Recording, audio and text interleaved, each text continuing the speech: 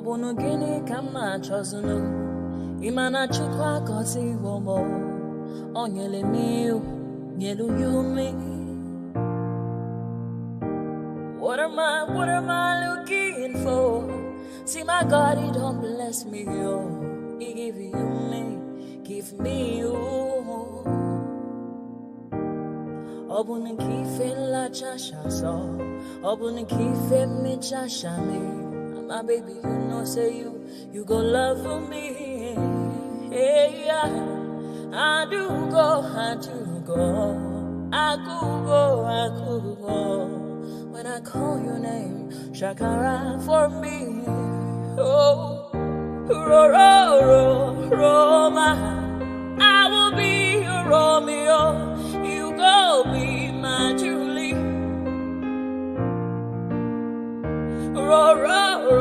Roma, I will be your Romeo. You will be my Julia. Oh, give me your love and I'll go run away. Show me your love and I'll go use you play. Carry me, go me, I go follow you way. Follow you, they go. Maka Munagi, me and you. Okwa Munagi, my baby and me and you. Me and you, Aqua Monagi, my baby. Obuzi kife la chasha so, Obuni kife la chasha me. My baby, you know, say you go love me. I do go. I could go. When I call your name, Shakara for me. Oh, Roma, I will be your Romeo. You go be my Julie. Yeah, Roma, I will be your Romeo. You will be my Julia. Oh, Roma, I will be your Romeo. You will be my Juliet. I wish I go back to the old days when I used to be the kid in the 3rd grade, playing in the street with my homies all day. Cause we live so fast, now we can't relate. We come a long way, money can't wait. And no worry about a thing, happy all days. This is how we live, we cannot complain. And nobody leave, keep the old plans. Hey, when I'm better, I'm in Garti. Mingari zude kari party. Kodo min moni do min darti. Yo go to phone it boni bucket as a party. And when I'm better min garti. Mingari zude kari party. Kodo min moni do min darti. Yo go to phone it boni bucket as a party. Hey, chuga gamne weli focus souvenir the film. Hanki wana hande hanki jamon bale sim. Min nyala fije nange jamon lengi mbade tin. On saa kurang ala wura men ko jaro find. Sifty namo ala chifty ala ind. Idi now.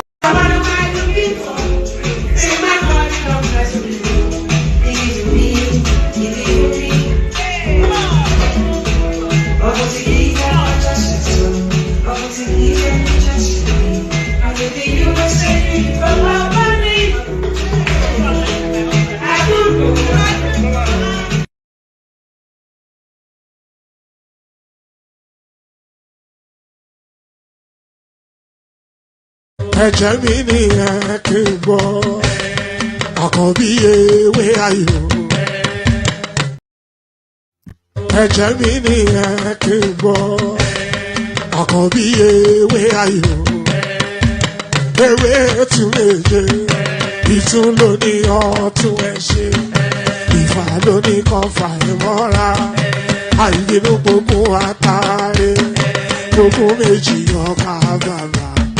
Gbogbo mẹ́ta ọ̀ka wáṣẹ́, orí ló túmọ̀ ẹnu, gbogbo ọ̀nà ní túmọ̀ ẹsẹ̀.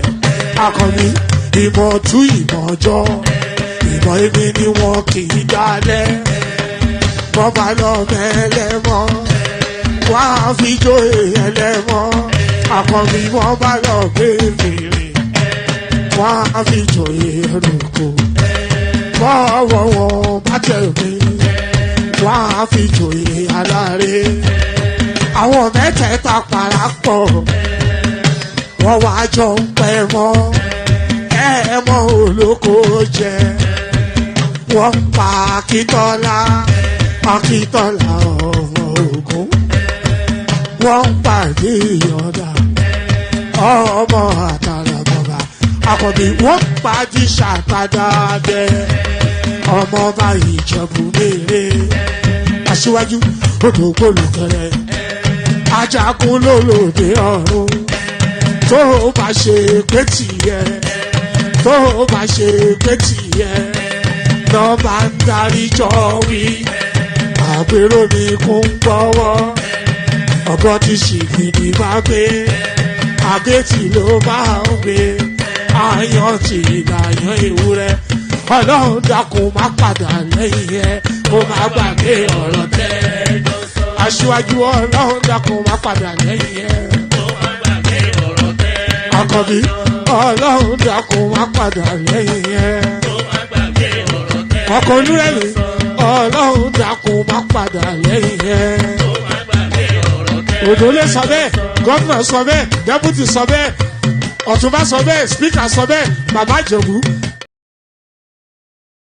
And there it is right there. What better way to start a session than the handsomeness that Ayo has placed on the screen? So well done, Ayo, and everybody please follow that example. So follow it just to the level. So Ayo sets a baseline. So either match or supersede. The anticipation, of course, a minimum of 5 super chats per session. I think that's what we agreed, and we didn't think that was too tasking. So Ayo sets the example. So match or exceed. So good day to you. Good to be in your company. And how are you? So it started. So in the course of this session, hopefully we'll start to audit the performance of the Tinubu administration. So we're not going to do the whole auditing today, because of course it's such a big piece of work.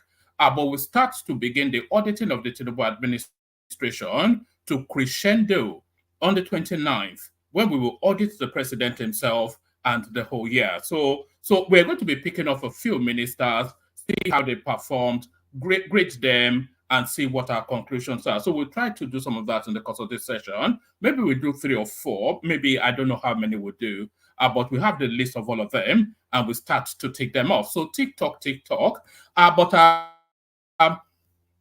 Before all of that, there's still news, because it depends on how we go. So it depends on who turns up. Then that's how we know if we're going to be auditing the administration or not. But just as a plan B, we have, of course, we have talking points to speak to. Excuse me.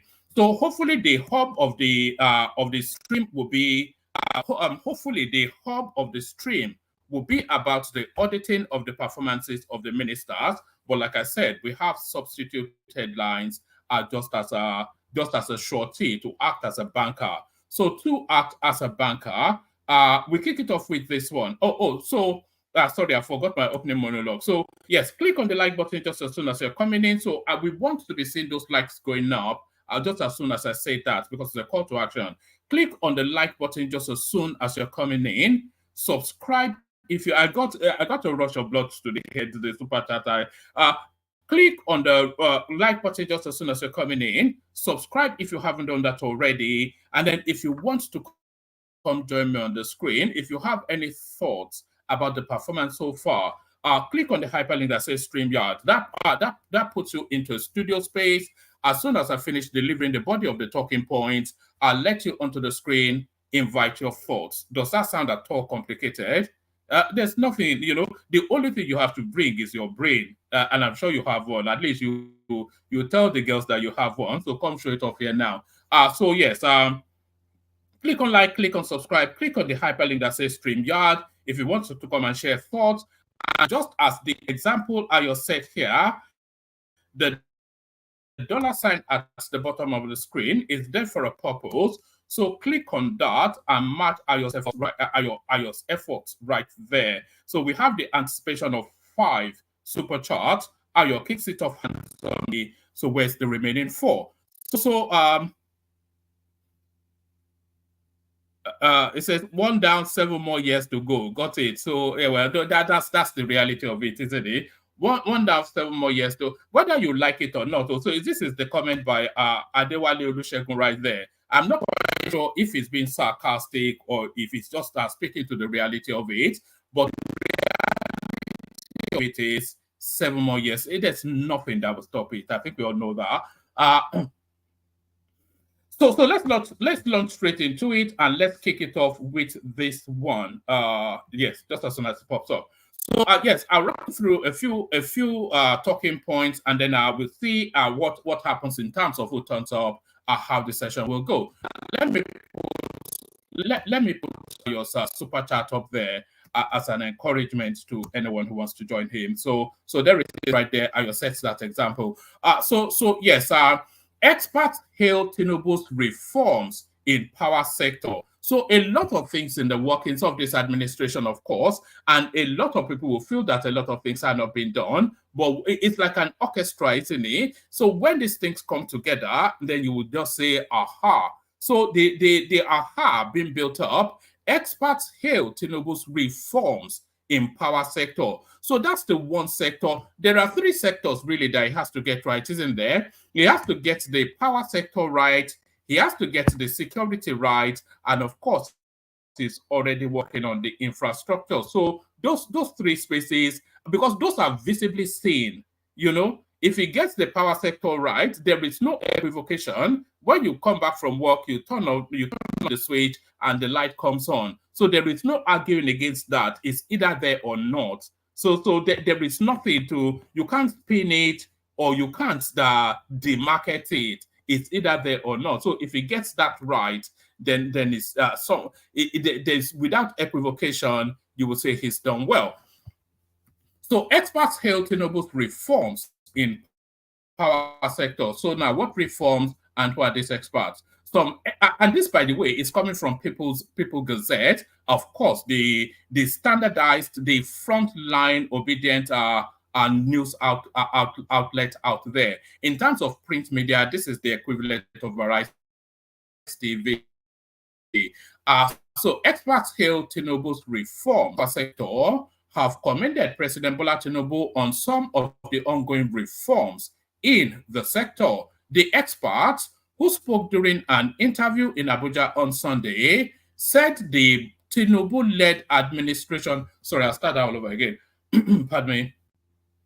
Right, some experts in the power sector has commended President Bola Tinubu on some of the ongoing reforms in the power sector, The experts, who spoke during an interview in Abuja on Sunday, said that the Tinubu-led administration brought a lot of reforms to the sector. However, he said that there was still room for improvement. President Nigeria Consumer Protection Network, Kunle Olubiyo, said that from May 2023 till date, there had been diverse reforms by the present administration in the power sector. So on and on it goes. I'll just give you a few more paragraphs. It says, before now, it was only the federal government that had the power to generate, transmit, and distribute power. But now, due to the fact that President Tinubu assented to the Electricity Act 2023, states now have the power to establish their own electricity agencies. So that's not a Tinubu doing, by the way. That's the Buhari doing. That bill went through Parliament under Buhari. I don't know if he got the chance to sign it or not, but a bill having been discussed and agreed, needing presidential assent just before the crossover, does not get the Tinubu. It doesn't get Tinubu's attribution. I'm sorry. It says that before now, it was only the federal government that had the power to generate, transmit, and distribute power. But now, due to the fact that President Tinubu assented to the Electricity Bill 2023, states now have the power to establish their own electricity agencies. This further speaks to issues that have been raised concerning true federalism and the evolution of power, because we are a federating state. That should be devolution, not evolution. this is a major milestone and a game changer. So those are the reforms. I'm not sure that Tinubu gets that attribution, but nevertheless, it's been accorded to in somewhat. So we go on from there to another. Yes, this should delight the obedient. Investors mocking Nigeria because the investors mocking Nigeria because of Tinubu's wrongly implemented policies. This is Obasanjo, of course. We've been waiting for his letter writing, and I think he has now sharpened his pencil. Former Nigerian leader Olusegun Obasanjo says President Bola Tinubu's wrongly implemented economic policies have made the nation a laughingstock amongst foreign investors who would rather take their money to other African countries. So I think he's pivoting off that narrative of some energy company going to Angola instead of Nigeria, and saying then that it was because they're of consistency in policy in that space that led them there. So a lot of people making hay out of that. Former Nigerian leader Olusegun Obasanjo says President Bola Tinubu's wrongly implemented economic policies have made the nation a laughingstock amongst foreign investors who would rather take their money to other African countries. Evaluating Mr. Tinubu's first year in office, Mr. Obasanjo said the president had not managed the economy in a way that would inspire confidence and enhance trust in investors, according to a statement issued by his spokesperson, Kehinde Akinyemi. He said that many Nigerians are now living in extreme poverty as a result of Mr. Tinubu's necessary but wrongly implemented removal of subsidy and unification of the official market foreign exchange rates. Today, pardon me. All right. Right. Today, the government has taken 3 decisions, 2 of which are necessary but wrongly implemented and have led to impoverishment of the economy and of Nigerians. These are removal of subsidy, closing the gap between the black market and the official rate of exchange, and the third is dealing with a military coup in Niger Republic, the former president said, citing Total Energy's recent $6 billion investment in Angola's economy. Mr. Obasanjo said it was unsettling that existing investors were fleeing Nigeria for economic safety in the arms of neighboring African countries. Total Energy has gone to invest $6 billion in Angola instead of Nigeria. If the truth must be stated, the present administration has not found the right way to handle the economy to engender confidence and trust for investors to start trooping in. Obasanjo was quoted as saying, they, foreign investors, know us more than we know ourselves, and now they are laughing at us, not taking us seriously. We have to present ourselves in such a way that we will be taken seriously. I don't think anybody is laughing at the administration. It's roundly applauded all of the reforms internationally in terms of our and global governance, all acknowledge and applaud virtually all of the policies that Tinubu is implementing. They, foreign investors, know us more than we know ourselves, and now they are laughing at us, not taking us seriously. We have to present ourselves in such a way that we'll be taken seriously. The former Nigerian leader dropped his hot takes. So on and on it goes. If the existing investors are divesting and going out of our country, how do we persuade new investors to rush in? He explained that the situation could be salvaged if only Mr. Tinubu would change his style of leadership from transactional to... So I think the whole of the thing was just to introduce this peppy little phrase now, from transactional to transformational. We can be serious if we choose to be, but we need to change from transactional leadership in government to transformational and genuine servant leadership. So He being the example of that, of course. We know the British manner he governed the Nigerian state. Federal government brought 36 governors to Supreme Court, wants full autonomy for local government. So a lot of people clamoring for this, but a lot of fight will be had in that space.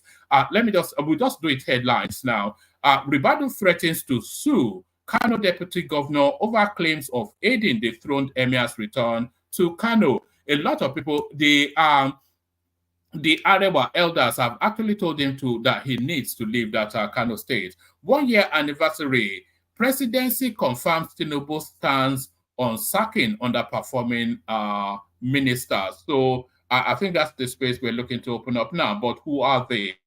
Who are the underperforming ministers? Let's go on to another one. Obasanjo faults Tinubu's economic security policy, proposes 25-year development agenda. So Baba Yabo has found his pen again and started writing those letters. So yes, is there any more? All right. I think that's sufficient enough to be going with. We played the Kegite. There are only 2 people in the studio so far. We played the Kegite music session off, and then we see where it lands. Let's go to...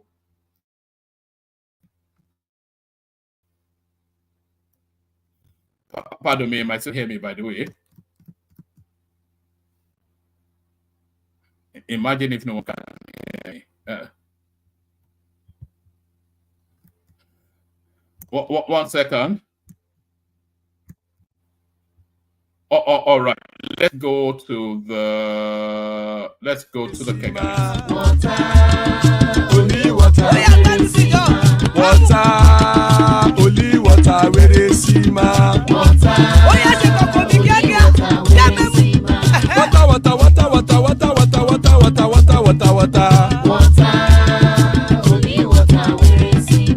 Hapa o naido.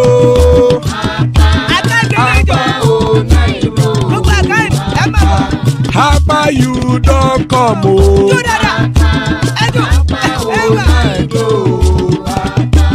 Hapa o naido.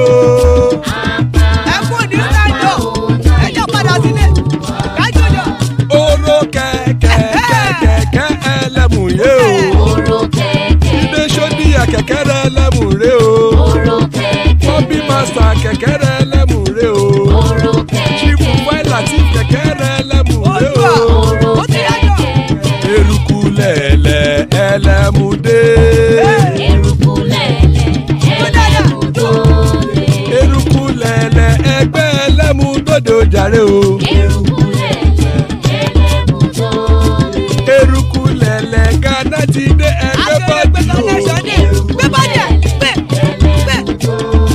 Ọmọ ẹlẹ́yẹ ẹ̀yẹ o ó dilé o. Olúyẹ̀lá ẹ̀yẹ o ó dilé o. Petrosoname ẹ̀yẹ o ó dilé o. Petrosodunke ẹ̀yẹ rẹ̀ ó dilé o. Ẹlẹ́kọ̀ ọ̀run mú ìní o.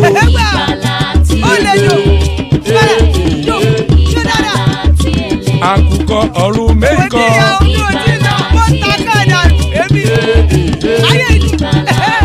Ikú kò ní ríwà gbéṣe o.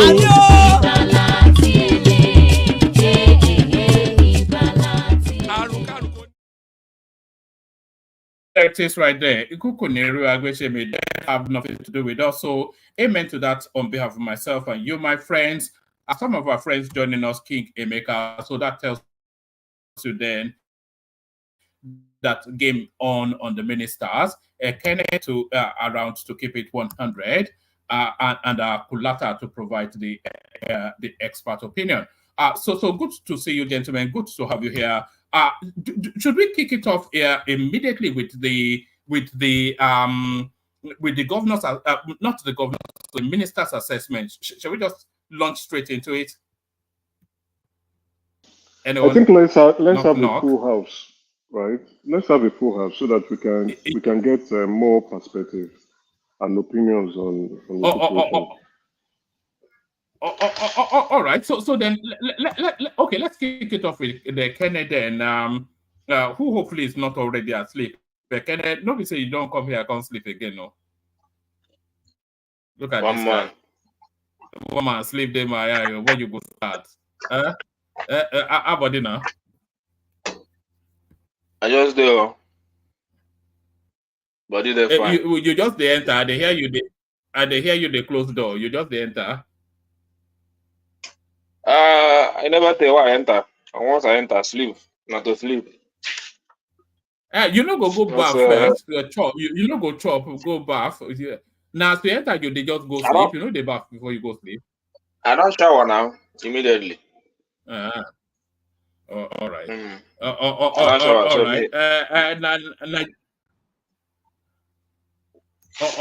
All right. So what are you looking at in the news? Let's kick it off from there. What are you looking at in the news? Honestly, I'm not listening to Nigerian news again. Honestly speaking. And what I do now is to enjoy myself. Nigerian news is not making any sense again. It's a whole lot of propaganda. That's what we are doing in our news headline.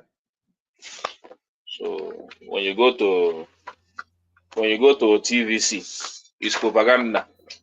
It's only Arise that is trying a little bit. When you go to channels, it's propaganda. So our news has now become a platform to promote evil government. So anywhere there's positive news is propaganda, right? There is nothing like positive. You see positive in the life of the people. No, you see positive in the life of the people, not from the news. It's on the street that you know the positive news. It's what is happening on ground that you see positive news. It's not on people on a written document that you just most of them you just read about the people praising the government for reforms in terms of electricity. But I don't know where the reforms are. I don't know what reforms they are doing, and I don't even care to know. What I need to hear is that they are giving us 24 hours electricity. That's the only thing I want to hear. So all those reforms and all those propaganda, I don't have time for them again. So, and I don't have time for too much explanation and decoration of English just to please some bunch of illiterates governing our space. Sorry, can you hear me? Can you hear me clearly? Actually, I'm not sure if my system is lagging. Can you hear me clearly? I can hear you, though your voice is breaking sometimes. All right. I was going to ask you, what's the journey to that 24 hours electricity? What does it look like? The journey is just like the government is not serious. The journey is just like for the government to be serious and strike a deal and they follow it through.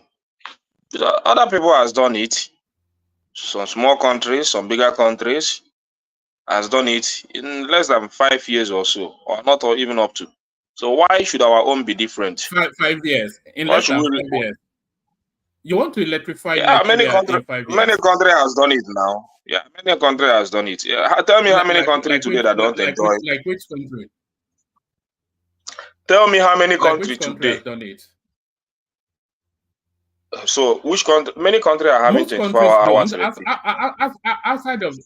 What do you mean most countries? Outside of the Western space, they don't even know what electricity looks like in most of this country. Never mind having.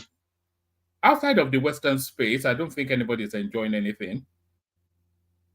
Okay, now you talk up now. Even Cotonou there.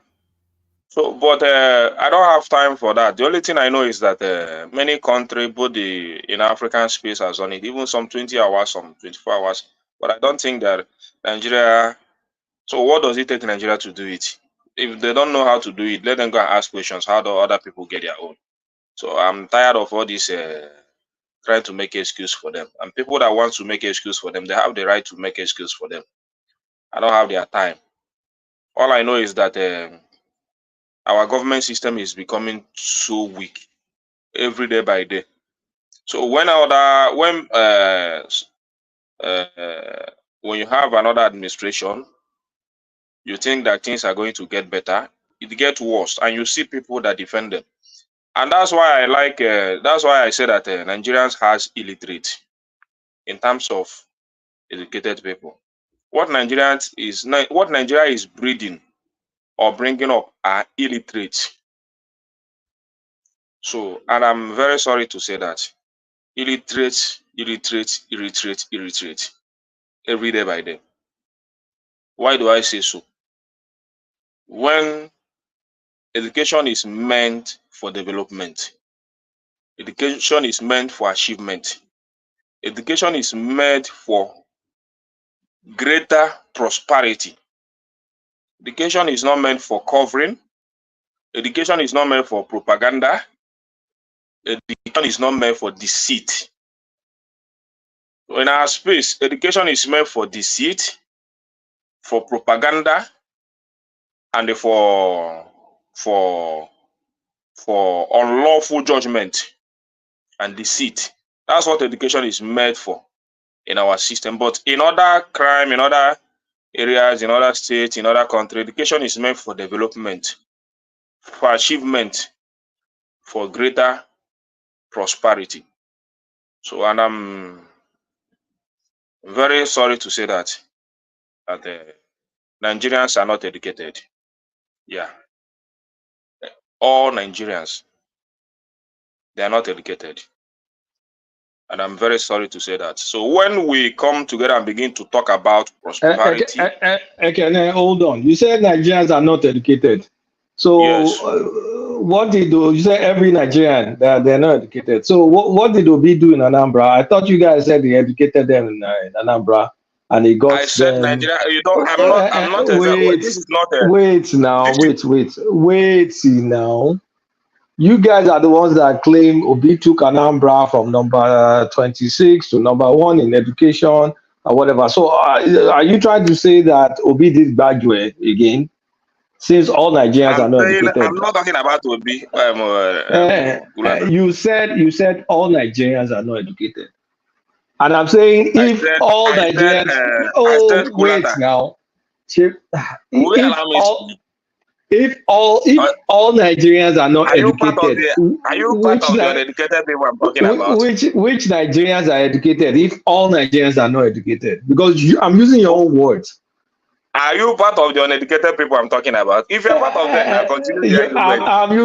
I'm not a Nigerian, by the way, but I'm using your own words. You said all Nigerians are not educated. So if all Nigerians are not educated, what did your Lord and Savior do?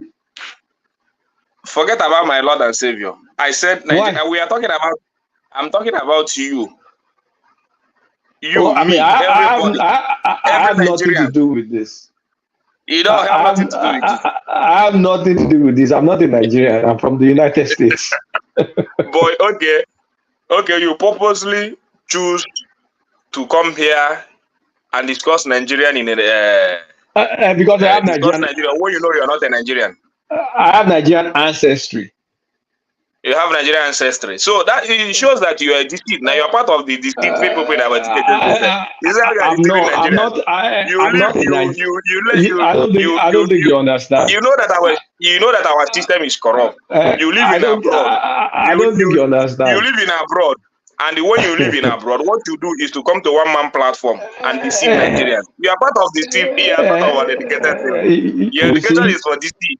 You see, when you make general statements, you forget that you rope yourself, you rope everybody. When you say the entire country is not educated, that means you rope everybody as uneducated. I don't want to talk about Obi. I'm talking about... I'm not talking about Obi. I'm just trying to call the fallacy of your statement. I'm talking about our system and what is happening, and you are trying to tell me you are not a Nigerian. I'm not. That means you are one of the deceitful people we are having here, coming from Why? every corner to come and deceive Nigeria that things are going well. Why things are not going well? Who told Just you like I'm this one that deceitful? held Tinubu and said that experts held Tinubu reform in power sector. These are sycophants, Why? uneducated men. Why are you calling Why them should they be saying unexpected so? men when they're displaying their expertise? Who made him an expert? You yourself said experts are saying they should That's do what something. they have written there. Because I don't know most of these news. When I see it, I don't know whether Tinubu paid them to write these things. That's why I said that Okay. So what did they say? even So our what? system, Wait, hold on. So what did they say about our power sector? now you come and read it now. Experts hail Tinubu's reform in power sector. Oh, Then it's a what have you reform reformed? now. Reform is not Reforming result. what? What are Reform is you not reforming? reform doesn't mean result or immediate result. Reform does it. Why should you be praising reform? Is that not deceiving people? Give us results. It takes courage to reform a broken system, right? There is nothing like taking courage. You understand what we need? Many of these. It's just like Sorry, when Obasanjo came. can I hold on? Can I hold on? Can you hear me now? Am I clearer? Yeah, Clara, Yeah, you you are were better now. breaking up. You were breaking up badly before. Yeah, no, I had to reboot. What do you understand? But because sometimes we have to be fair, you know. When they say reform, they are saying, okay, things have been reshaped, and the direction of the new form now is the direction that the experts agree that it should be followed. So that's what is being said now. So do they not have to have direction first before they have results? Or am I missing something? What's your criticism? Is it today that we start having reform? Buhari had a reform.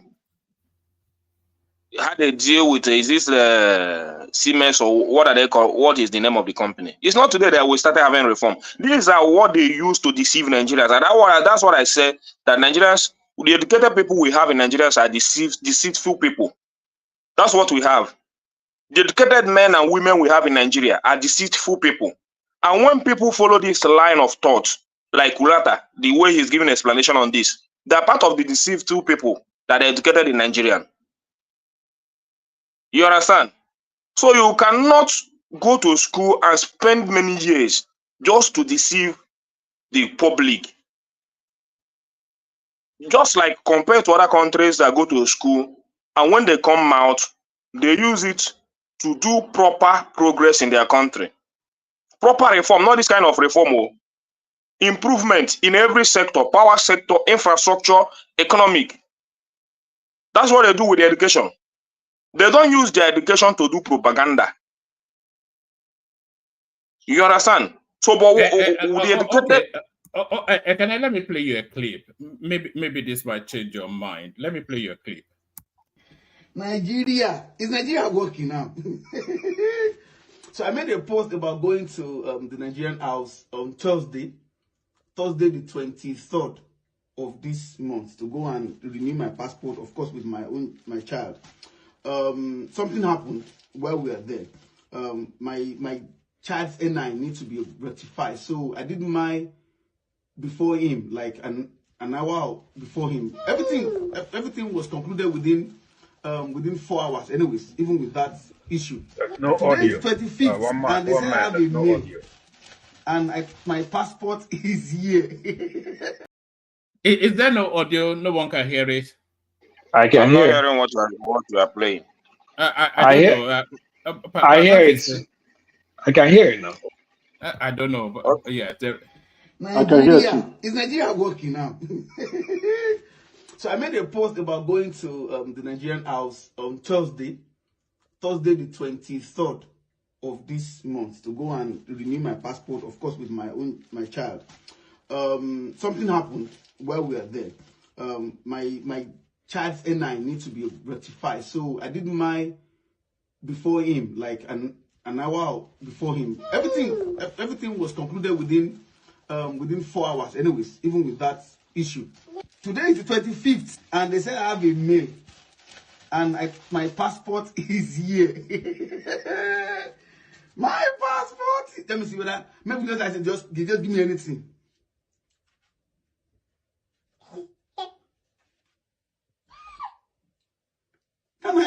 passport too. Now me, you see. You see, I know that under that picture that I posted, I'll see a lot of people saying that you got lucky. Somebody even accused me of trying to advertise for the government. And you see, if you know me well, you will not even say that anyways. But what I'm saying is that I think everybody just want Nigeria to work because I'm excited about this. Do you know that this is what other people, other countries enjoy? I know for us is other countries will see that private it should be normal now. For us, it's not normal. This is not normal. This is not normal. For other countries, it's normal. But I went there, I did what I need to do, and I came in the mail to my address. I just signed for it. I think my baby's own is not coming with this because I did it an hour before him. I'm not pro or against APC. Do you get what I'm saying? But I'm saying that this one is working. This, whatever it is that the government is doing on this passport is working. Maybe you should now bring this particular minister. Maybe you will clone him and put him in a place where we have some very terrible ministers, you know, that they are not performing, that it's obvious that they are not. Maybe you should remove all those political what they call compensation ministers and remove them and put somebody with a working brain like this. APC, if people continue like this, you will see me collect form. No. You are doing if you can continue like this. No. I'm a master. I'm a do you get, because what everybody wants really is a working Nigeria. Nobody is. You are no more Nigeria than anybody just because you are APC or because you are obedient. You are no more Nigeria than anyone. You know, we just want a Nigeria that works. That's what we want. And I just received this, and I need to acknowledge. When they do rubbish, we talk about it. But when they do good, this one sweets me. This one sweets me. This one sweets me. This one sweets me. At least on the sub.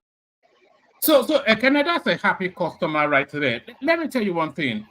The country is changing, whether you like it or not, and it's changing for the better. You know, the country is being linked together by rail. We saw the one in the east, which is ongoing. You are saying, no, look at the quality of the train. The tracks are there, and there's locomotion taking place. Lagos Ibadan, Kaduna, all of this taking place. Lagos Ibadan Expressway, that has been completed. A lot of the networking has been done. This guy now, the reform. Look, the country, there's intra rail service. One man, would you allow me to speak? I don't know. This your English is giving me headache.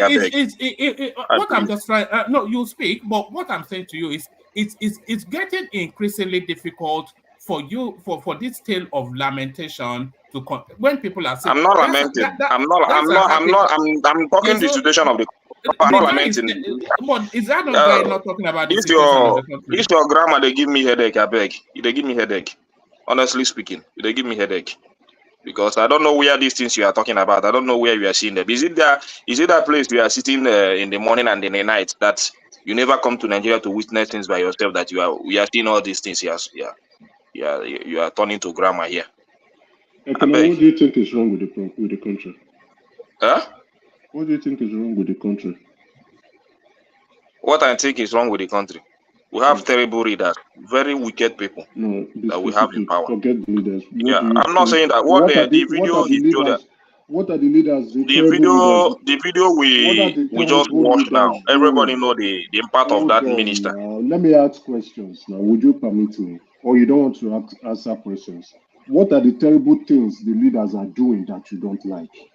You said I asked what is wrong with the country. You said we have terrible leaders. So what are the terrible things the leaders are doing that you don't like? The leaders has embarked on journey to deceive Nigerians. That's not an answer. Yeah, that's what they do. Okay. How are they deceiving Nigerians? They are deceiving Nigerians a lot. How? The journey they are is to deceive Nigerians and fill their belly. But I'm not. You see, you have to provide smart answers to questions. When I mean smart, it has to be specific, measurable, accurate. Reliable. Let me just. Don't go. What you are doing is Emeka, are you going to allow me to speak? When it comes to your turn, you can speak. I agree. I agree. I will let you Yeah, speak. I don't want Let you. me let me Kulata has let me the let me Kulata has let me disturbed chime me. in. I could not say Let anything. me You are chime tomorrow time. One in. man will tell me the time is up. Let me no, the time we said we wanted to do something. We said let people come. People are panelists are jumping in now. So you still have the floor. Let me chime in, then you can pick it up. What you are doing is you're not answering questions. You are not saying what is wrong with Nigeria. You are You not have not giving allowed me to specific talk issues. now. You have not But allowed me. I don't. You know I don't like all this kind of go ahead, discussion. go You ahead, have not go ahead, allowed me go to ahead. talk. Go ahead, go ahead. Yeah, you have not allowed me to talk.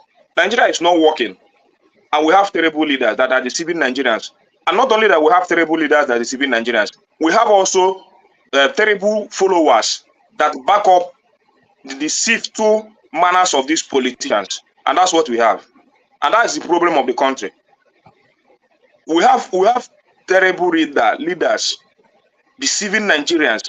Then we have terrible followers backing up their deceitful manner. So, in the person of many of you here in this platform, I don't want to mention names.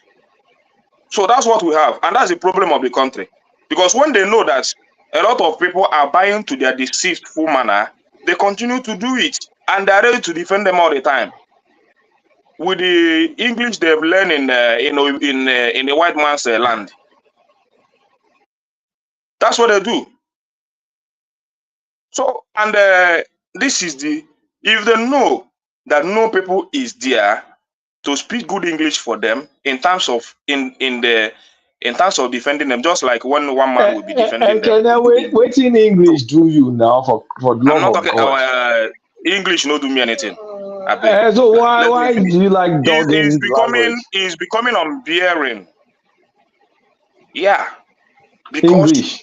most of the time, you know why? You know what English did to me was that sometimes you guys speak and look Okay, intelligent. okay, can I ask you one question? No, don't ask me. Let me finish Wait the one you now, asked me. please, Let me finish the please. one you asked me now. You just asked me what English did to me. What English did to Uh, me is that when you speak English, you look intelligent in outward manner. It's just like when Jesus Christ was rebuking the Pharisees. He said, "You wash the outside of the cup, but the inside is dirty." When you speak English, you look nice outside, you look good, you look educated, you look expert. But when it comes to action, when it comes to doing the real things to turn around the country, you look dirty, you look unprofessional, you look unperforming. That's what English is doing to Nigeria. okay. So can I ask you my question now?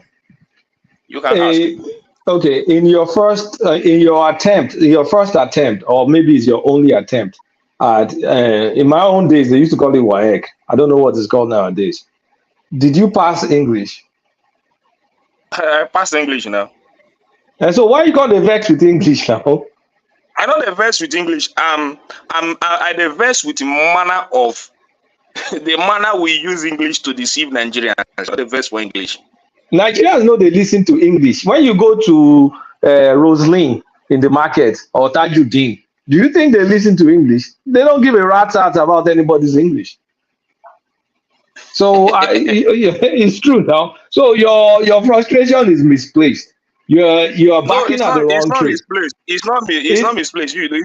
If you really don't want to understand me, it's not. It's just like Hold on, Ekene. What Ekene is saying, Kolata, is that you use you being the general we, you use all this highfalutin language to intimidate people out of what they see as reality, and because you sound so educated and clever in a foreign language, they defer to you because they are One intimidated. man, stop trying to Yes. defend this. One man, you know what is. Come on, let's not do this. It doesn't make it. But that is what it does mean, that you are trying to Yeah, pull no, the wool over but you know, there's no, his yes. no. One man, you know, it doesn't make any sense.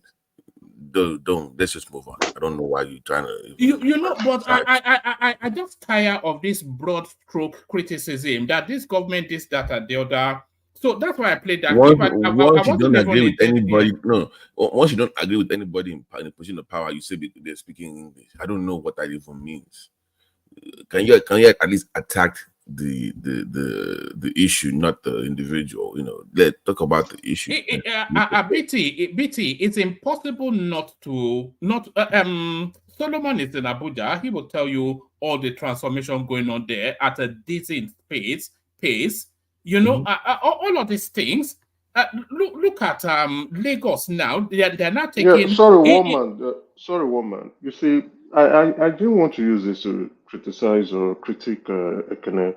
When you say things are not working, you have to be specific. If he had said, "Oh, the economy is bad, inflation is still high, the dollar rate is still high," those are specific issues. Yes, it cut across all base and everyone living in Nigeria. That is an understandable issue.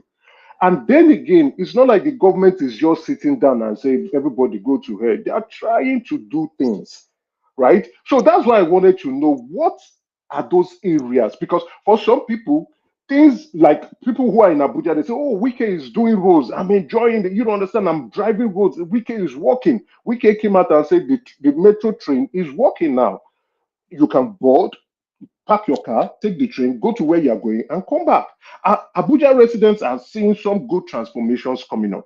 You play the video about someone who went to get his who got his passport on time. You understand? Me, my passport has expired, and I'm going to test the system very soon. Now, once I get a positive, I will come here and I will explain and I will say it out. So we have to be the reason why we're doing this now. You are going about educated Nigerians, and when Kolata challenged that narrative, you couldn't even explain yourself. You understand? And what he's saying, at least I'm not going to want to brag. I've traveled. What Ekene is saying, other people go there. Your explanation does not hold waters. It's coming from an illiterate point of view. It's coming from. I'm not trying to insult you, but it's coming from an illiterate point of view. Let me. It's not just about to talk, but speak. Let me finish my thought, because the reason why I was saying all this is Emeka, because you of made this your point. Why are you trolling by keep piling on? Let him speak. He's speaking. Yeah, you just coming out to say that expert held Tinubu electric reform and all those stuff, when we know that electricity is very hard to see in Nigeria these days. Even the band SF don't have electricity. So, so I don't know. All this English they're using reform. I don't know who they are talking to. Is it me that? Okay, No, allow me to talk. Allow me. I want to bring the conversation down a little bit. No, don't break anything for me. You know, I don't like too much of breaking. I will not. Don't break it for me. Don't break it for me. I don't want to. I don't listen to too much explanation. That's my character. Honestly speaking. I don't like too much explanation. No, the explanation. We want to have a conversation. No, explanation. I don't like too much explanation. No, it's not explanation. I part of my life. I see things. Let him say what he wants to say. I see things in a simple form and in a simple manner. Are you allergic to conversation? I am allergic to too much explanation. No, conversation. Not conversation. I say too much explanation. I'm allergic to it. I don't like it. This is a conversation.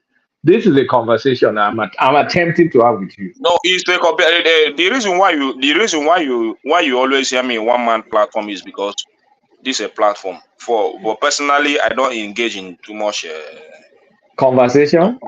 Yeah, are you antisocial? It's even this politics that made me begin as if I'm a talking okay. Are you antisocial? Well, let's be serious now. Let the guy speak now. Correct. I want to talk to him now so he can speak. Let's be serious. Let him talk. Okay, then go ahead. Don't entertain any nonsense from Kulata. Just go ahead and speak. Who is speaking? Who is speaking? Who is that? Who is that now? So, Kulata, forget who is speaking. I'm the one speaking. Because the only thing I understand from government point of view, whenever they come out to say they want to govern or they want to do some things, is the word they say, what they would do, how have they done it, what have they done. So because nothing destroys trust faster than not doing what you say you would do. That is what destroys trust. So whenever you say you will do something and you did not do it, the trust is broken already. So whatever explanation you want to give to it, I don't buy to it. You understand? So if you want to study that word trust, We don't understand. Don't say we understand. We don't you will understand. not understand it. But if you want to understand it, go and ask the Japanese what trust means. They will explain it to you very well. If At it, least I don't live abroad, but if a you system, have wait, the capacity to go to Japanese. Whenever you visit them, tell a Japanese man or a Japanese anybody you see as a Japanese, ask him what is trust. Trust if a in Japanese. system, no, we know the meaning of trust. If a system is Yeah. broken, what do you? If a system is broken, what do you do to the system? The system is broken, but the people. If I said if a system is broken, you Ekene, what will you do to a system that is broken? You restore it by what you say you will do. So what is the restoration? What is the But fix? the problem is that you are not doing what you said you What, will do. what is another word? What does it? Listen, Let me. Okay, let me pick we're one getting point. somewhere. We're getting somewhere. Kulata, I don't We're want to. getting I don't want to somewhere. talk. We're getting You know, somewhere. you are trying to drag me out of. You are trying to make me lose my talk. Hold on. You are trying to make me lose my talk, but I will not allow that to happen. Hold on. You still have the floor and go with your freedom of thought, but take Kulata's question along with your. So, what is it that they promised and they are not doing? My point is this. Can I hold on? I said if something is broken, what will you do? He said bottom line is he's saying he's going to fix something. So what is the meaning of reform? Your problem is you hate reform, maybe according to you, is big grammar. Let me pick one sector. A reform is a fix. Don't tell me that word reform. Don't tell me I will. Don't tell me. Exactly. Don't even mention that word reform. You see now. Honestly speaking, You see now. I don't like it. You see now. Don't you use see that what word exactly reform what I'm saying. When it's your turn, yes, you tell you him can keep it to yourself. Problem you see exactly what he's doing. Don't tell you him. see exactly. Keep it to yourself. When you want to speak, use it to deceive the people you want to deceive. Don't use it on me. Here. A reform let him is tell a him fix. after he's done. Tell him what his problem don't is. use that word reform to me. When you want to speak, use it to deceive the people you want to deceive, not me. That's what I want to say. A reform is a fix. You need to learn. Yes. Don't tell me. Don't use it on me. If you want to speak, very much. Bye bye. Bye bye. When you want to speak, use the word reform on the people you want to speak to, not on me. Reform. So let me speak. If you don't want me to speak, allow me. Kulata, I don't want you to be interjecting me like that. You can yell. If you're not comfortable with my conversation, then I will go for you. All right. Everybody hold. Let me just say this before you. Just let Ekene carry on. Ekene should be able to take questions. If Ekene does not want to, if he doesn't want to, I will not take your question. I will not take any question for you from you. If Ekene, I said I will not take any question from you. I want to speak to who I want to speak. Don't speak. Don't ask me. I don't need that word reform. Everybody, hold on. That includes you, Ekene. Let Ekene doesn't want to entertain a conversation. He just wants to one man. What kind of platform are we running? Exactly. This is an intelligent platform. This is an intelligent platform. This is not a platform. One man, hold on, please. Let me express my opinion.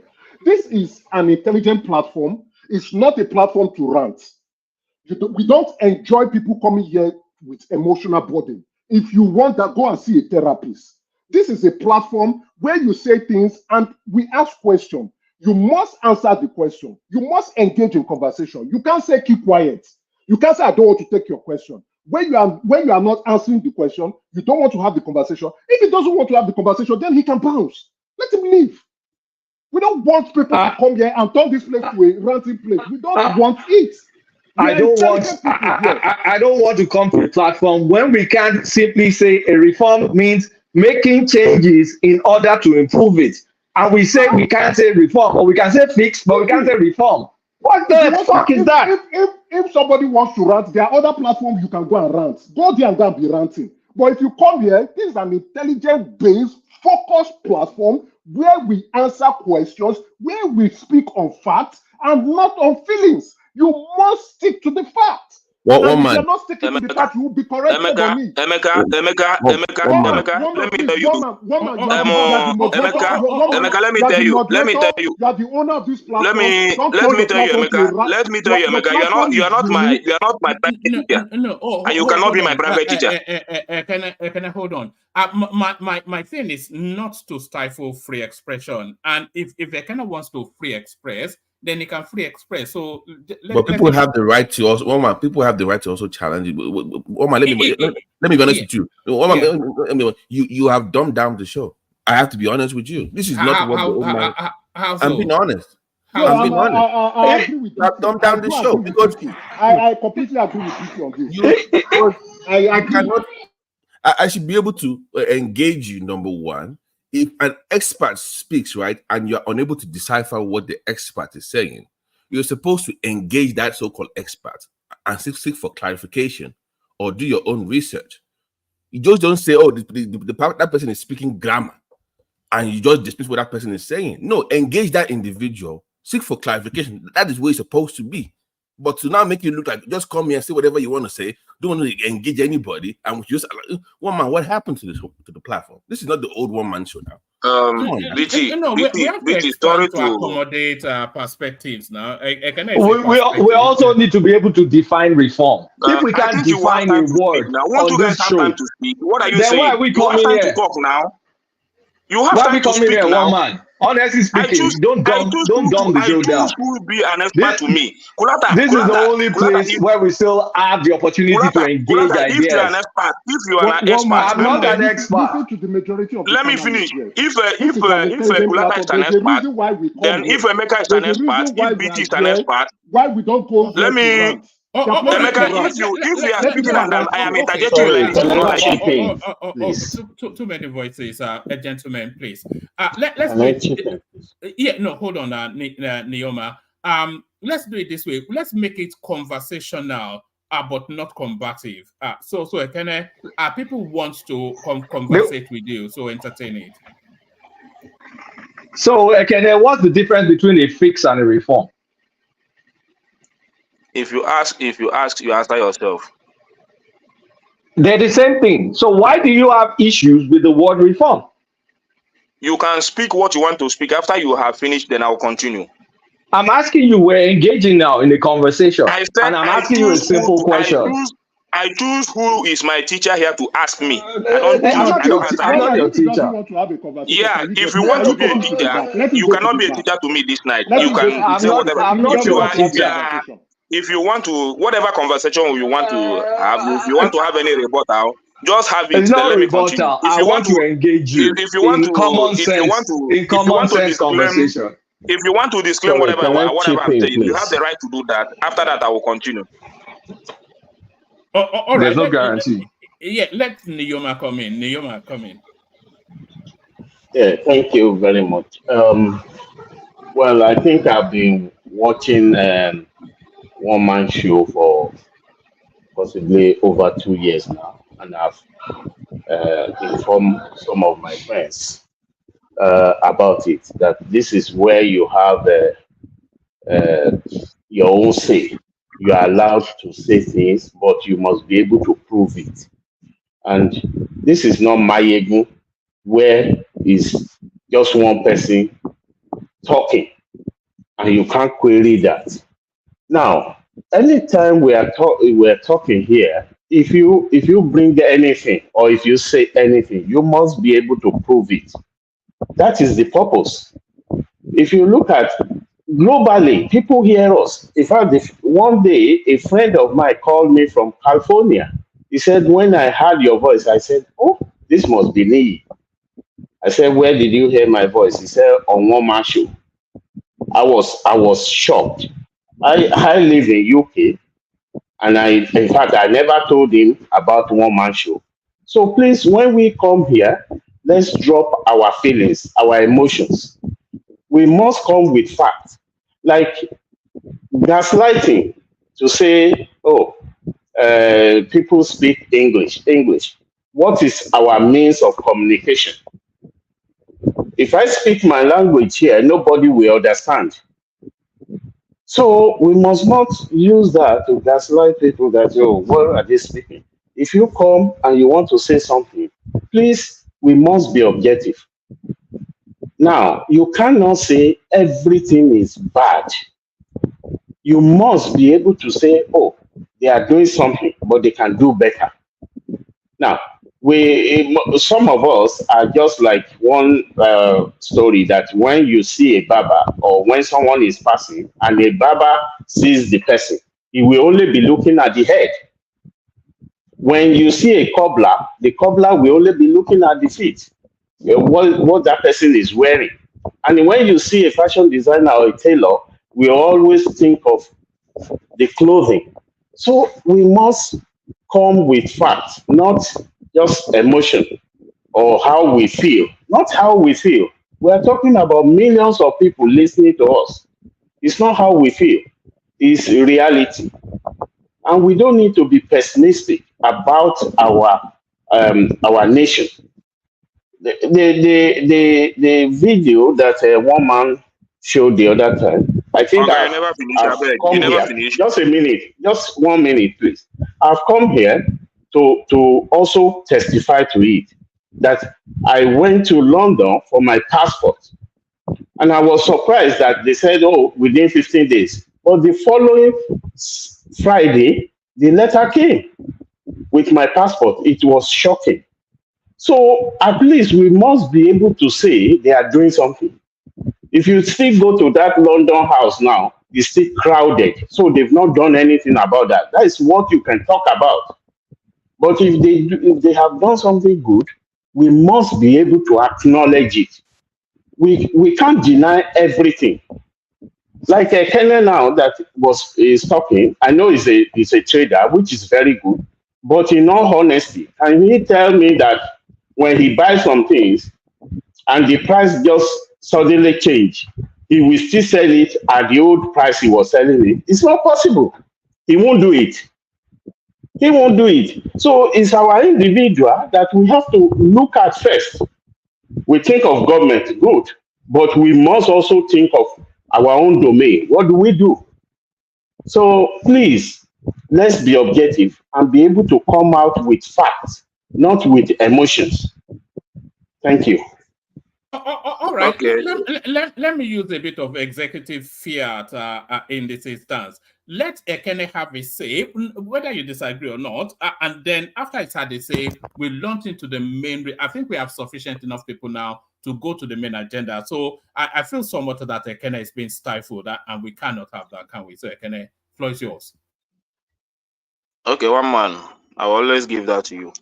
Because some people are interjecting me now, don't want me to speak because it's Ekene speaking. But if it's enigmatic, their pastor, nobody will interject him. Even Kulata, when enigmatic their pastor is talking, he will say you no interjection, and nobody will interject him. But today, I won't give you time to say something, but you continue to stifle me. But no problem. I will still maintain my word that Nigerians are not educated. Anybody that don't like it, you can hit your head on the wall. On the wall. I don't care. I don't bloody care. So what we use, it's not that I hate English, but what we use English to do is a problem we are having in this country. We look educated outside. We look educated when we are speaking, when we are addressing issue with English. But when it comes to action, we look so dumped and so unfit to perform. That's the quality we are building in Nigeria, and it's very bad for our system.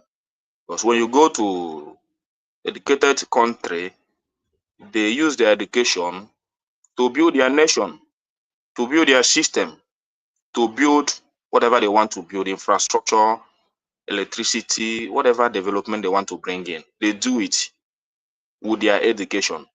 So, but our own education is not aiding us that in that regard.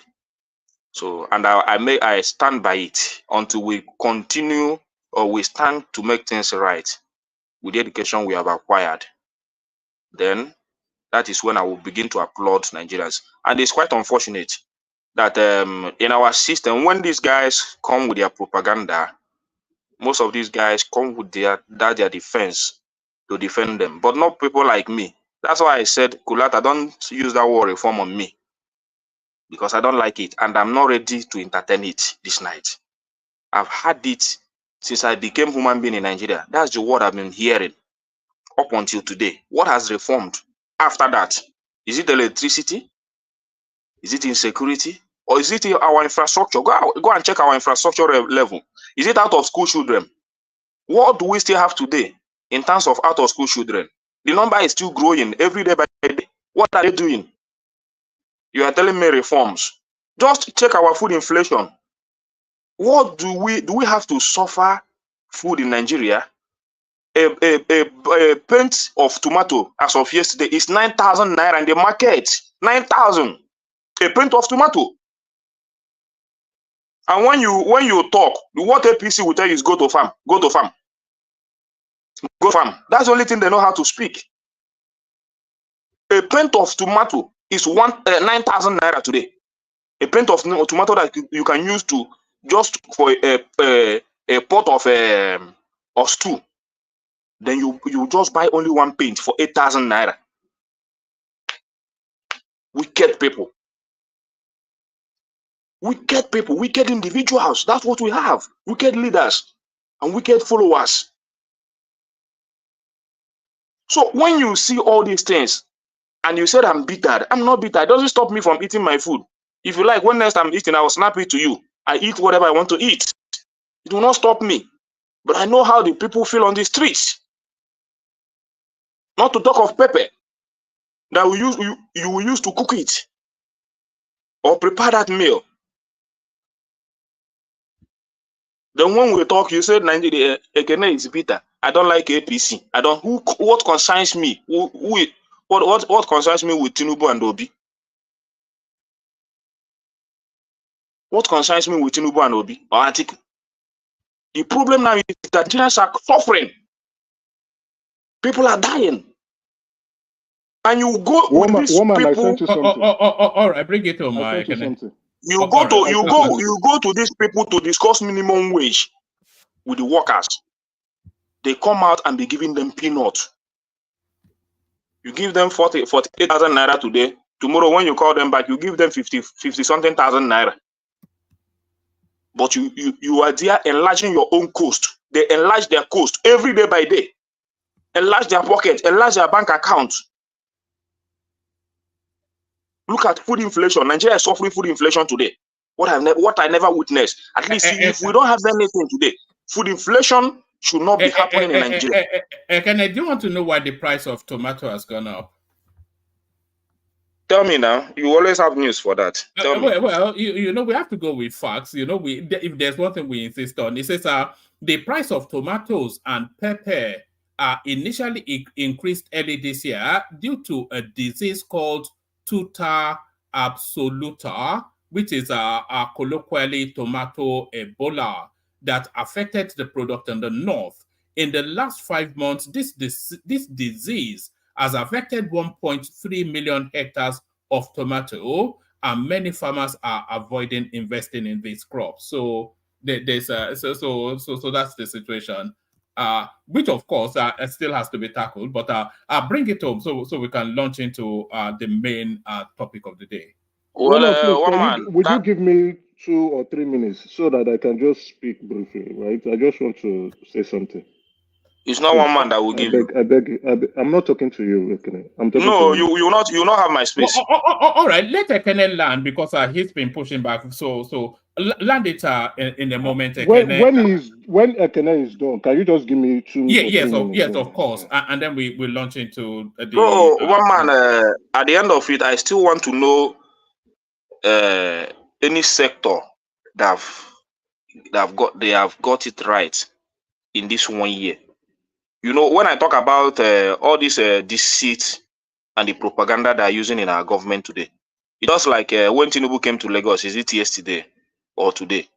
He just went to them, the people, all these elders that they're using to deceive Nigerians and tell them that Nigeria has stopped the bleeding. He's using that Ahmed English that says we'll stop the bleeding first.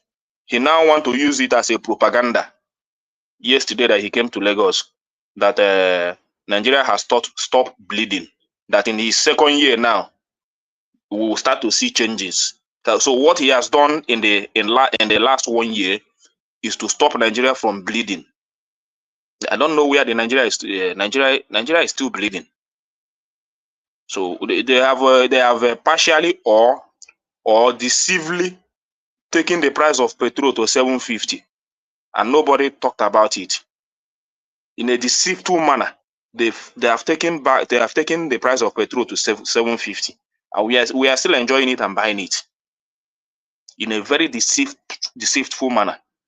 So, but he said that Nigeria stopped the bleeding in the first year. That's the English he told the people that wants to defend him. So, and they will come with that this night to defend him, not people like me. It's very bad. Wicked people. Wicked government. APC, since 2015 to today, they have killed Nigeria. No progress in any sector. No progress. You But you can't go say collect that now. passport. Now passport to your my mama for village. Now passport in go chop. If my mama for village, you know what in be passport. This one telling me about passport. My papa for village, you know what in be passport. Other people You want to use don't tell passport to people keep this Nigeria. one. Ekene, you are so rough. You don't tell people this one. No, You don't tell whatever you people want. that. However, I'm so rough. That's my character. Can we Thank allow you. him just to Continue, one man? Mama. You said you should wrap it up. Now this is getting to 2 minutes, and he's all right. repeating himself. All right, give us your little vignette, and Yeah, then we thank carry you, on. one man. Yeah, let me just 3 minutes. I won't waste so much time. One man, there's a reason why people come to this show, right? I'll take myself for example. Okay, when I'm coming to the show, and when I send you stuff, I try to do my research. I want to know the why. I want to know the when, and I also want to know if there would be any solution, so that I don't come on the platform and just begin to speak off my ass, right? I've been reviewing your show for quite a while. I think I've been here for, let's say now, it's not up to a year now, but it will soon be, like in June, it's going to be a year.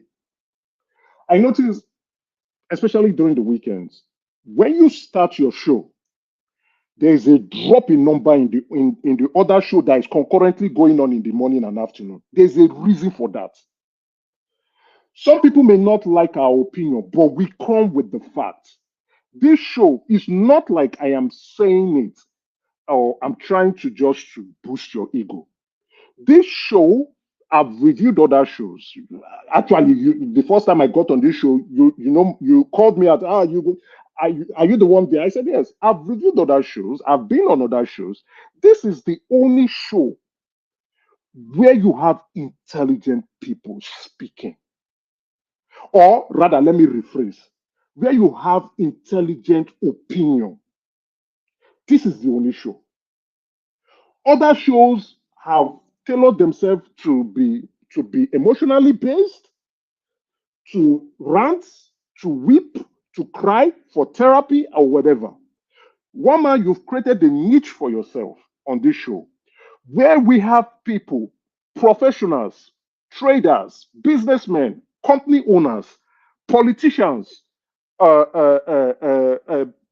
both male and female, coming here, express their opinions, and you have others coming to challenge that opinion and say this is not the truth, and they will bring out fact. We come with the fact. We'll ask you, where is the fact? Where is the onions? Where is the why are you saying this? We have conversations. We may not agree, but we never come here to express or rant or express emotion or rant. One man, I'm making a plea to you. Don't kill this show. This is not for therapy. If you want therapy, see a therapist. If you want to rant, there are platforms for that. In short, one is currently going on. If you want to hear rant, you can go there to go and rant. Rant, express your hatred or your hate, express everything you want to talk about without backing it up with facts or evidence or opinion. We criticize the government here, and we do that based on evidence. We praise the government when they do something right. And even when we want to criticize the opposition, we do that fact with evidence. And we refer people, even the comment section, go and see what we are saying. You have created this niche. This is not the, yes, we don't want to stifle opinions, but these opinions must be evidence-based. That is why I come here. I swear to God, that is why I am here. And that is why I research, I analyze, I think deep. I don't come here to waste my time to comment. Nobody pays us for this. I don't want to hear ranting. I want to hear when you say something, tell us, be factual about it. Go straight to the point. Be specific. Nigeria is not working. How? Where? Which place? I beg your pardon, Emeka, but is this guy normal? Is having a plate of jollof rice with brandy? Who? I just want. No, we've already concluded on. I just want. Is there anything normal about you? That's the beauty of this show, right? We allow people who are borderline insane to still come and express their opinion. Are you sure that Passat has not crossed that borderline? Sorry. I don't. At some point it does, but we still allow people to speak. But we need to be factual. That's my own opinion. Please, one man, keep the show the way you've kept this show. If people want to rant, let them go to other shows to go rant. Thank you. That's what I want to say. Thank you. All right, I take the point. Maybe not fully, but wholly. But I just have to be able to strike the balance, and I rely on you guys to help me strike that balance. But do we want to launch into it now? I think we have sufficient enough people. Yes, please. Let's go ahead and just. So Kulata, the floor is yours. Can permission to speak English now, right? So what you guys are looking at is some sort of weighted scorecard. So we're going to grade each minister based on policy implementation, how they've implemented their policy, how they're using their budget, how they're delivering service delivery, and how they're managing stakeholder engagement, stakeholder relationships, like you and I, people like us, stakeholder, everybody that has stake in the matter. Then if they're bringing about any innovation and reform. So those are the 5 key performances we're going to score them on. On each 5, policy implementation carries 25%. Budget utilization is 20%. Service delivery is 20%. Stakeholder engagement is 15%. And innovation and reform, 20%. So here's the scoring criteria. For each KPI is between 0 and 10. So if you feel they're doing a poor performance, we'll score them between 0 and 2. So you just say, if it's poor performance, if it's poor performance, we'll just give the person 2. If you say it's just terrible, we'll score it 0. If they're performing below expectation, it's between 3 and 4. If they meet expectation, it's between 5 and 6. And if they exceed expectation, it's between 7 and 8. And if they're just knocking it out of the park, outstanding expectation, we score them between 9 and 10. So at the end of the day, there's an automatic tallying that will tally their rating. So if their total rating, their weighted average, their weighted score, if it's between 0 and 4, Tinubu should fire them. If their weighted average is between 4.1 to 6, they need to improve their performance. They need to be on a performance improvement plan. If it's between 1.1 to 8, you should retain them. And if it's above 8.1, you should strongly retain them. Maybe you should give them a fat bonus. So does everybody understand the ground rules? Shaking, explain again.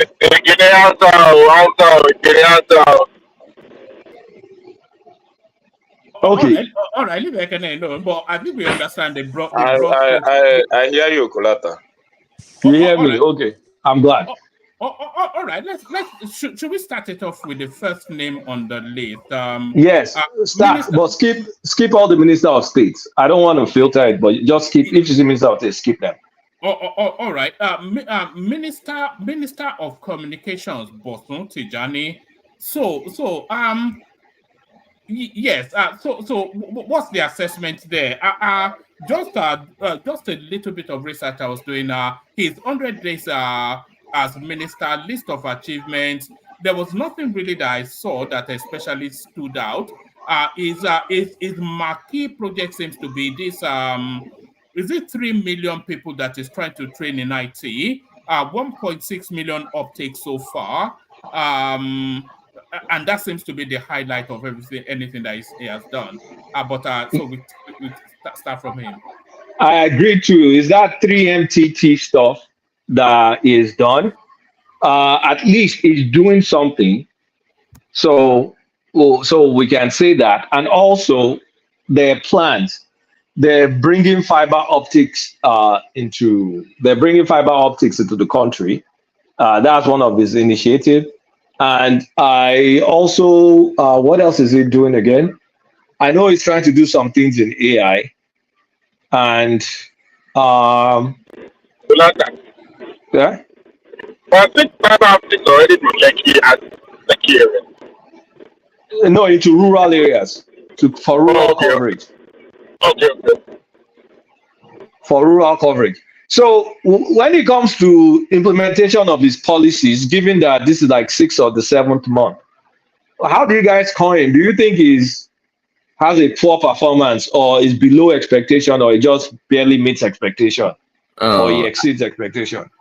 We can say average for now. I mean, it's above, but yeah, maybe about half of it. So meets expectation, like a 5/10. Yeah. At least it's not like from this to that. Okay. Yeah. Does anybody know anything about how he's using his budget? Huh? I think his portfolio is kind of like a mismatch. If other government want to use it for communication and the blue economy on the side, then that should be the area sort of not being able to communication. I'm hard of hearing you, Diwali. Diwali, can you fix your mic? Diwali, we can't hear you. We can't hear you.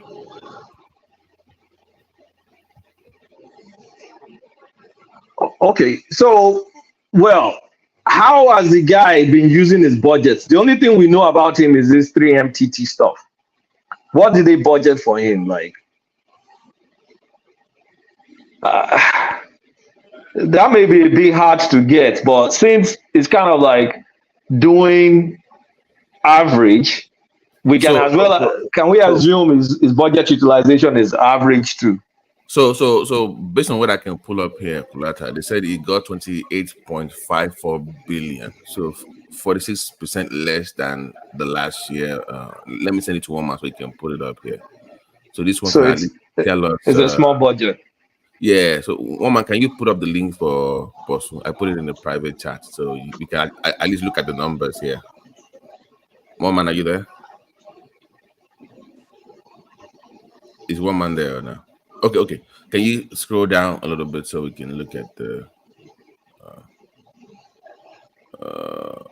okay, keep going, yeah. So Kay, do you see the go down a little bit more, one man, so we can Yeah, but what are they done with the budget? It's a small budget though. It's a small budget. So has it been judicious with the budget? I think that'll be very difficult to assess. No, just a guesstimate. Like, doesn't have to be spot on. Like, if he's implementing his policies, then we can assume he's using his budget. If that budget, I would say he's doing exceptionally well. If that is his budget and he's able to, through that budget, facilitate the training of 1.6 million people. But woman, aren't you surprised? Why would they slash that ministry's budget by almost half? 46%. But that's a different conversation, though. Yeah. How do you score him? Do you think he's exceeding? Does he exceed expectation, or his outstanding performance? Is it like an 8/10 or a 9/10 or 10/10? I would say he's exceeding expectations. If his budget is that low, and his ambitions that lofty, and is in actual real terms doing something, then One man, are we going to talk about the 48 ministers, or don't we choose the No, important people that have impact in our most impact in our? Because wait, this ministry is very important. It's probably one of the most important in the country. Communications, you have to see. So I don't know. You can't be dismissive of Boson's ministry.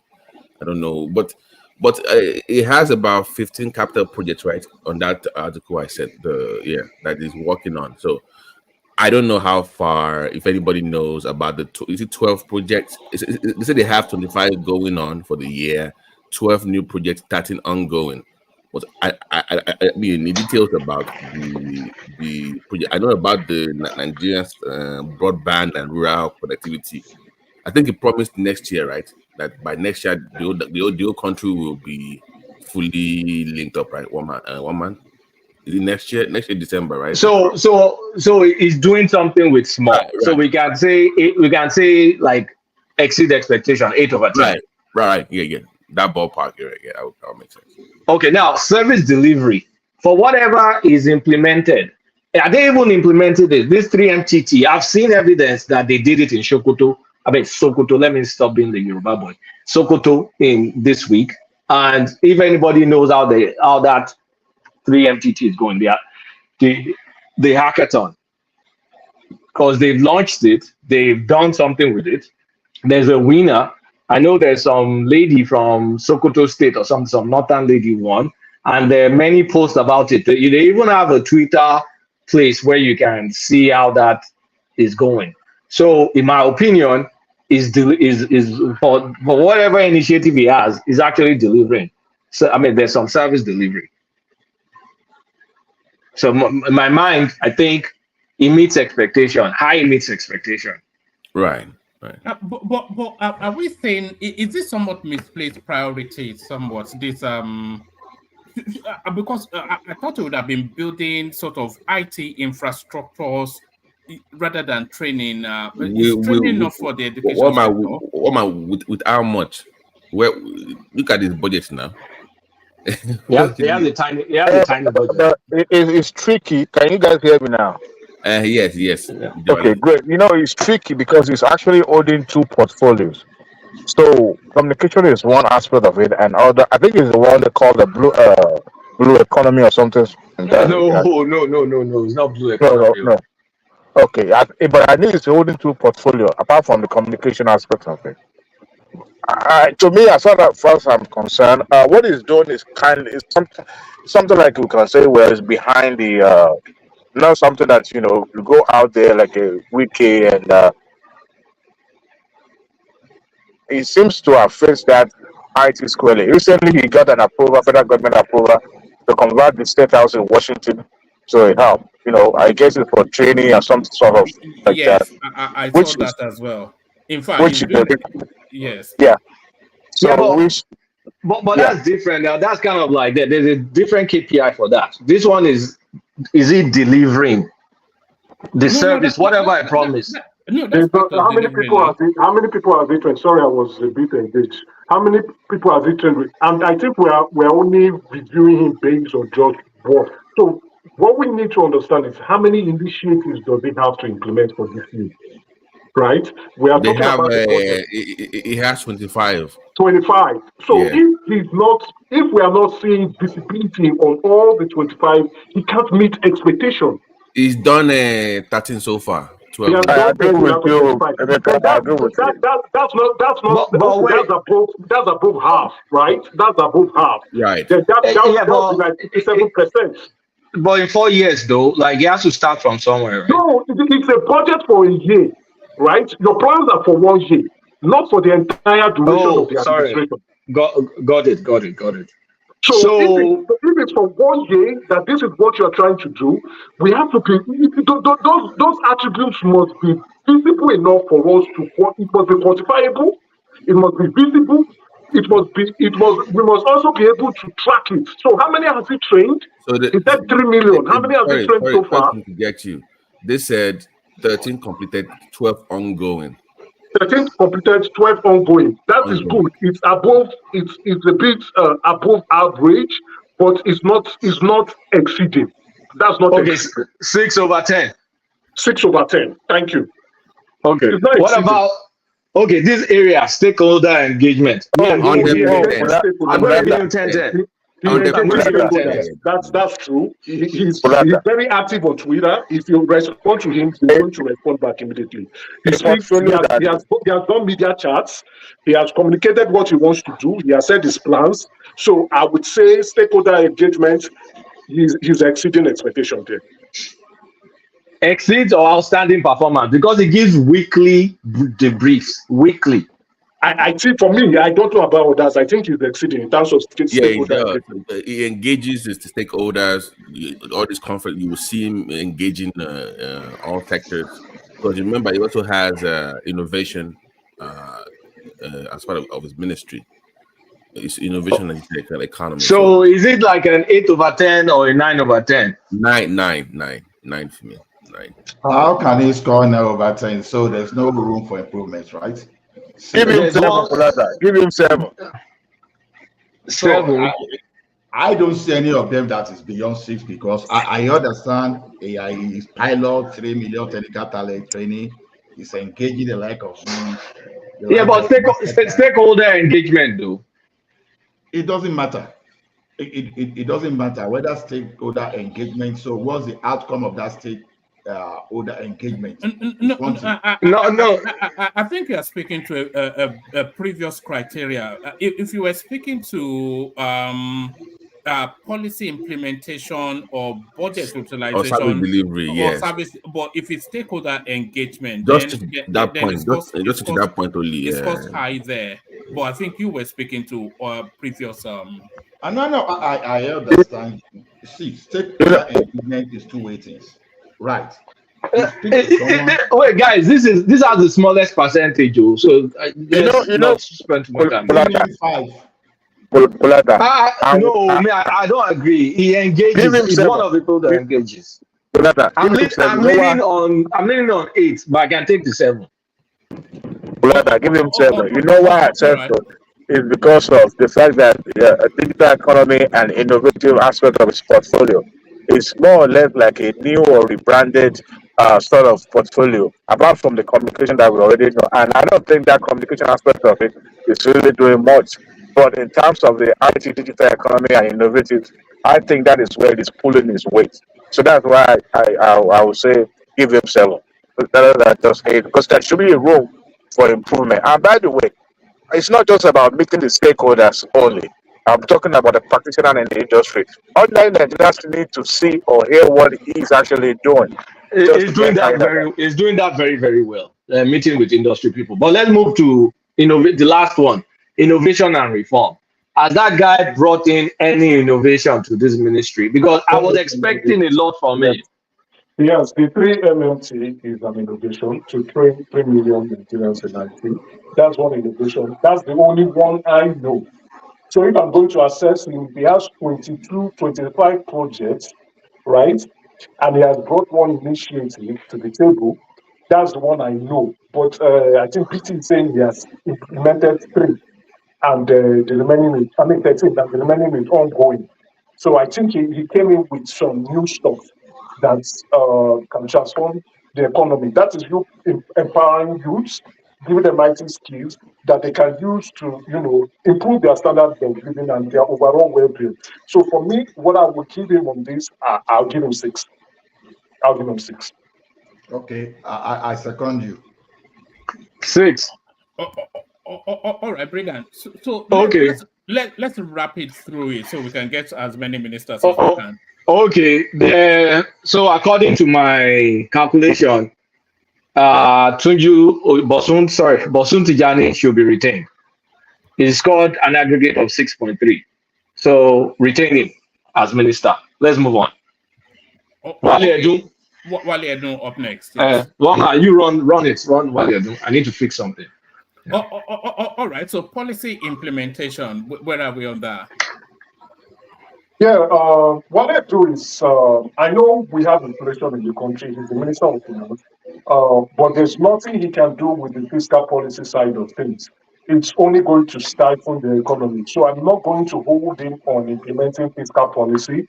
I think he has done well in terms of implementing. So if I'm going to add the CPN on which is under him, Cardoso has implemented some monetary policies that is, and we saw the report last. Was it this week? No, last week, that inflation has dropped slightly, right? No, not inflation. The money supply in the economy has reduced. So, policy implementation, I'm going to give him a 5. They are doing all what they can do in terms of, they made payments to all the airlines, no debt. We don't have any forward contract being owed now. The backlogs have been cleared. Borrowings are coming in. That there's also foreign portfolio investment coming in, and investors are bringing funds. So we are trying to manage what's going on, and there are plans to see how to control the inflationary situation going on in the country. I'm going to give it 5 for policy. But there's the criticism that is not synergizing with the CBN governor enough. You know that policy is not moving at the pace of. Let me put it this way, right? I think Wale has been a big disappointment.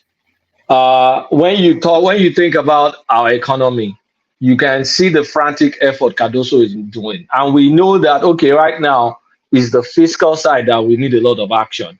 And we need to see him coordinating the activities of the tax, of revenue generation, of this, of that, coordinating everything, because he's the coordinating minister of the economy. And frankly, I think that job is even above his head. He needs more people. He needs like 3 people that should help. So I think it's below expectation. I will give him a 3 over. I'll give him a 3 over. I'll give him on the tax, right? We have a tax minister, but coordination. I keep forgetting his name. The PwC guy chairing that committee. Yes, that's PwC partner. Yeah. Yes. So that on the reforms coming, the policy reforms coming in, reducing the tax brackets, right, and ensuring that more people are captured within the tax system. So in terms of that, and again, look at one of the first things they did was, they stopped the ministries that generate revenue, and everybody has to send it to the federal FIRS. So in policy implementation, I think I'll give him 5. Now, with what the guy is doing on tax, they are still collating and getting more updates from people. You are the one who sent that draft documentation, right? So I think Wale Edu, as being the coordinating minister of the economy and the finance minister, policy implementation. Well, is he coordinating the economy well? I don't see a lot of coordination in this economy. I still insist on it. 3 over 10. 3 over 10. Because I see a lot of decisions is either they're rash decisions that they have to call back. Like, for example, which one? For example, like this thing that they wanted to start charging. What's the name of that fee? The fee for the companies to be paying cyber security. That's one example. Even though that may not be directly under him, but because he's the one coordinating. It's just that coordination. If you call him Minister of Finance, let me Minister of Finance and coordinating Minister of the Economy. The aspect I grade him low is in the coordination. There's no synergy. I don't see synergistic actions. He is not coordinating ministers. He is coordinating the economy. So exactly the economy. Part of the economy. The economy is not acting like a coordinated unit. All right, fair.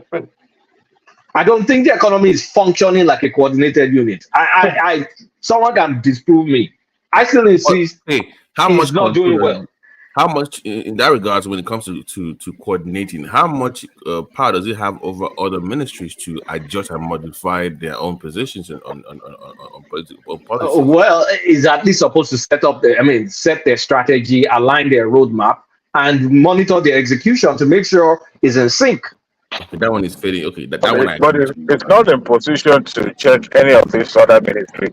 They are not pulling their weight. But what He's you a can say super is minister. So how does is the so super how, minister, how does but it coordinate? No, can you? So how does it coordinate then if it doesn't have any some kind of control over it? Well, he is the administrator over the coordination. So whenever they're having whatever meeting, he can influence. He can influence how those guys set their policies. So once again, he has some kind of power over them, right? That he should use. Well, I won't say he has the responsibility. I don't know whether he has the power, whether the constitution gives him the power, It's not. but he has the responsibility. You know what I would take side with you on that one. When they were trying to implement that cyber security fee, when the tax what do you call it, tax reform coordinator said, kind of during his interview, kind of like surprised that the federal government is implementing that. So to me, I think the ministry of the minister of economy should have at least coordinate to the point of informing those other agencies, under, so that they will be aware that the federal government is about to implement. By the way, it's a federal government policy. It's not that they just woke up one day and said, it's the law that mandates that. So, but as far as concerned, it's supposed to at least intimate them before the implementation of that. So that's why I would take side with you on that one singular purpose of it.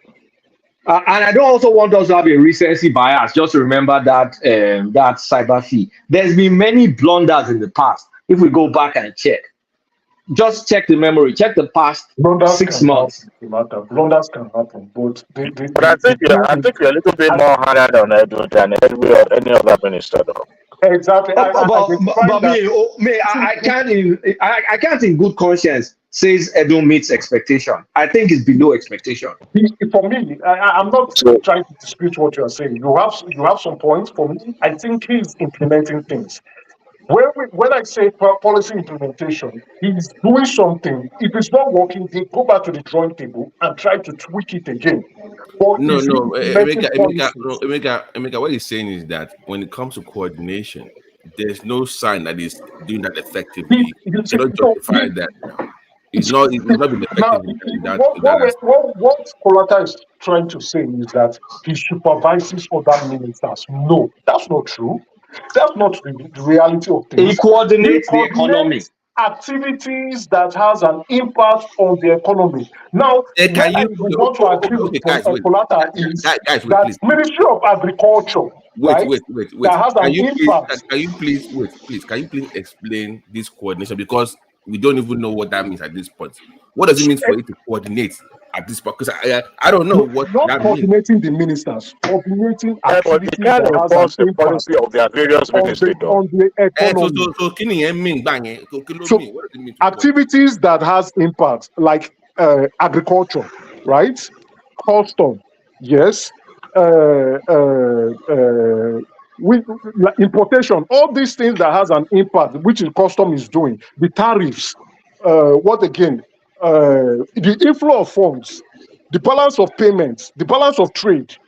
Ministry of Trade has an impact on the economy. Okay, America, let me tell you something so that people will know what the office is doing.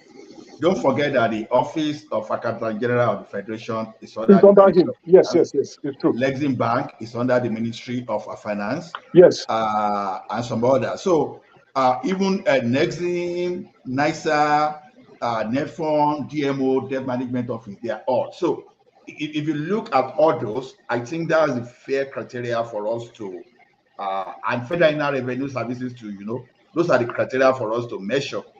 Yeah. Though we have to work with others, but then they are not directly under it. They are not directly under.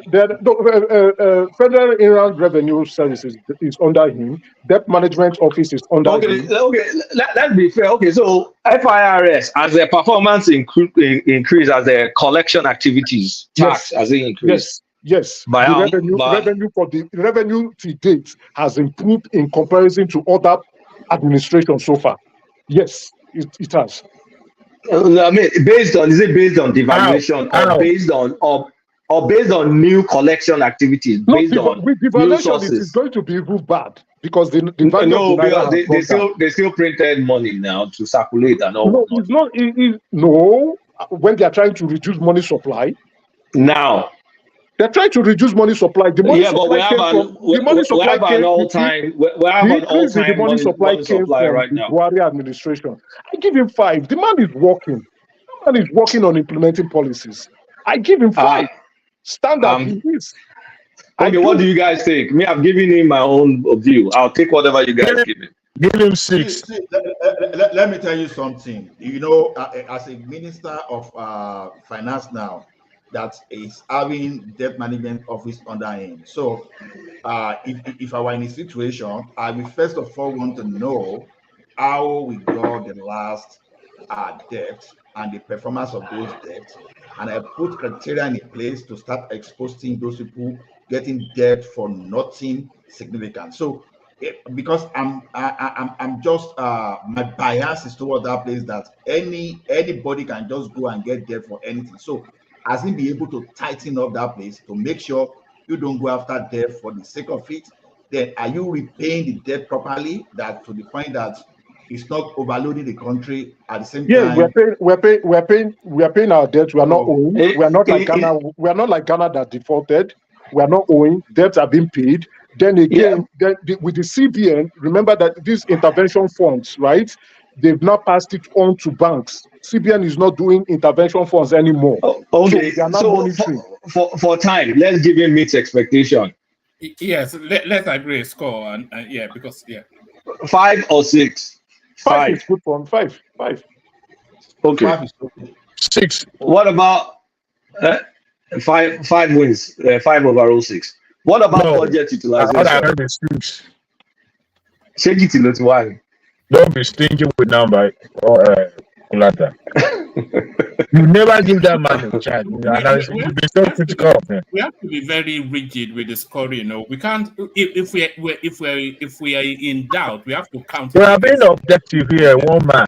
We can't be over critical of them because there should be room for improvement. No, we have to be very critical of them. So if I say overly critical, we should give room for improvement. That's what I'm talking. But okay, do you guys 5 or 6? 5. 6. Don't mind. I think 5 is okay. Adewale, that you are talking. See, this is a man that worked Adewale, we have other places to score. Let's not hold that space for too long. Okay. Okay. What about budget utilization? We can as well give him average too. What I would say, mostly his budget is hinged on. I think there are some capital expenditures that he proposes to do. I don't know how far he's doing them, so I will be honest, I can't really rate him on this.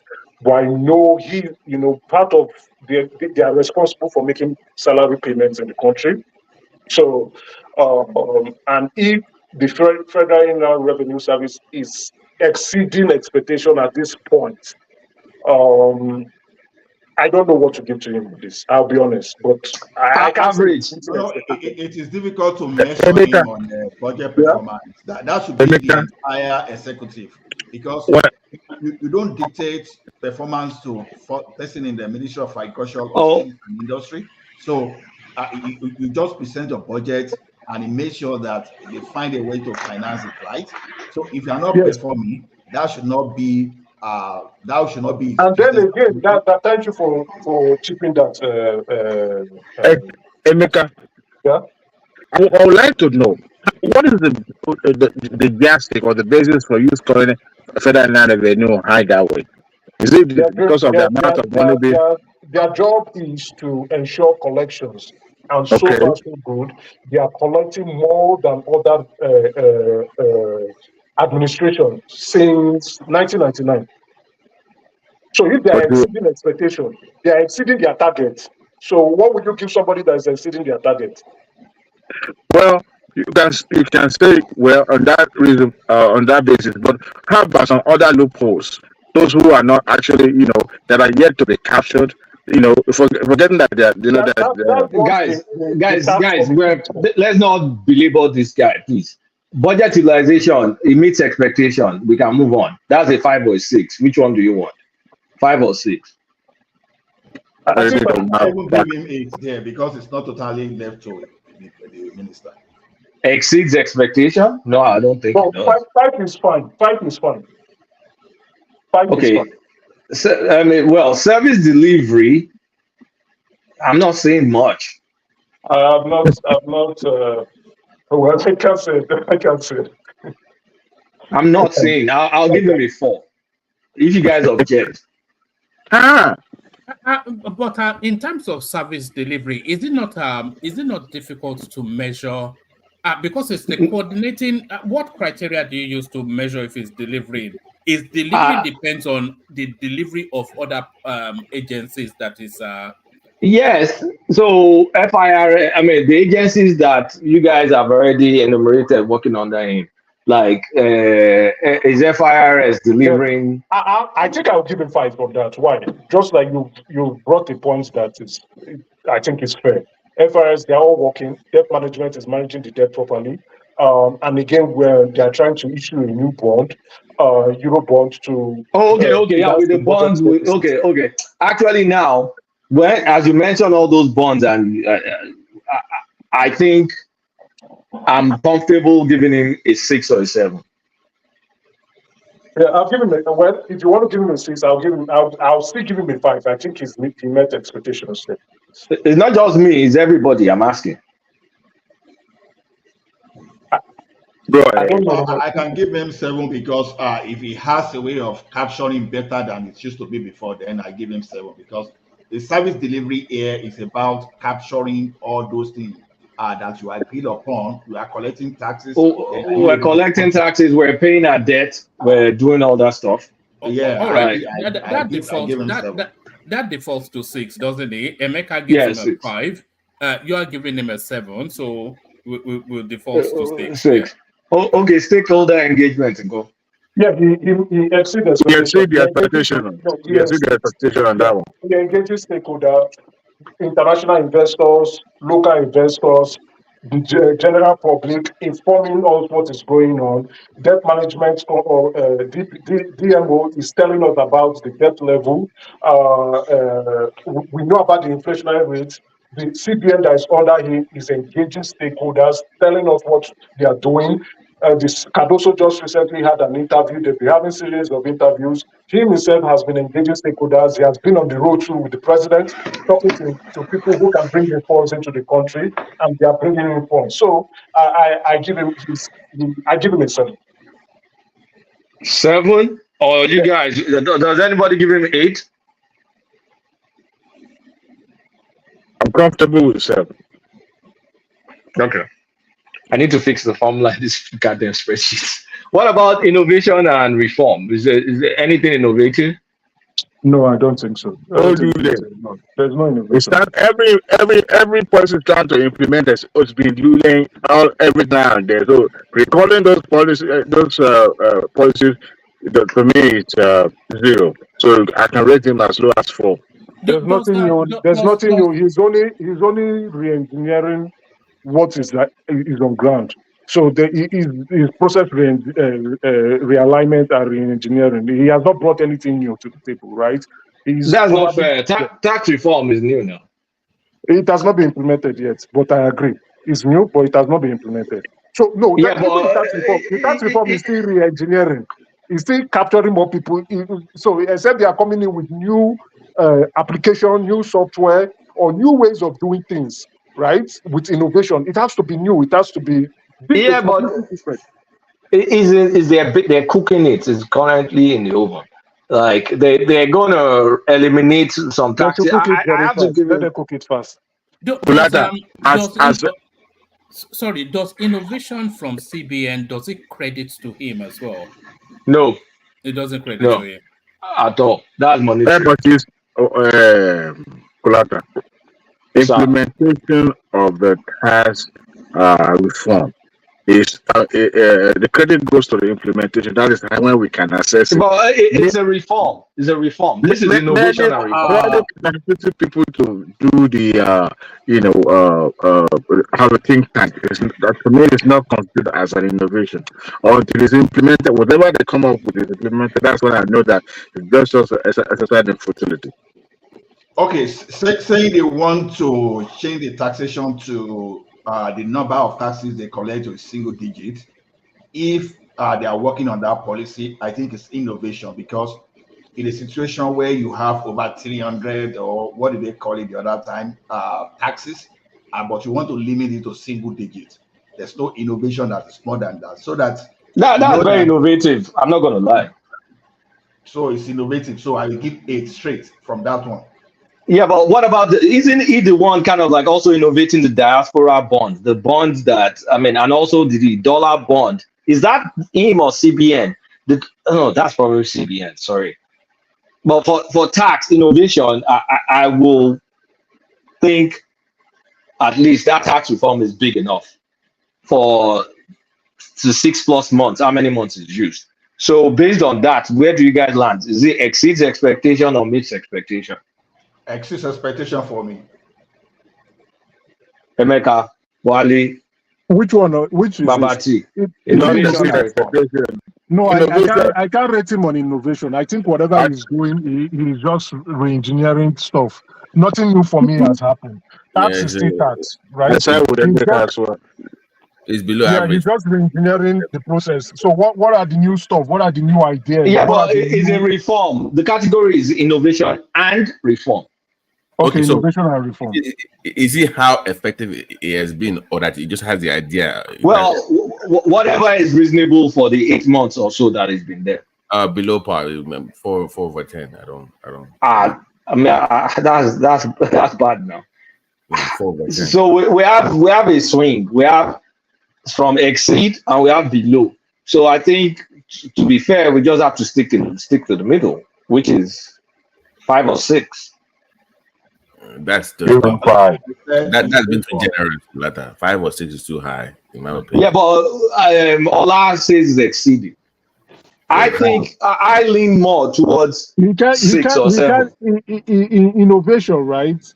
Okay. Anyway, I can't rate him. I can't rate him. To innovate, really. The tax reform said the tax reform is a massive reform. But it's not yet implemented. How can you assess it? How much things can you implement in 8 months now? That's why I asked you. Is it because you came up with it, or are we assessing how? Yeah, well, it's part of the package. Like your plan, the execution, everything. We can see it coming. Okay. It's real.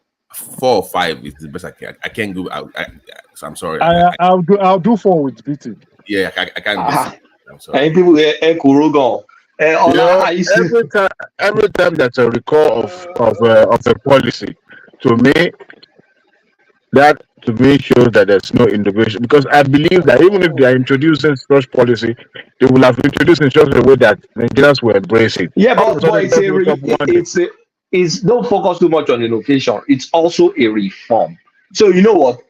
I think we're not going to agree here. Some people say below expectation. We have exceeded expectation. We'll stick to the average, meet expectation. It's now whether you want to give it a high meet or low meet. I don't think it makes that much of a difference. So we can as well give him a 5 or 6. 5. Okay. 5. That's it. 5. Okay. So his aggregate score is 5.5. It should be under performance improvement as a minister. I agree. He's the coordinating minister of the economy, and the economy is doing badly. So I agree. They should switch role. Huh? Him and Cardoso should switch role. No, I agree with the final decision. The economy overall he's doing some things, but the economy overall is taking a hit. Inflation is rather with the policy being implemented. Inflation is going up. Let's move to the interesting one. The next one, Minister of Marine and Blue Economy. This one should be very fast. Just sack that guy. Sack him quickly. What do you guys want to give him all around? Is this still in office? Have you heard from the guy? Well, actually, to be honest, I know he had a trip to maybe the Netherlands. The US. He's met maybe Secretary of State. I also went to the Netherlands, but he's not communicating. And zero. He has not implemented any policy. there's a lot of is coming. My opinion, I don't think we need to waste time with this guy. I'll just give him straight 2. All right, that's fair. But That's fair. I don't know if I'm being mean, That's but fair. No, you're not No, being you mean. are not I would being have given him a 0. I think it's you poor are not being performance. Senator. 0. Even though it's Tinubu's junior brother. So I'm just going to give him 2 throughout. See, his area of expertise is insurance. I don't even know why they put him in that area. It's not feasible. Nobody even knows it's existing in his administration. Push them and say, let's move on. There's some people who don't have to waste our time, debating Yeah, about that. Giving him a 2 in stakeholder engagement is an overkill. Yes, that's a 0 or a 1, isn't it? But, okay, 0. but wherever you put it, that's a sack, isn't it? It's a sack. It's a sack, automatic the truth sack. is, I bet you majority of us here don't even know the detail of the job function. But that is his own problem. You're supposed to educate. We are saying that you are asking Nigerians if we know. Does he also know his job function? That's the question. He doesn't know the job function as well. Yeah, I'll give him 0 parallel. Me, I've read some things he's doing, but I don't think he's the same problem he had in Osho State is what is happening in federal. He's not communicating. Nobody knows shit. Sorry for the language. Nobody knows anything, but he should be sacked. Let's not waste time. Can you guys hear me? Yes. Okay. The next one too is going to be controversial, but I'm going to keep quiet on this one. Minister of Power, Baya de Labu. But there's some positives. Power generation has gone to 5,000. They've released, they've launched one dam. Let me say the narrative now. Let's not be emotional.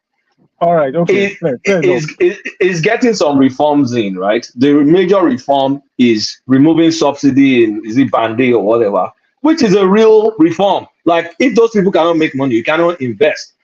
Is also trying to, what was the latest one? Trying to move what's it called, to the states. Well, I forget what that thing is called. If someone read news lately, it took him, I'm going to say this, it took him time to even have a freaking clue what he's doing. But I think recently he started to make the right move.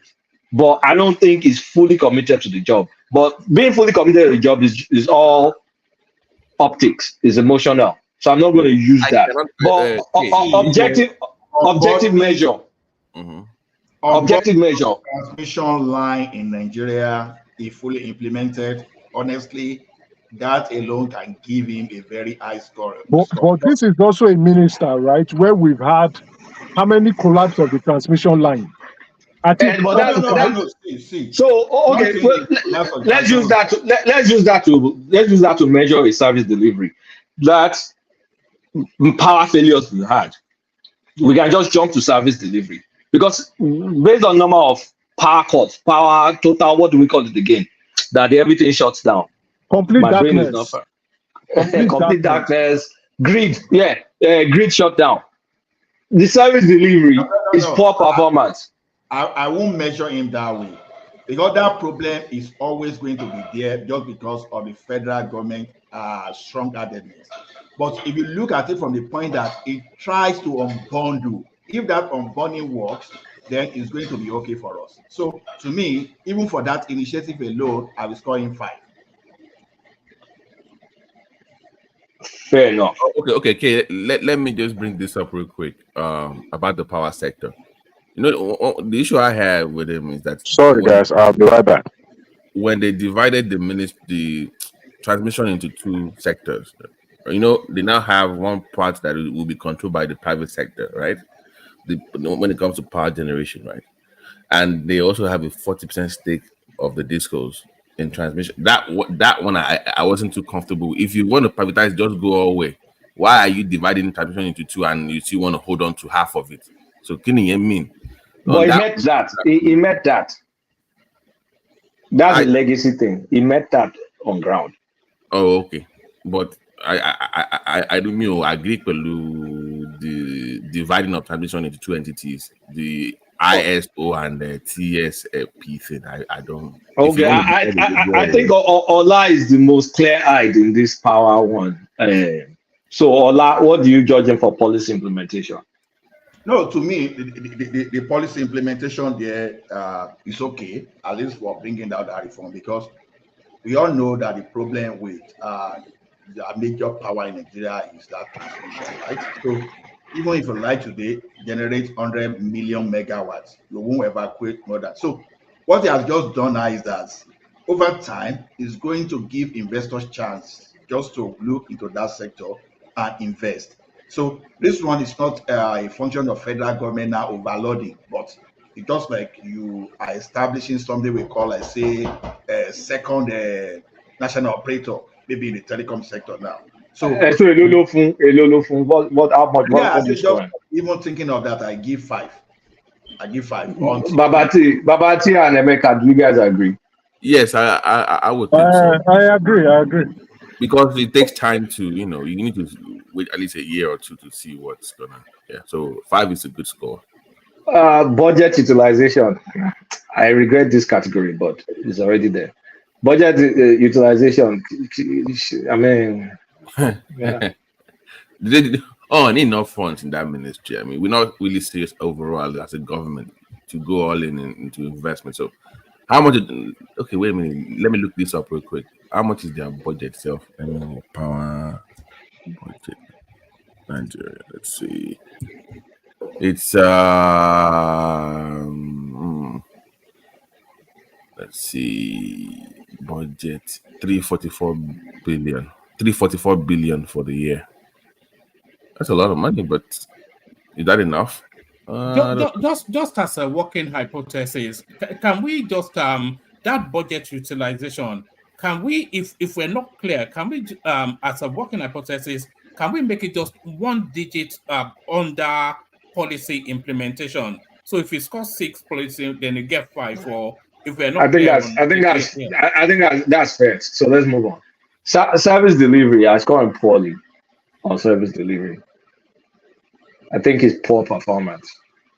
True. You know that service delivery is quite binary in this. It's either people have electricity or they don't. So the service delivery it defines itself now. It defines itself now. Can you really blame him though if he's still there? Like the question is, has it improved? Yeah, I think objectively, I don't think it. No, I think power has improved though. Not yet 24-hour service, but I'm going by. I think Ekene is the right person to explain here much better. Ekene has run away now. We are not in Nigeria. We are not the ones either suffering from the service delivery or enjoying the service delivery. But I think people who said they are in Band A, they say they are getting at least minimum of 20 hours power supply. So that's what they are saying. And then for innovation, I think I would score him coming up with those bands, right, and guaranteeing them the amount of power supply they are going to get. I think I'll score him pretty well on power on innovation, because that's the new stuff, right? To be able to categorize customers into different bands and then assuring them the steady number of power supplies that they are going to get. I think that's good. That's a good one. That's a good new way of doing things. So, and which means those who can afford power will be able to pay for the power. If you want Band A, then you pay more for it. So I think I like that. So, what's your score? Innovation, I'll give him 5. I'll give him 5. That's good. And then service delivery, I'll give him 5 because power is now improving. But okay, I'll give him 4 because they've been blackouts. They've been blackouts in the country at some point. So I'll give him 4 for service delivery. 4. Okay. Does anybody? Okay, 4 for service delivery. Stakeholder engagement, man. That guy bungled, said a lot of shit. So if you guys agree, service delivery 4, and then was it not the one that told us we should be switching off our freezers?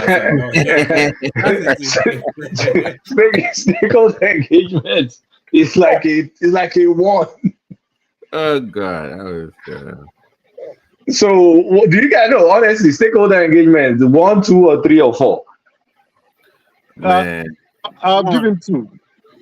He speaks, Yeah, but I don't see how you can score higher than One is 2. good. yeah, One is good. Yeah, I don't think you can score so higher I'll than give him 2. He speaks, but he doesn't say the right thing. Is it crap?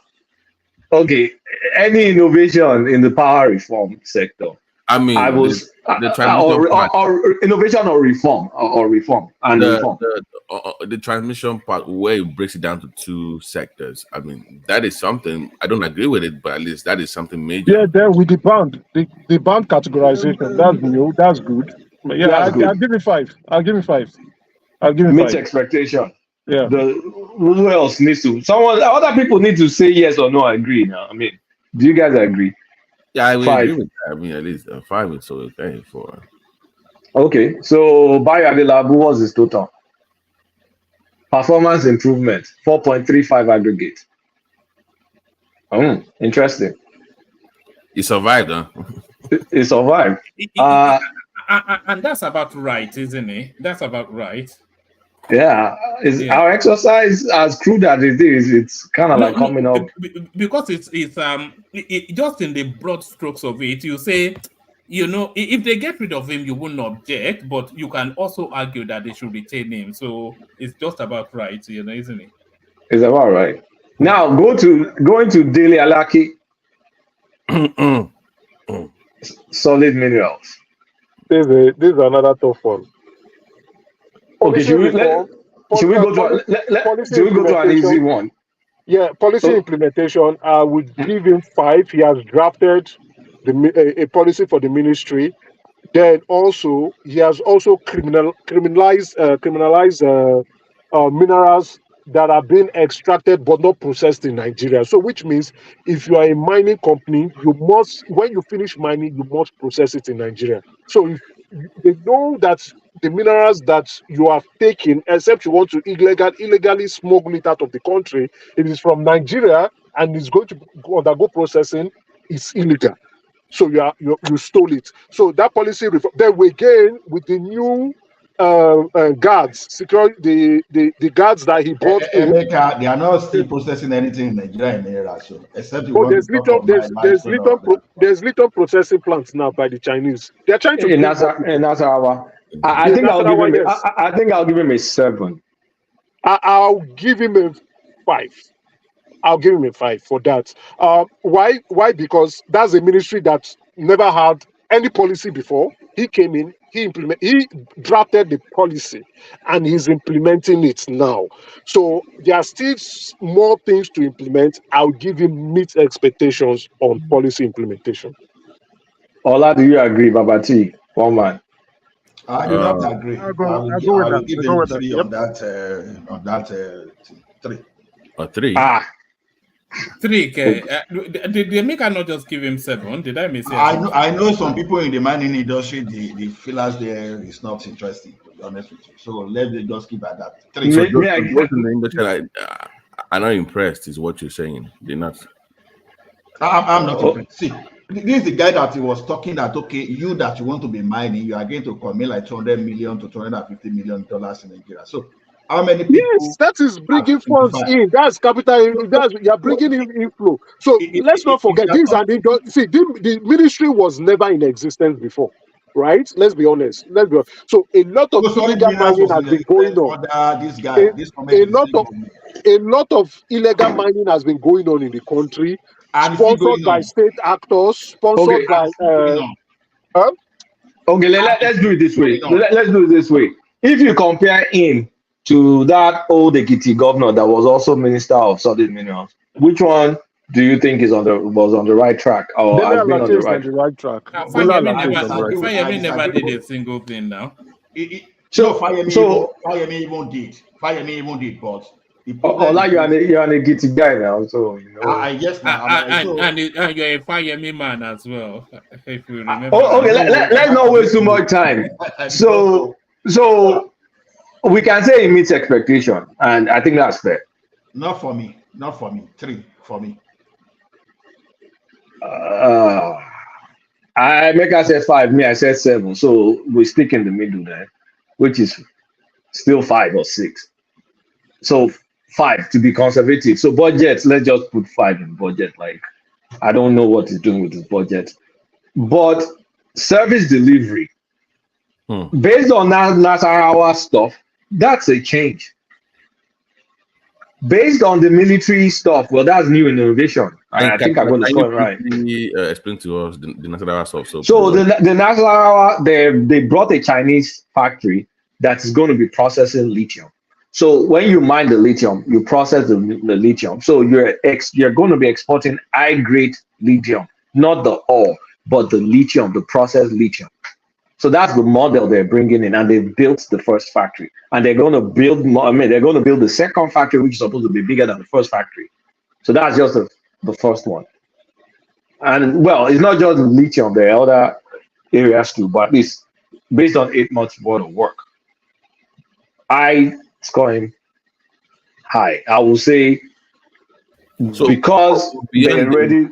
Beyond the lithium stuff, have they done it with other minerals? Maybe I'm not aware of other minerals. I do not even think so. I think it's only lithium that I know of. I don't know if they've done anything on gold, on coltan, or any of those things. I don't know. We can't go high then, because that's just one out of many, until we see it across. I mean, yeah. So what do you grade them on service delivery? Another 5. I don't. It's average. Yeah, we need to see more. It's average. Now, stakeholder engagement. Is it talker? It tries to engage people, but it interacts a lot, doesn't it? It does. So we see giving fair scores there. Like 7?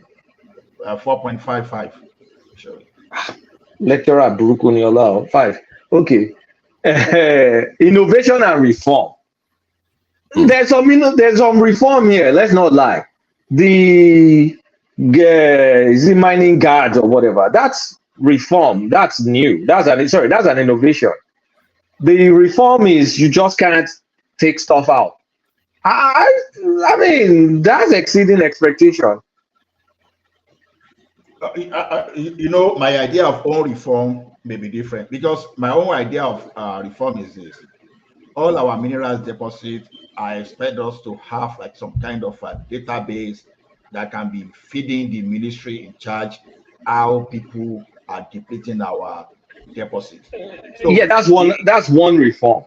So if you don't have something to measure, because as I tell you, as I'm speaking to you, if I base it on those people that are in the industry that I know, and I think that industry, there's still a lot of illegal mining activities going on, especially in around Elisha.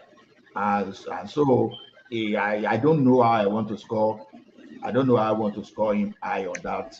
I think he's brought some innovations. The securing mines. When they are destroying all those mine sites, are they recovering anything at all? It's not. Sorry. Okay, sorry. right. No, land first, then I'll come after you. I'm saying that when you are doing some kind of excavation mining, I'm expecting some kind of plan in place to recover our land so that we don't create unnecessary too much hazard for the future. That was why I said it the other time, that if I had my way, I would even say we should not even concentrate on mineral resources. So they are destroying our land, and without any policy in place to recover at least some part of those land. So to me, anybody that will not do that, I'm not seeing any innovation. I'm seeing destruction around that. So you are looking at the big leaves, but as it brought something new that wasn't there before, and then are those new things, are they progressive? So the mining guards, that's a progressive move, and then the one saying that they should have at least one process, not to take materials out of the country in a raw form. That's a progressive move. And those are innovative spaces now. Maybe not to the level that you want to see it, but still. Yeah, that's also 4.55. So, okay. What about Aki? Where is America? It's innovation and reform, to be honest. Those are innovation too, yeah.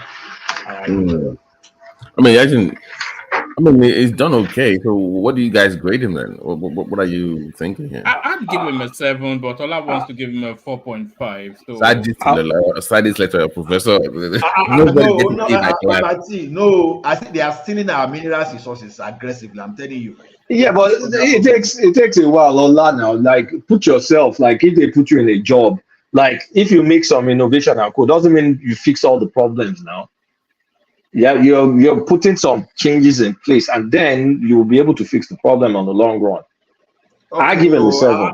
I don't just want to make these people like this, because those things have exact impact on the nation. So that's why I'm very worried. So if you want to score 7, it's okay. But me, 5 Well, is my mindset. well, whatever we give him, it still falls in the same issue. It falls under performance improvement. Yeah, it still needs to improve. It still needs to improve. So, are you comfortable with him saying in public that cabals run the show, and it was help the way it was, like, it was helpless in some areas when it comes to mining, diamonds and golds, and I didn't like that public.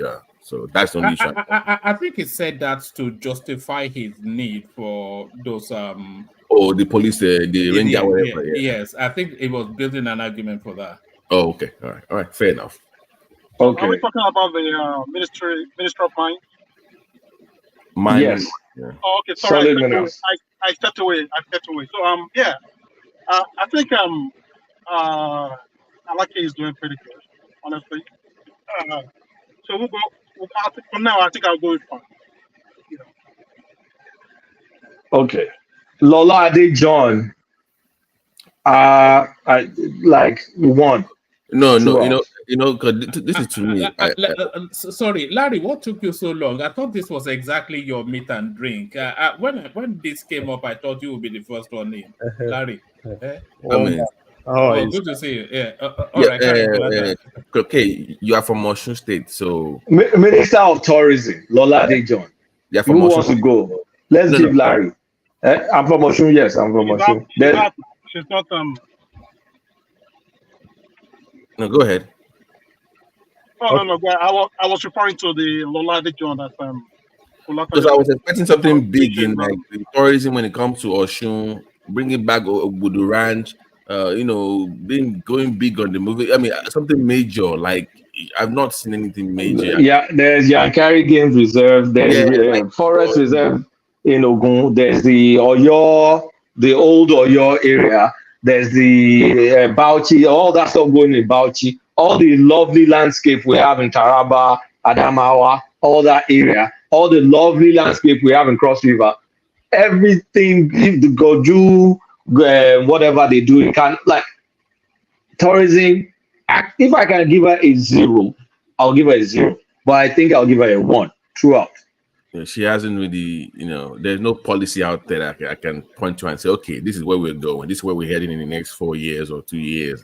There's nothing out there, Woman. Mama, do you know of any policy, anything about? No. What even strikes more is that we didn't even hear her voice in all of this landmark something. That's her space now. She should be. Is that not tourism? But she was sick. She was sick, though. She was sick. Yeah, so she was actually sick at the point. But for me, I think I would rank her low. I think the only thing I've seen her do recently is just, I think she did 1 or 2 things in Ekiti State with bringing some guys to, I think, is it Ikogusi? Ikogusi is in Ekiti, right? No, Osun State. Okay, is it Osun? Ekiti. You want to be blaming Larry? It's so close to us. Ola, I've been there too many times. Ikogusi is in Ekiti Southwest. Okay, sorry. I'm mixing it up with Jesha. Sorry. Yeah, so I think that's the only thing I've seen recently. With what I think she's working with Cavista with some guys in Texas. Yeah. So, and they kind of came in and invest some things with the state government. That's the only thing. So if I had to rate her based on everything, I think I'll rate her for like a 2. 2 for everything. I don't even want to argue with this one. I think she's a poor performer and she should be fired. Oh, I think she's more about those political appointments. I don't really So see even that tourism you mentioned, Ikogosi, is even the business what FIME did. So I don't really see the link between the federal government and that. So maybe if the federal government has helped in doing some kind of coastal road to that place, maybe you put some major infrastructure like telecommunication by driving people to that place, then I will know. So I don't even see how I'm going to even rate him based on what FIME did that time. So to me, I'm struggling to understand I think I'll give her a 0 in stakeholder engagement, and she's kind of like, look, if there's some people that are pathetic like Boyega or Yetola, let's just agree and give them 22202. Yeah. I think They it's just move on. Yeah, she's I think not it being. too would be good because Yeah, she's there's a not whole done. lot of things, to get from tourism. Are you talking about, are you talking several things to get from tourism? But what is her background though? Does she have anything that has that I you don't can even, say? I don't care about You background. must somebody has to come from that sector that understands the need. But at Yeah. this point, I don't even care about background. I care more about delivery. Because if you are talking about background, a Wike is just a lawyer, and he's not an engineer, and he's championed a lot of things. So don't talk about background. Let's talk about It's administration. It doesn't really need special background. Well, fair enough. Okay, let's move on. Minister of Transportation, his name is Saidu Ahmed Al-Khali. I have no idea about this sector, so I'll let you guys go for it. Don't you miss Amechi? You miss Amechi, don't you guys? Is it the narrative of those CNG buses and all of those? Is that his Yeah, space? Yeah. I think it's a space, right? So that's innovative, isn't it? How many buses they bring in? 500 for the whole country or 5,000? No, they are bringing them in batches now. You know they are in under batches. manufacture. They are under manufacture now. It's not off the shelf. It's not off the shelf. We're not serious. 5,000. You guys be sensitive. This is the first non-Yoruba minister, so let's see if you guys are trying. Okay. So now let me tell you something. Now, how has he performed relative to training? Driver today, you can learn a motor at driving at Moshalashi Alaja. The next thing you enter the road. Then, secondly, how easy is it for you to obtain your driver's license today? Then, how are we convicting all those people that commit traffic offenses in Nigeria? So, if all those things are still not there, that people still drive recklessly, that we still do not onboard FRCN, Federal Road Safety Commission, or whatever they call themselves. So, if you can still not have a record database for traffic offenders in Nigeria, you still don't have some kind of tracking, some kind of radar in Nigeria tracking traffic offenders. So this guy has not done anything, no innovation. It is still the way it is. So there's no way this guy can even score 2% from it, to be honest. That's just my why did Tinubu hire this kind of person? If you ask me, right? Because it now depends on how we want to really measure some of all those things. Because if we are really going deep into transportation, there is a whole lot of things to look at. Take, for instance, road transportation, right? What exactly has he really done that has really been impactful when it comes to road transportation in Nigeria? What has he really done when it comes to probably working closely with the unions, the NURTW, and some of those guys? Now, even if you leave that, you take a little bit to rail transportation. What exactly has he really done? Are there policies that he has actually brought in the last 8 months that have really impacted that space, right? And how has he been able to really manage crisis? So those are things that because I want us to measure things holistically, right? You're looking at what he has done, how he's been able to manage crisis in that sector, and how he's been able to really at least put a little bit to what that sector was before. So can you really point one or two things from road transportation, then we move to rail transportation? So that would be kind of like fair if you can actually pick one or two things. I don't really see. I'm really Googling hard to almost find anything. I'm not really having a lot of luck. Okay. Does he also coordinate like for train service is not right. It's under that ministry, right? Yeah, road Road transport and train is under. train. Yeah. Okay. I mean, on the train thing, they're doing okay, I guess. But so, what exactly have they really done? What about the ABBA something real that they just completed recently? About something real. It's not a new thing, right? It's actually a contract that's been ongoing. Probably he was able to help coordinate the completion of that contract. So that's not like a policy in that sector. I think the first thing you have there is policy, right? So that's the first thing we have, right? Policy. Can you really pinpoint one policy that is actually, that has actually introduced that has one or two impacts in that sector? anybody? Yeah, the CNG buses. The CNG buses. That was before him. That was already. You don't mix it up. My The dark now. CNG buses not under him. Okay, but we need to be fair. At least is executing ongoing projects. So the Aba Port Harcourt narrow gauge road, the Kano Maradi rail service, he hasn't dropped the ball on that.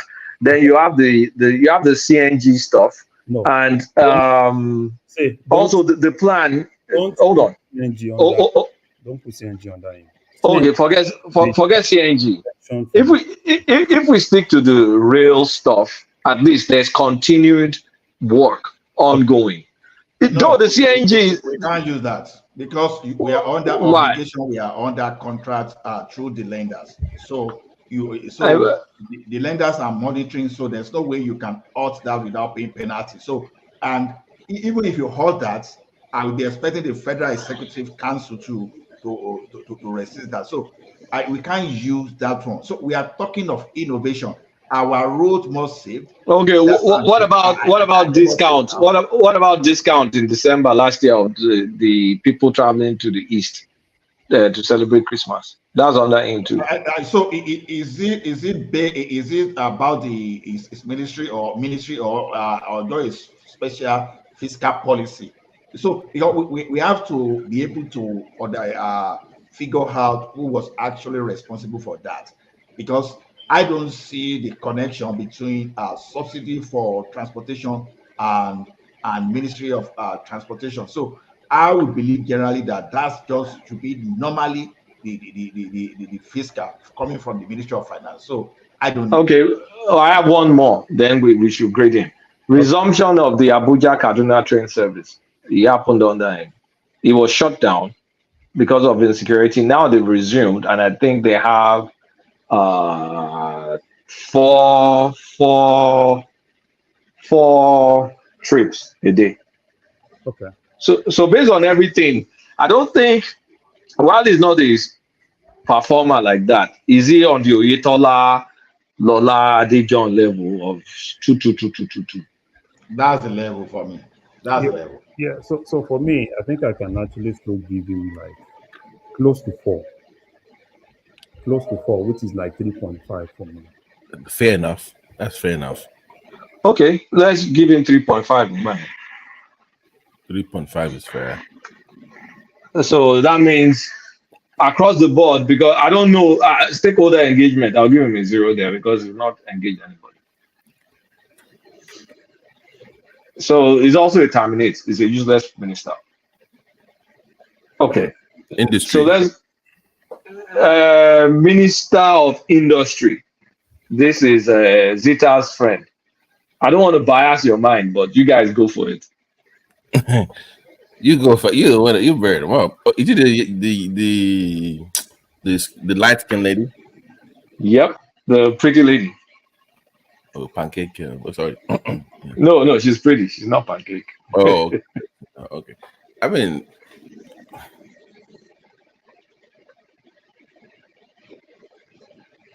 she sucks. I didn't want to say anything. What do you want me to say? I mean,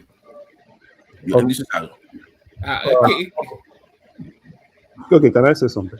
Yeah, go on. But if we're not hearing anything from her, it's just a universal tool, isn't it? Yeah. So in terms of policy implementation, one things I think we need to look at is number one, are there charter that they've been able to sign? Are there agreements, bilateral agreements they've been able to sign? Not promise, others, somebody promised to do this, somebody promised to do that.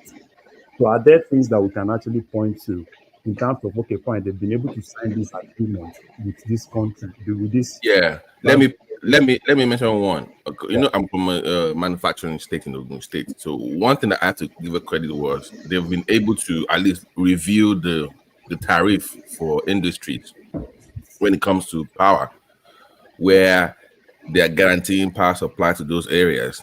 They're targeting those areas for reduced costs. So there is a way of reducing costs for big manufacturing industries in Ogun State, for instance, that exists. So on that one, you have to give a credit. He worked with the VP, with Shetima on that one, where you get guaranteed supply of power for reduced costs. But I think they have some kind of work program where you have to hire people as well in that axis. So on that one, we have to give a credit. I mean, they worked good about it. So that one, that's the only thing I've heard so far. Anything, I don't know anything else about her. Well, okay. What about all the investments? Like, where I blame her is they announced some investments that didn't pan out twice. The Qatar thing was an embarrassing trip. First of all, they resigned the invitation. Then we pushed forward.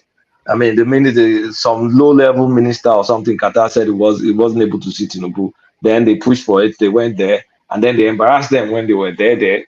And then they got back. They denied that. Then we also, which other investments? There was a lot of resigned investment, empty promises. It put a bad taste in my mouth. Okay, that's the problem. They're so eager to come out without even planning this thing before. They want to just that's the issue they have. At least wait before you jump out in the public, before you announce anything. Did you not have BT? Did you not have some controversy around her budgeting as well when she was budgeting? No, when we get there, we are not there now. We are still. all right. Okay. When we get there, we have a whole lot of things in that. So on that policy implementation, Larry, when you finish talking, grade that, please. Yeah. So for me, right, in terms of policy implementation, one thing is this: she's brought more shame to the country than success. Because there are a whole lot of things that you need to look at. Look at what actually happened with these guys going to invest. What's this guy's name? This one Obasanjo was actually talking about today. Is it Total? Total. Yeah. They decide to not come to Nigeria because they see that, in terms of policies, right? Trade, investment policies, development policies in Nigeria are currently not straightforward, which means that a lot of investors will not want to come, right? So that's a huge thing, because when you see foreign investors telling you that shows that there are a lot of things that are not right. And I think, they've been they are more eager to blow the trumpet than what we see, and which is actually a huge embarrassment, because when you get to a point where a country gets embarrassed, it happened in Dubai. The same thing happened with all those people. This Maersk or this shipping line, that they said they had agreements. Maersk, yeah, you're right. Maersk too. That's another embarrassment, right? So now that's investment side. Now, when it comes to trade side, let's look inward, because we've always been saying something that with this foreign exchange thing that also is trying. Now, when we are talking about things that are happening within the fiscal policy, she has a whole lot of great things to do in that sector, which for me, I am not saying. And that's how I will throw it to you guys. You guys are saying what I'm not saying. So, but if I'm not saying that, I think for me, if I need to rate her, I'll kind of give her a 2.5 to 3 for policy. I'll give her a 2 for policy. She's been the country has gone through the toilet reputationally. I mean, I can't imagine. You need this ministry. This is very important. Industry has to be the bedrock of any goods, right? Of any country. So if you want to develop, this has to be. She needs to be fired. She's got to go. Should that be a universal too? I'm not sure there's I'm not sure Nothing she else can to be talk about. I mean, It shouldn't be universal. I think budget implementation. And by the way, yes. So let me just add this. You see what we're doing here. We're going to bring it back up when Tinubu assesses and then makes decisions on its cabinet. So we'll see if our speculation mirrors what actually happens. But yeah, sorry, Larry, carry on. So budget implementation is one. Budget implementation is one. I know a lot of people remember when she had issue with Adams Oshiomhole, right? When she said she was going to get some people, fly some people out, to do some trade, kind of like all those trade agreement and trade meetings. And Oshiomhole was more like, we have people in those countries. Why are you really flying people out? Some of those things, And if you watch that scenario, Oshiomhole really, make her look a little bit stupid. I'm sorry to say that word. So for me, I would say budget implement. Let's just put that one. You can give the other one 2. 2. What about? Well, I'm okay with it. There's no actually move on. She's there's nothing. She should be fired. There's not. I don't even think it's what. I don't think it's worth discussing. To aggregate 1.8, fire, please. Okay, the next person is a guy called Uche Nnaji. Is the Minister of Innovation, Science and Technology. What's happening there? Can we just move on? I mean, is that just a unit? Is that just a universal 1.5, and then we move on there? Like I mean, so it doesn't look like what is not fair to the Southeast. So no, it's not Southeast. So nobody knows it now. It doesn't. It's not done anything. So let's do it like this. Okay. Does anybody know his mandate? And now let's look at his mandate, and from there. I'm actually on their Twitter to even see. This is where they should be posting stuff, right? Yeah. Yeah. So I'm trying to get something there. So, if the Twitter of the Minister for Innovation, Science and Technology, if it's not active, then that's a 0.5, even not even a 1. I mean, by now, your universities of Lautech, we should be hearing some noise from those universities, right? About something big coming. You are working on this and that. This is what we are doing with all these universities. This is nothing now. Nobody. I've not heard anything from these guys for the last 8 months. And aside so to be fair, I think he's in charge of the National Energy Policy and Energy Master Plan. Yeah. Okay. So yeah, but I don't know how far they've gone with it. But I'm just trying to be fair. In terms of research, right? Research. Have you heard anything, right? Probably what he has been doing in terms of research. Because you can't talk about innovation without talking about research. No. Okay. So for me, I go for like 1 month. Honestly, I'm looking at his Twitter. I'm seeing condolence visits. I'm seeing scanty stuff. Nothing, a few policy things, but like just generic. Kulada, what's his portfolio? Science, innovation. I mean, Ministry of Innovation, Science and Technology. And its Twitter is not active. It's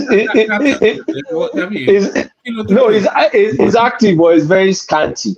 Yeah, you can't defend him, and I know you're trying, you're struggling, but I'm trying my best to be fair. Yeah, to be fair, you can't defend this guy.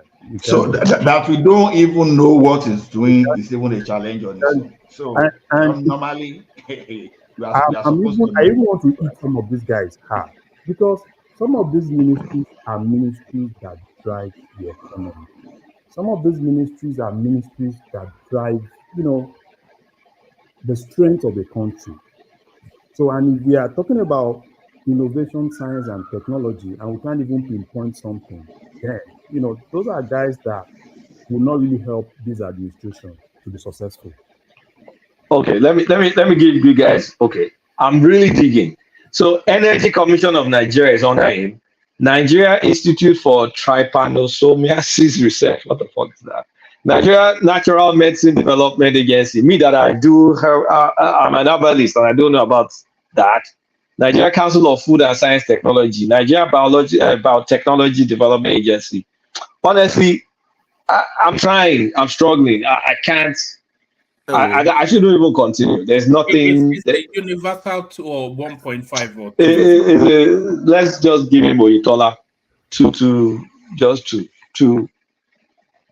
like. There's no point. I tried. I really tried.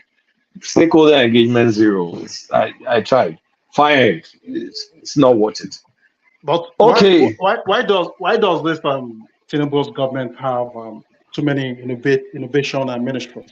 I believe where there's communication and innovation, and now technology and innovation. So why don't we just scrap it and just join both ministries to become Ministry of Communication, Technology, Innovation? Either. Well, I blame the president. It goes into Botson's ministry. So look at it. I mean, you can as well merge it with Bosson's ministry. I think a lot of this is political settlement, and it's just embarrassing. It's not working. Industry and labor should have even gone together. Industry, labor, and employment. Everything should have been gone. But let's move on. Let's move on. The next person is interesting. Minister of Women Affairs, Uju Kennedy. Uju does not deserve a 2, but let one man handle zero. One man favorite. Are we not going to call labor and employment? No, that's Minister of State. We're skipping Minister of State. She's more of active. What did you give Uju? Uju just disposed them with barrels now. Come on. Kulata. Kulata. She's a very active minister for all of labor and employment. Since they don't have a substantial minister, so she's in as a substantial minister. So they don't have one. Yeah, they don't have a minister presently. So it's the that is acting as a substantial minister. No, at the start we said to skip the Minister of State. Let's skip the Minister of State for now, just to manage time. Okay, let's skip. But that is another ministry that is very, very key. How will you want to skip? Probably we'll still kind of like give the kind of like grade it later. We'll grade it later. Yeah. But Uju, one man, what do you give Uju? I'll give her a 5.5 all the way through. Only because she's very, very active. She takes her portfolio very, very seriously. Some of her moves are wrong, but she highlights conversational spaces. Do you remember when she went to tackle the one chance space? All of these are people being on this one chance buses. And then when she flashed up that goings on in Niger State, you will say she backed down, but she made it a national conversational topic, which put pressure on that culture. So she's doing a lot of very, important stuff, I'd say. One thing I can say is you cannot say Uju is not active. You can disagree with her, which is fine, but you cannot say she's not doing her job. I used to laugh at Uju, but now I take her seriously. I think she's one of the performing ministers in my opinion. I agree. Is that a universal 5 point? Go on.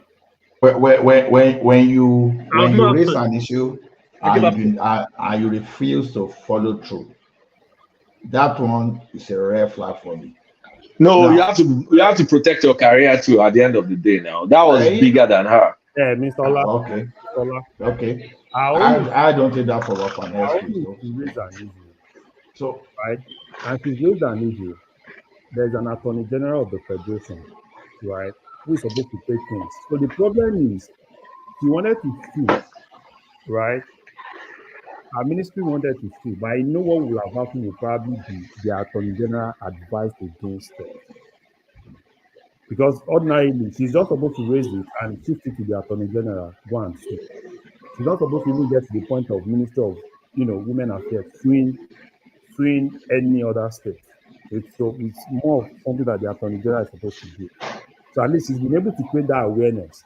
She's been able to create that conversation. And she's been able to identify one thing to ensure that most of those people going into that marriage are basically not minors, which is key. But in terms of suing, I will give her a pass on that because she has limited things to do when it comes to suing another state government. If the Attorney General does not approve. I'll give Uju a comfortable 6, and I'll give her 8 in stakeholder engagement. I would not disagree with that. I think she's doing excellently well. A bit comical sometimes, but I think she takes her job seriously, which is what we want to say. Yeah, she takes her job seriously. She's not disruptive enough concerning the affairs of women. So, because even that is even back, that is even a back out on his challenge against that Niger State government or whatever we want to call them. So we see she did not back out though. If you, I'm not sure that we, but land that point. But she back out because by saying, we're talking of culture or see.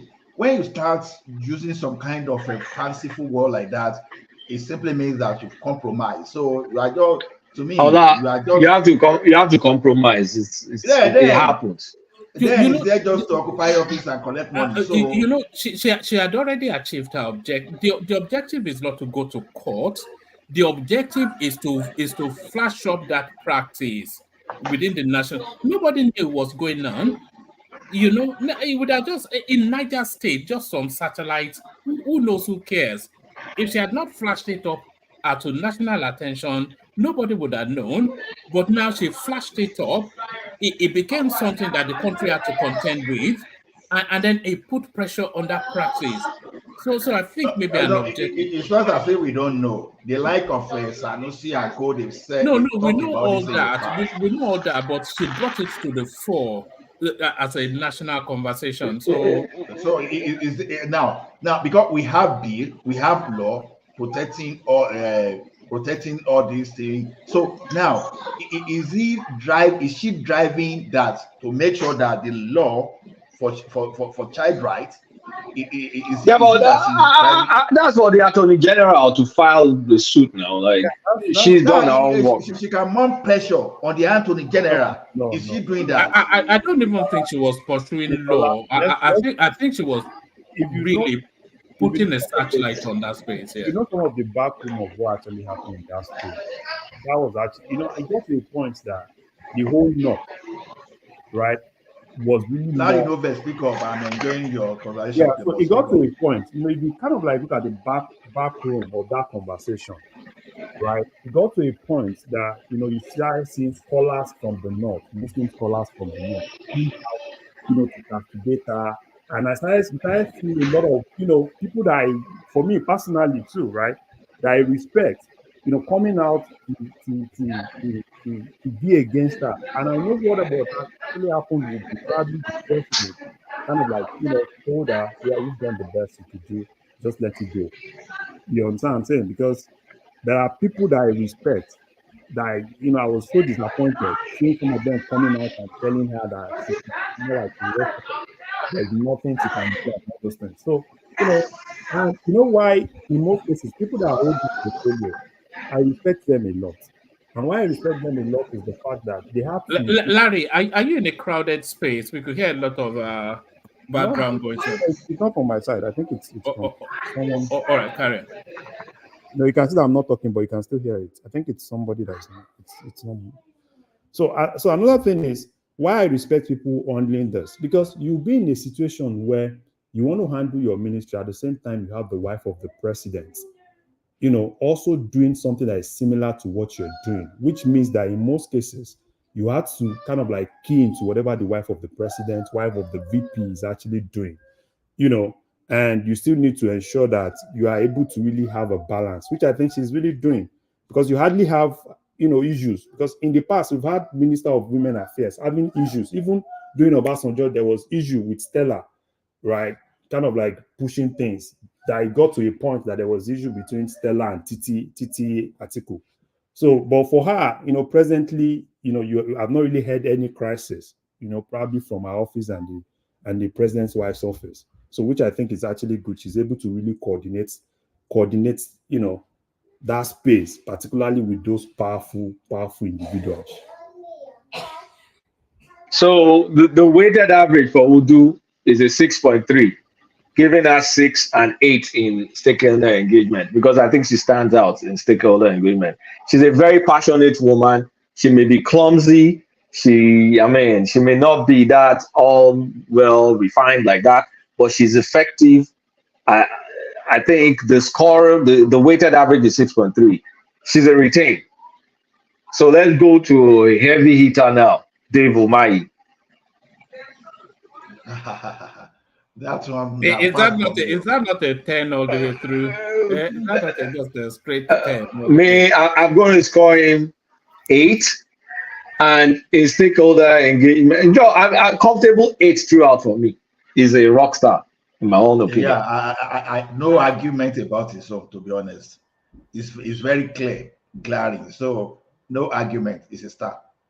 But if we're giving him 8, we have to, we have to consider how we're going to grade Wike and then Festus Keyamo, and then Tunji Ojo.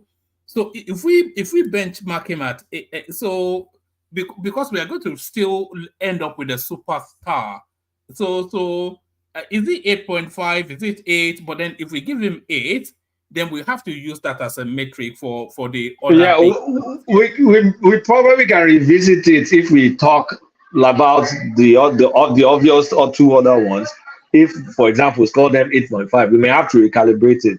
But see, him being the first true superstar we're talking about, I don't want to bias people's minds, but I feel he's a rock star. I wonder what other people feel, because based on the caliber of these people, I think he's an 8 throughout. I'm comfortable with that as well. In fact, I think that's a bit low even, but I'm comfortable with that. No, 8 is good because it's still a work in process, or in progress rather. You mean for David, right?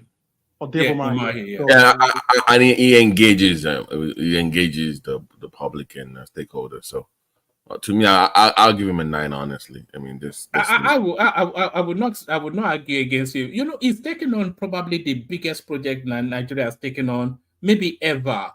This coastal road. I mean, and I've said that before on this platform, one man, that I know people came after me when I said from that part of the country, he's probably at this point the only one that if he runs for office, even he will get the vote of many Nigerians outside of Southeast. Okay. If anybody does not oppose, I'll give him 8.5 throughout. Yes. And is a strongly retained. Is the first person to get the solid green. Even non-Nigerians are feeling him, to the extent that what he's doing, it resonates beyond Nigeria. To the point that people are look at this guy from is it Wuye, or what's the name of that guy that normally cover this thing? He went from as far as his country to go and look at what they are doing and that coastal route. So that guy is beyond Nigeria. That David Umahi, that guy is punching. Does anybody object? Is a strong the weighted average is 8.5, strongly retained. We agree. I think we're all in agreement. We're with you on that. Yeah. Okay, let's move on to Festus Keyamo.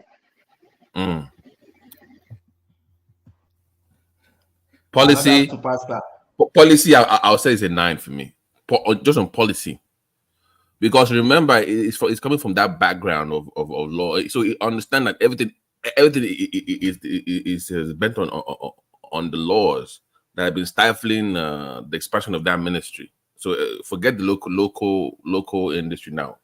The international market is bogged down on with the redneck, the bottlenecks of that ministry. So I think he understands that and is going after those laws And on that one, I have to agree that when it comes to just policies and understanding the international market and the laws that regulate that industry at that level, I think he gets it. So on policy alone, I'll say 9.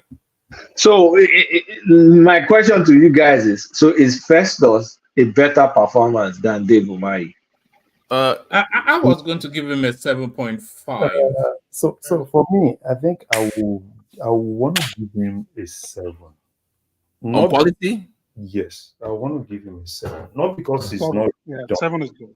not because he's not really done well, but there are still a lot of gaps, particularly in that sector when it comes to policy. You know, there's still a lot of gaps. He's done well. He's been able to, in terms Like, of, can you explain the gaps just briefly, please, so I know? Because for me, it's more of the implementation part that you might have issue with. But actually, I think in terms of implementation, right? I think I'll even give him a pass. I think he's done well in terms of implementation. Okay. I think the major I look at that unit that he moved from Abuja to Lagos and the way he's supporting the airpiece, his activity. So he's doing well. So no doubt, this guy does not even need to announce himself. We know that he's performing. That's for me, from my own point of view. Yeah, because I'm looking at the international market and all these laws that we don't, that he has to go in there and just change, and you know, so that's where I'm coming from. Because your airline is able to fly across Africa for cheap. These are things that he has to unbundle. These are bottlenecks that has been there for decades. Okay, so Fayamo exceeds expectation, but does he exceed expectation in a 7.5 way or an 8.0 way? Okay, let's do 8. I'll say 8 is fair enough. Okay, 8 is fair. I'll do 7.5. Yes, did we give Umahi 8.5? Yeah. All right. Okay. If you give him 8, then you have to consider Wike as well. But okay, but in one area, stakeholder engagement, don't you think he outshines, like in stakeholder, the way it goes to the TV, the way? I mean, that it one doesn't outshine Wike. Wike holds weekly press conferences. No. One man, let's be fair, because he almost not only doing local, also international engagement too. So this is beyond just Nigeria now. He understands the market. I think you have to give him a higher grade than just 8. So he gets a 9. I think for me, 9. Yeah. 1 month. You are rating him above Umahi. No, I think just for stakeholder engagement alone. All right, okay. Yeah, but we understand that he's been engaging internationally, but are there any results positively? Yes, there are. Yes, there is also there is also, trust me, there is also. For me, if you ask me for implementation, I will even give him a 9. Even your dry leasing, your wet leasing for airlines is that huge. One is the key. It's huge, man. That it's one huge. That's exactly what I want to say. That one is key, and he's been able to, at least to a particular extent, he's been able to. Do you know what then happens in the long term? That means you flying from Nigeria to Kenya will not be cheaper now, as opposed to having people flying from the UK to Kenya, and it's cheaper than you. Honestly, Fayamo is pretty up there. It's pretty up there. So I see the points you guys are making. So yeah, I mean, I'll pick my tent with that. 8 is good. So on average, he's getting 8.4, which is also a strongly retained. Yes. Tinubu should retain him strongly. Yes. Sure. Okay. Now we're going back to the useless people. Minister of Youth, Abubakar Momo. I'm sorry if you guys are related to him and I spoke like that. Is Abubakar Momo? Sorry. I think you may well have missed something, Kulata. Hold on. You may well have missed something. Hold on right there. How dare you, in fact? One man, Shiva, you one man. Did you miss the name? Did you miss No, she's the next one coming up after Minister of Youth. The Minister of Youth, the Minister of Youth is wrong. I think it's a negative. Oh, sorry, they've changed it. No, it's Jamila Ibrahim or something. But Let me fix it. What difference does it make? At the Jamila or at the Abubakar? What's the difference? She's been missing in action. Another compensation. Compensation. Well, I don't know. You guys can rate, so I don't want to be the only bad grader. No, But no, give up So, I give what's up the two. policy? Do we even know what the policy of this ministry So, is? so the thing is, let's look it in the point of what exactly has she really done? Engagement with NANS, engagement with I think it's National Youth Council of Nigeria, engagement youth generally. Have you been able? Can you even pinpoint one thing that you can say that the lady has actually done? One thing. nothing. Okay, then we'll go for like I think for me, I'll go for like a 2 for her. Like even her Twitter says she's probably private or something. That for a minister of youth. Yeah. I think for me, we can't minister with this one. You said she's private on Twitter. That's what I'm even looking for now. Like we can't use with this one. Let me try and be fair. I'm going to look for it again and make sure I look at the right person. Doctor, she's a doctor, right? Dr. Jamila, something. Yeah, she is. Oh God. She doesn't even have a freaking Twitter. She's off. It's been removed. Please. One. If you guys don't mind. It's one not too low. Maybe are we defaulting to what's the base? Okay, two minimum. Two is universal two. But another thing is to be a little bit fair, right? She didn't come in when all those other guys came in. I think she just came in, right? But youth we no get. I mean, I click on Twitter. Yeah, that's why it shows. To be a little bit fair, that's why a 2 is good, so that we don't go for that one that you said. I clicked on her Twitter. You are unable to view this post because this account owner limits who can view their post. Minister of Youth, you can view her Twitter page. Tinubu, I found this person. I found this news story about her that the federal government, they approved about 110 billion naira for capital investment for youth. So that's the only thing I have on her. I don't know. When I look at these titles in the Nigerian government, I see why y'all government fucked up. Y'all got people that's in charge of doing nothing. The Ministry of Creative Economy, like y'all president is an accountant who worked for Fortune 500 companies in America, and y'all economy is failing. You know he corrupt. How can an accountant have economic failure happen under his watch? That's the question I want to know. Like, you guys are grading this government as if this government is actually governing. What do you think the economy is failing? What's failing in it? What do you mean? Why do I think it's failing? You guys just had like super high inflation. You guys were dealing with a lot of stuff. You guys had a currency redesign that ultimately, they're saying it was the first. Everybody, the international community was against it, and you guys did it anyway. And then they said it was a failure.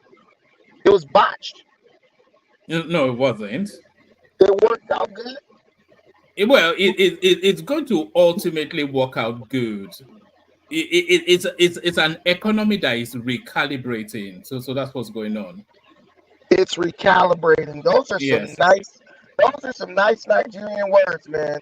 But well, there you are. We're nice Nigerian people. Listen, recalibrating. You guys find out creative ways to talk away from the fact that your economy is doing terrible right now.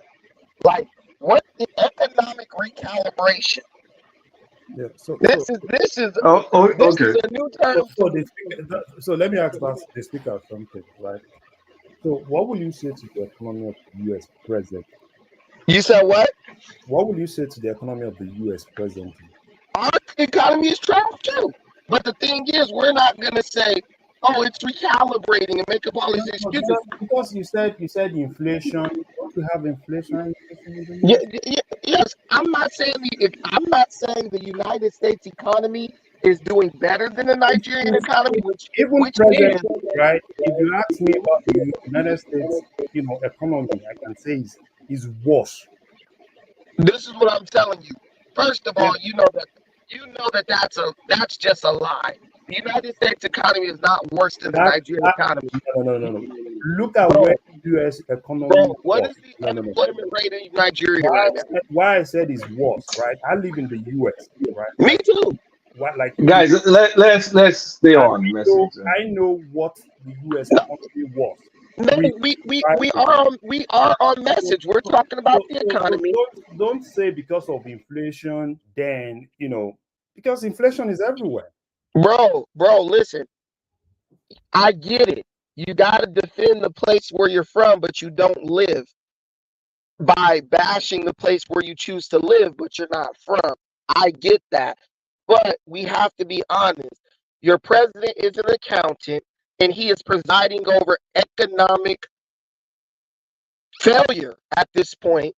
And instead of just calling it what it is, like Americans do, Americans will tell you, hey, the economy is trash right now. That's why Joe Biden's most likely not going to get reelected. You're trying to say, oh, they're calibrating, it's recalibrating. Oh, look at America. Let's compare it to America.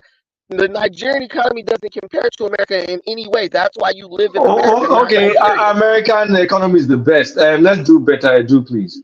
Can we move on to what we? How do we even? I don't think he's been following the program. Sorry. I've been following it. Yeah, we just do it. All right. Hold on. Pan-Africanism. Hold on. I'm going to play you a clip, but you have to listen intently because it's a very peculiar sort of English accent. So you have to listen intently to understand what's being said. Girls, what's just happened? So, there's an ice cream van there selling just 2 ice creams with 2 chewing gums in it. Yeah. For bloody £9 for 2 of them. £9 for 2? Yeah, £9. That is going to get nowhere. The one that comes on my street is either £1 a p or £2. That is going to get nowhere with that. No, he ain't, is it? No, he ain't. That's well bad, isn't it? You should know. And he only does bloody card. Stood there with my cash. Bloody hell. That's well bad, isn't it? Bloody well bad. Yeah. Yeah, bet he can hear me. Did you understand any of that? I understood it just fine. That girl has she has a good head on her shoulders. And what was she talking about?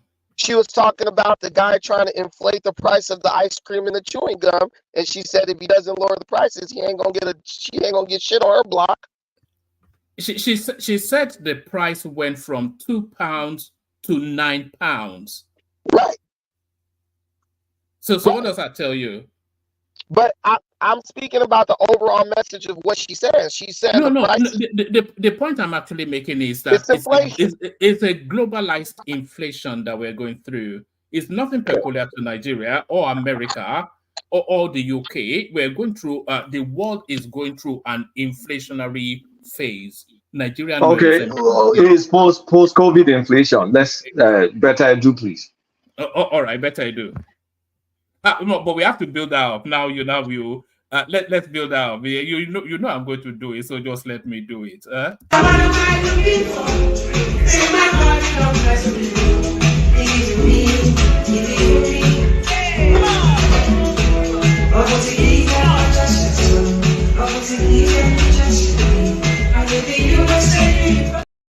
All right.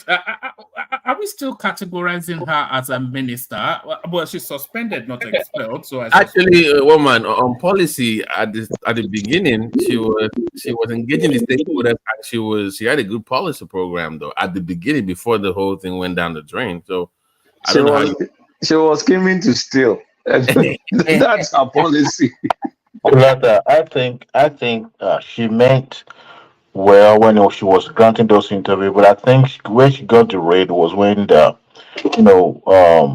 distributions of was hijacked, and I think she was handicapped in a way, political Abracadabra now took over and she couldn't manage that. That was where you have a fallback of all these things that she get entangled with. But by and large, I think if she had been allowed to, you know, freely implement the process that she was trying to, perhaps maybe she would have succeeded. But I think she was rigmaroled into what she found herself, not necessarily that she was actually scheming to steal from the get go.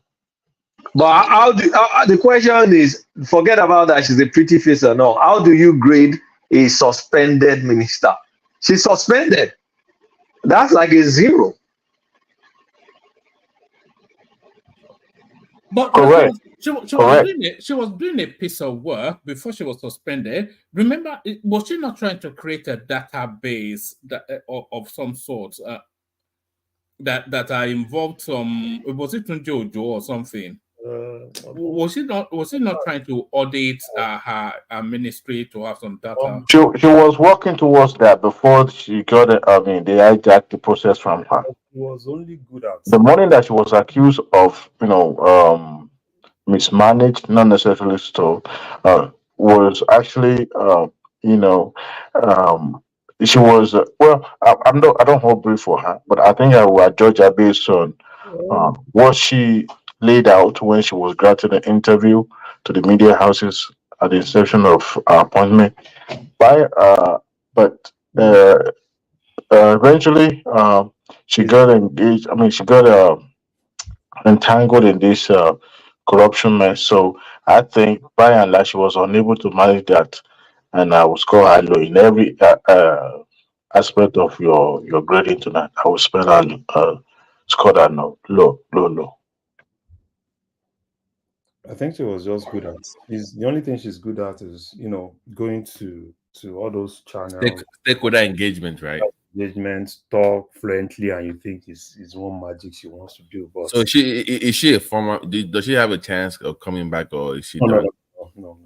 She's done. Okay, she's done.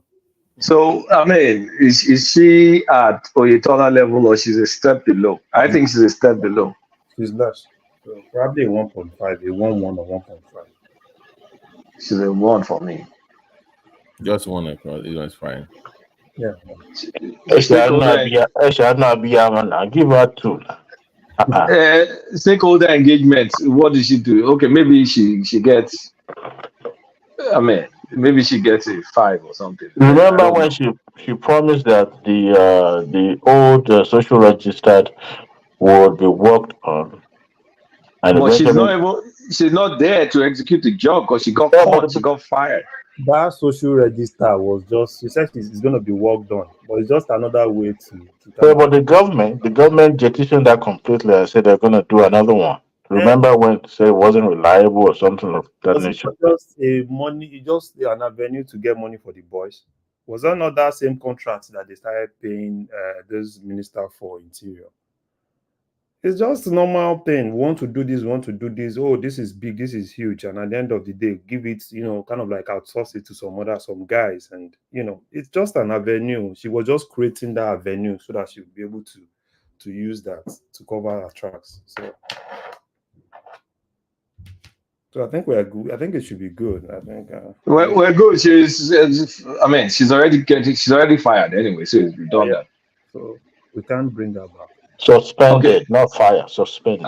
Suspended. Your third leg is speaking for you, Jerry.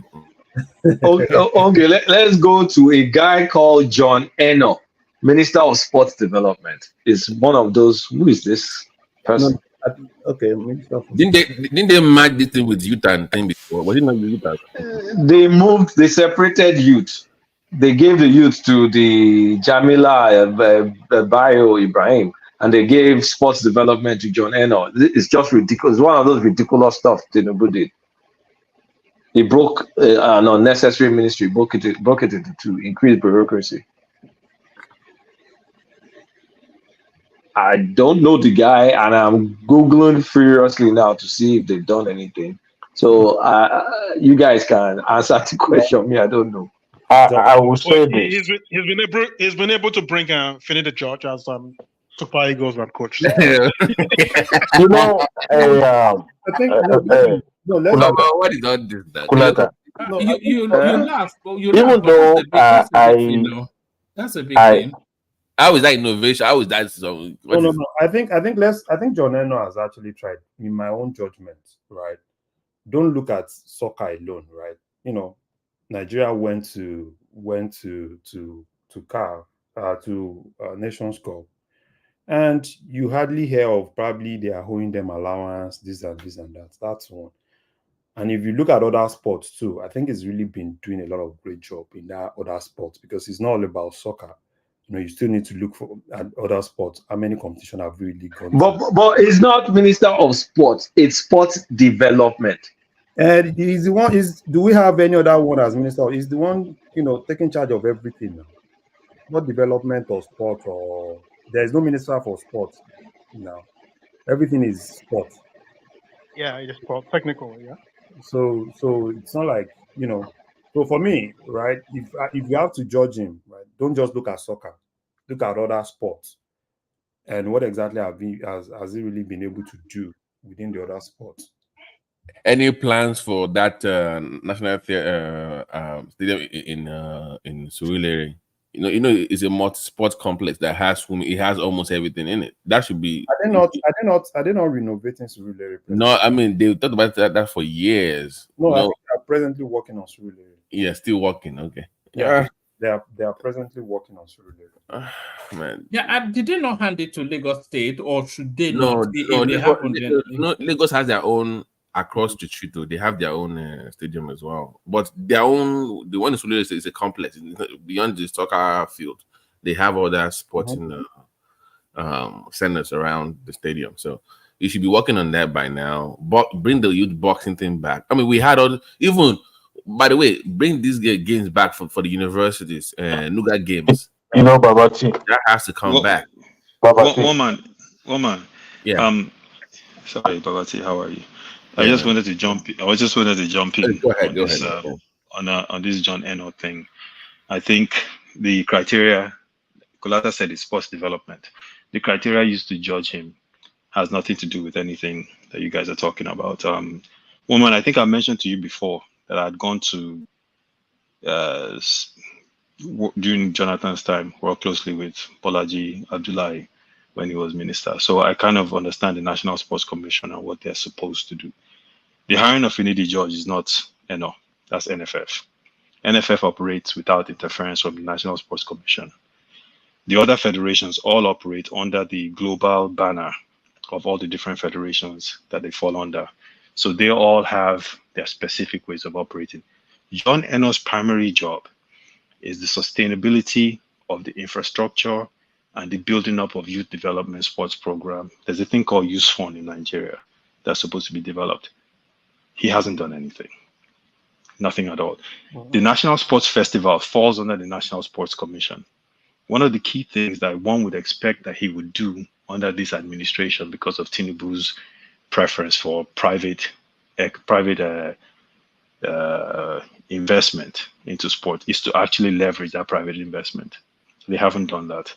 The National Sports Commission, National Sports Festival doesn't have a presenting or a naming rights. The Abuja Stadium is in shambles. If you go to Abuja and you take a look at where the ministry is, it's terrible. So if you were to judge him by actually what his job is, not what NFF's job is, or not what MBBF, the Basketball Federation's job is, he hasn't done anything. So I saw. Is it a 2? I would give him 1.5 if I'm being generous. So, no, let's give him bring out a taller standard. Aizon, can I ask you a question? Sure. Because you said National Sports Commission, NFF, and all those things. So are they under another ministry except outside his own ministry? Because it's more. Go ahead. Sorry. Yeah, I think he's more of a minister, right? And you know, the NFF, National Sports Commission, every other thing are under that ministry. And if you want to map, you know, the budget of the ministry, what goes to NFF, everything still falls under his ministry. No. So NFF, their primary source of funding, right? One comes through grants through the federal government. It has nothing to do. Yes, they might. Is there an NFF directly under presidency or under the No, ministry? no. NFF is under FIFA. Okay, and FIFA has a law mandating it actually prohibits government interference with NFF. That's why most of these guys, they go in, they can't touch NFF. If they even try to sneeze at NFF, NFF will just take it off to FIFA. And FIFA will threaten to sanction Nigeria and they'll back off. It's a dilemma that has gone on for years. The one major thing that NFF collects a major chunk of its funding from the federal government through grants, right? The other source of its funding comes through some of the sponsorships they have that they haven't been able to sustain, and then they also get a chunk of their money through FIFA as being part of FIFA's. The one that comes from federal government, who coordinates it? The NFF puts out a grant directly to federal government, even if the NSC. No, say let's get something right. One thing is to say directly to federal government. That's why I asked you: are they under presidency? If they are not under presidency, they're not under anybody. Is the point I'm trying to make to you.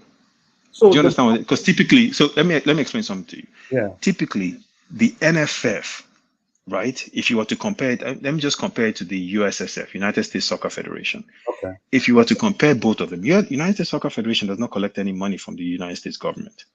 If you get a chance, you can go onto their website. All their funds, everything they get money from is all highlighted there. All their money is generated directly by them, right? They have a marketing arm that generates all their money. That's how the NFF is supposed to run. The English FA runs the same way, as does the German DFB, the German Federation. These federations are... Sorry. At some point, I thought there were like some companies that were sponsoring a Globacom. Was it the Premier League, or like they were interested in doing that with the Nigerian government? What happened with that deal?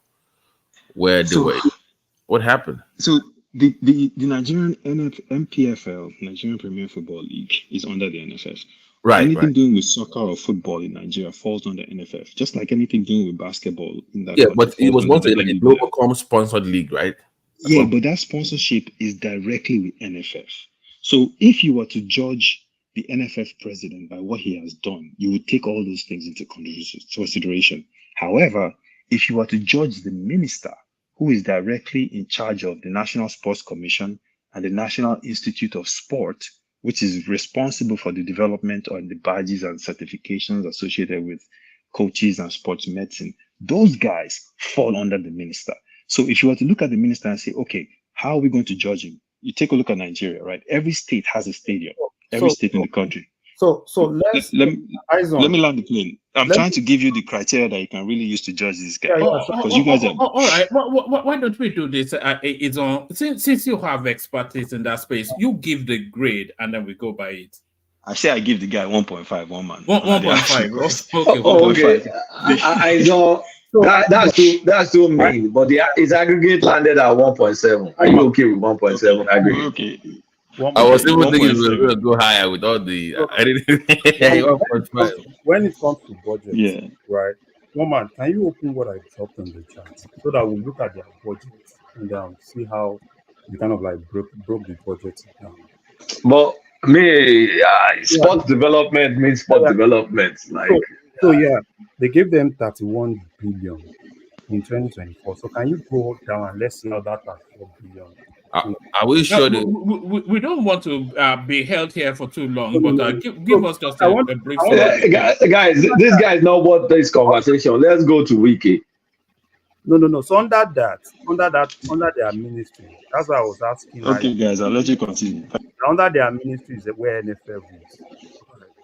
So all right, brilliant. So let's go to Wiki. Let's go to Wiki. He's the next person on the list. Okay. Well, man, you go first. All right. I mean, I've been battling very hard not to, because we can't give somebody 10 out of 10. So I was leaving the room for Wiki to see where we graded. So I'm a huge fan of this, of course. I mean, who wouldn't be? Even I think 2 sessions ago, was a man of prestige actually came back to the platform to apologize. He said he'd been criticizing in a previous session, and then his friend in Abuja said the scale at which and the pace at which that guy is transforming Abuja is at a frightening. It's an exceptionally gifted. I mean, I'm rating him. I can't rate him above Umahi, so equal measure, I say. Is it woman? You know what? I'm really happy that you're able to say this.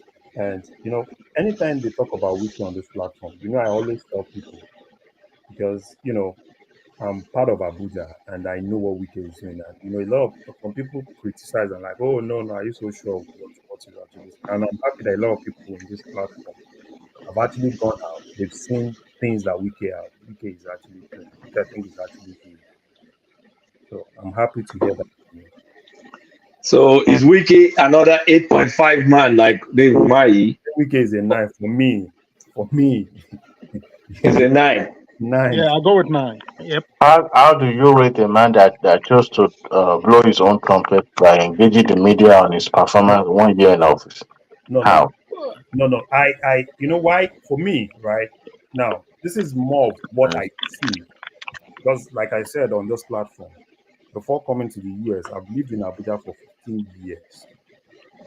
And everything I have presently in Nigeria is presently in Abuja. My business, my everything is Abuja. So, and I talk to Abuja almost every day. So that's and Larry, if I'm not wrong, is the first minister of Abuja from the south, right? Exactly. And you know how they came out after him because of that.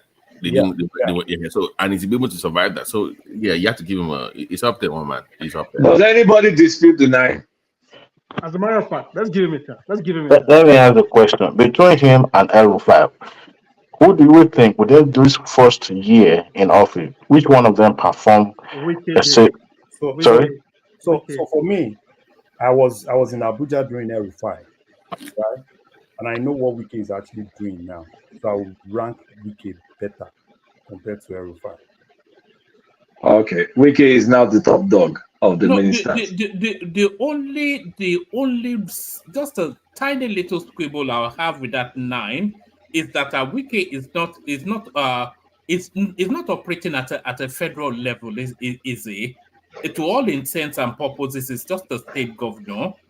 Because Abuja is just a principal. Oh, okay, that's a fair thing. Is in confined is in a confined space. It's just Abuja.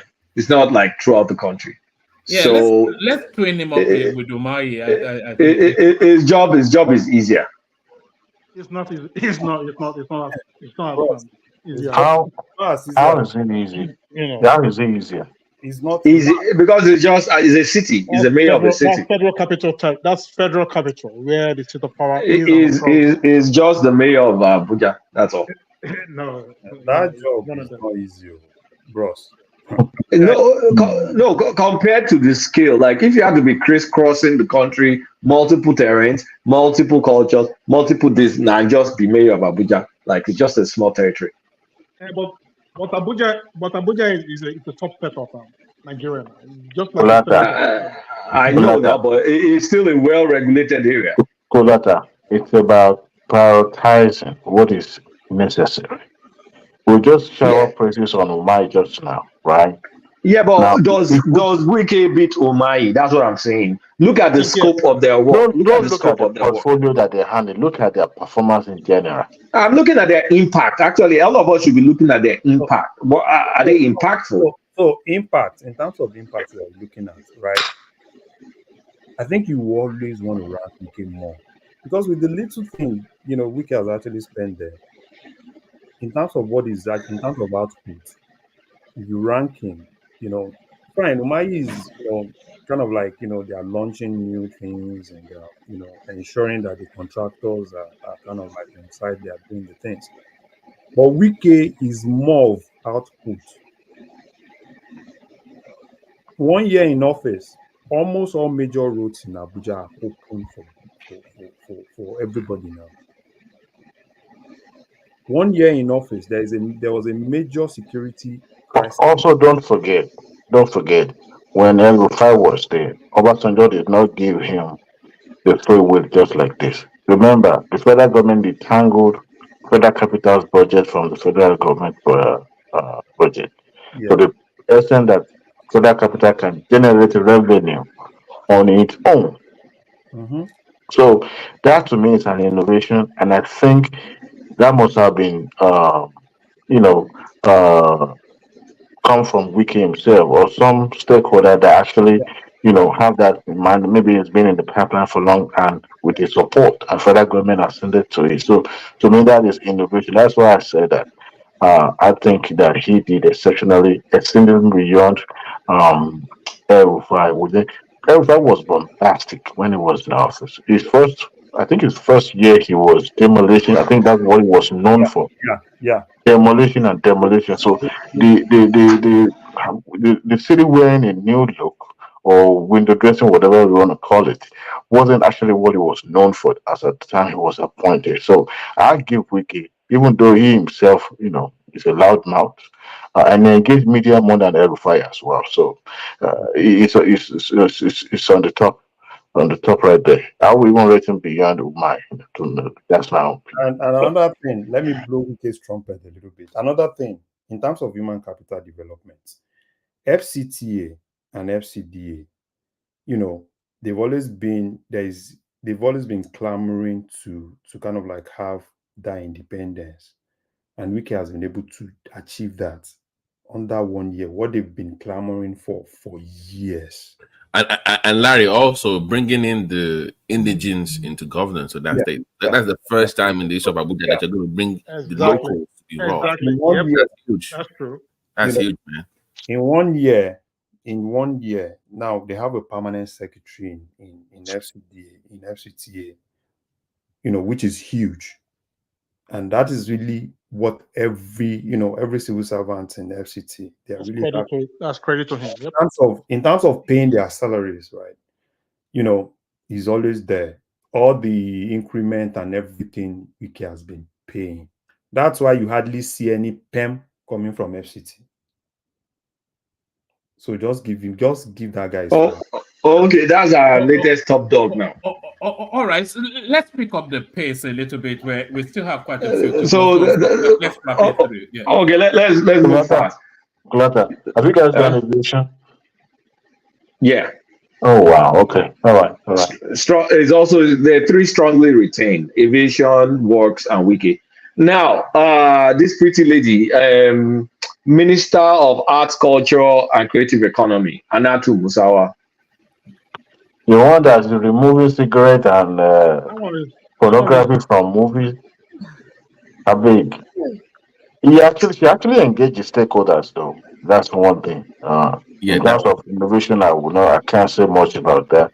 The fact that she's actually trying to bring that conservative mindset into the ministry by you cannot put someone that is very conservative as the Ministry of Art and Culture. You have to be proposing that cigarette and ritual. Do you know that particular thing you said? They've actually debunked it. Are you sure? Yes, go and check. Guys, the true policy flip flops that you just hear one thing, later they come out and they didn't say that. Okay, guys, is she poor performance, below expectation, or meets expectation? It doesn't fit the ministry. She's not supposed to be. No, she engaged the stakeholder. She had that's just one category. Overall, is she poor? Is she a poor performer, or she performing below expectation, or she meets expectation? She's not supposed to be there. That's my opposition. Okay. To me, Kulata, I think she's a performer in progress. Put it that way.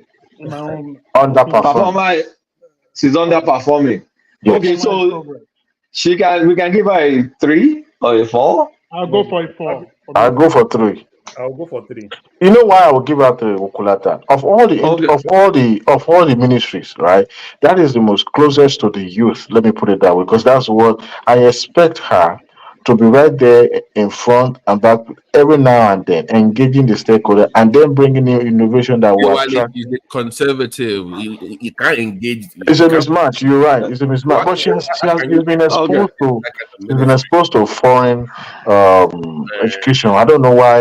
Anyway, She's not what the sweat. She's not what the sweat, guys. She's a terminate. She's a terminate.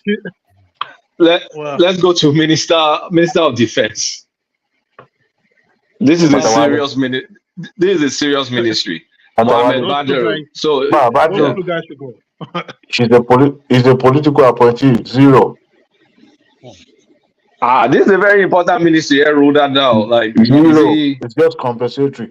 Zero. I haven't seen any innovative. The service chief are working remotely Exactly. Yep. I agree. Yeah. from his office. They report directly to the presidency. So I haven't seen what, but even though he's a loyalist to the presidency, but I mean, I haven't seen certain thing that you can say that ministry has really done that is innovative enough. His performance is below expectation. It's just a northwest compensation. Yeah, below expectation of poor performance. I think below expectation is fine. Okay. So that's a 4, right? Yes. Okay. That's a 2. 2 is poor performance. So terminate. Anybody disagree? Like Tinubu should fire him. The next one, oh God, another 2. Housing and urban development. I don't know who that is. No. I have no idea who the heck is that one. No. Let's keep it moving then.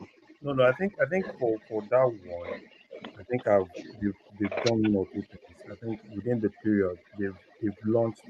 I think there's this housing units they actually launched in Lagos, and they are kind of like building some new houses. So for me, I think probably I might kind of like go. I might lean towards average for him because I've seen.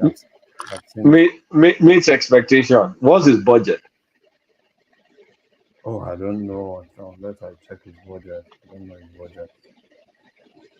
So is he like a 5, meaning he needs performance review? Yeah, probably performance review for me. Okay, so let's move on from him. He's a 5. Atiku Bagudu, Minister of Budget. Ooh, what happened? What did I do, man? Minister of Budget, Atiku Bagudu. Oh, I'm sorry. Did you grade the? Oh, okay. They are split. Okay, I see it now. Okay. We're almost done. If we keep the pace, we'll be done. Okay. Minister of Budget and Economic Planning. Oh man, that's not economic planning. It's not. Don't that falls with economic planning would be kind of with coordination and. Yeah, it should be working closely with Wale then. Yeah. We should have even made the substantive coordinator of that and instead of Wale. Right. So since we didn't rate the Wale height, and it can't be above 4 or 3 then. So is it like a performance? They should be put on a performance improvement plan. Yeah, he needs improvement in that. He needs. Okay, PEP. So we give him 5 throughout performance improvement. Agriculture. Oh my God. What did they give to Wale? Wale is performance improvement. 5.5. It's not nobody. They didn't get any ringing endorsement. Minister of Agriculture. You know what? Oh, that's 0. That guy should be fired. That guy, I don't even. I mean, I heard him when he was with Bagudu, Niger State governor, when he was launching his whatever. That's the only time I saw him on TV. I've not seen him anywhere else. There's no engagement with major stakeholders that I have seen. Policy, we don't even know what is your focus, what is the plan for the government, diversification, the value chain of we don't know. Bank of Agriculture is going moribund. Baba, let me help you, right? Let me help you. Just compare him with this additional guy. Really? Yeah, if you compare him with additional, what will you rate him? You can't even compare him. This guy's not visible. It's incomparable. Because I know that governors have a major role to play to help that ministry. I know that. but you also have to engage them. If they have land, they have engage them. Let's see what you have to do. They're not distributing fertilizers on time. We're Yes, missing planting seasons. Like there's so many things go wrong right now. yes, There's so many things wrong. and also, it's also food security as well. What is it doing about food security? That means about storage, right? Processing.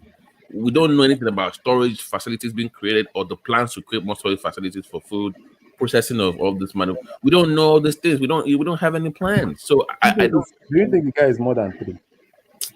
Maybe I don't think it's more than. I think it's 3. I don't think it deserves a 2, but maybe a 3 or a 4. It's not, man. It's not that guy. Yeah, I think a 3 will do. Okay, let's give it 3. Minister of Education. That's another. Man, Tinubu has a lot of shit, man. I'm telling you. Do we even know who this person is? His name is Tyre Maman. Mama, I think he was actually former vice chancellor of Bayes University. Man, Education. who is this now? Tyre Maman. Can you pinpoint one thing that the guy has actually done when it comes to education? What is the reform that is? Do we know? Maybe anybody knows. We can comment, though, please.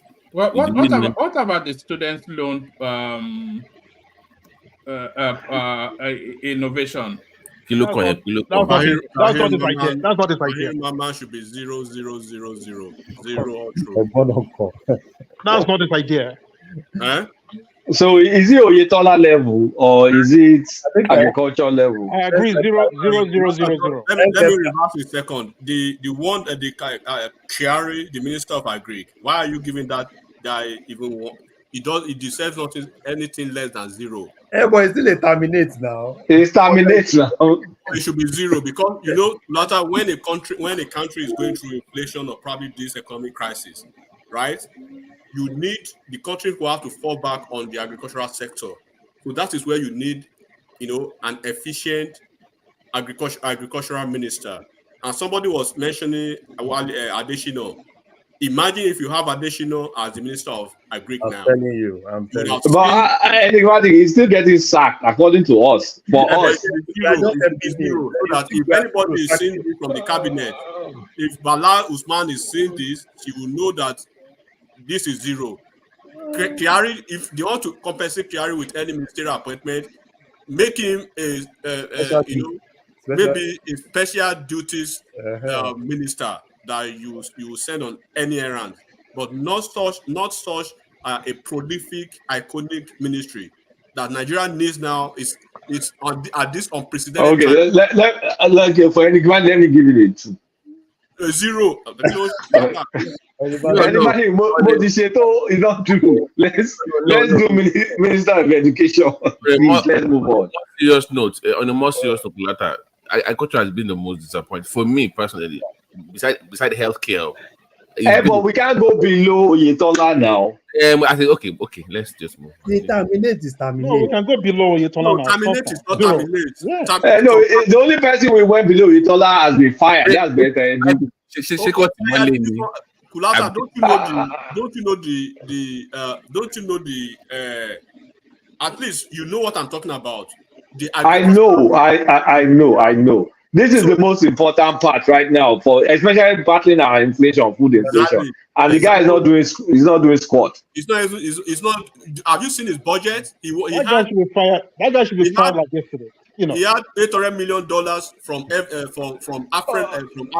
What is he doing with all those funds? Okay, do we make it an exception? Okay, one. Okay, let's move on. Let's give it one. Okay, Tahir Maman, Minister of Education. Now it's 0. Probably 1 or 2. Let's give him 2. One of the things that I expected him to do from the background of being a vice chancellor of Bayes University, I thought he should have a good insight. And on top of that, Kulata, he was the ex-director general of Nigerian Law School. Though we knew that he didn't do anything, he didn't put anything. He had no idea. So, and then the first thing I was expecting him to do was he was supposed to coordinate with Ministry of National Orientation Agency and reinstate right, the curriculum, restructure Nigeria's educational curriculum to ensure that we have history back in our curriculum. I was expecting that. He hasn't done that. There's no policy direction. You are not seeing UBEC, having a good, it's not creating the intersection that we need between the state government and the local government educational system and the federal government. So there's no direction in that axis now. It's absolutely directionless. And okay. 1.7 aggregates terminate. It's not speaking, it's not engaging stakeholders, it's just very clueless. It's just flipping. I want us to finish this thing. What about Minister of Interior, Olubunmi Tunji-Ojo? Okay. All right. So if you give Wike 9, which I was cautioning you for, you went. So what do you give him?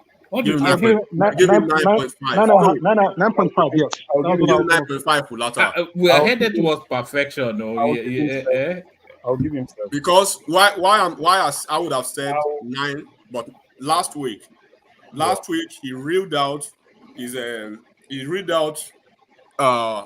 the expectation from his ministry, because he was trying to caution the media and the general public that they shouldn't actually be restricted in their mind that what Interior does is just only immigration. No, he said he reeled out the reforms that are already on ground and they are building on, right, in the Nigeria correctional services now.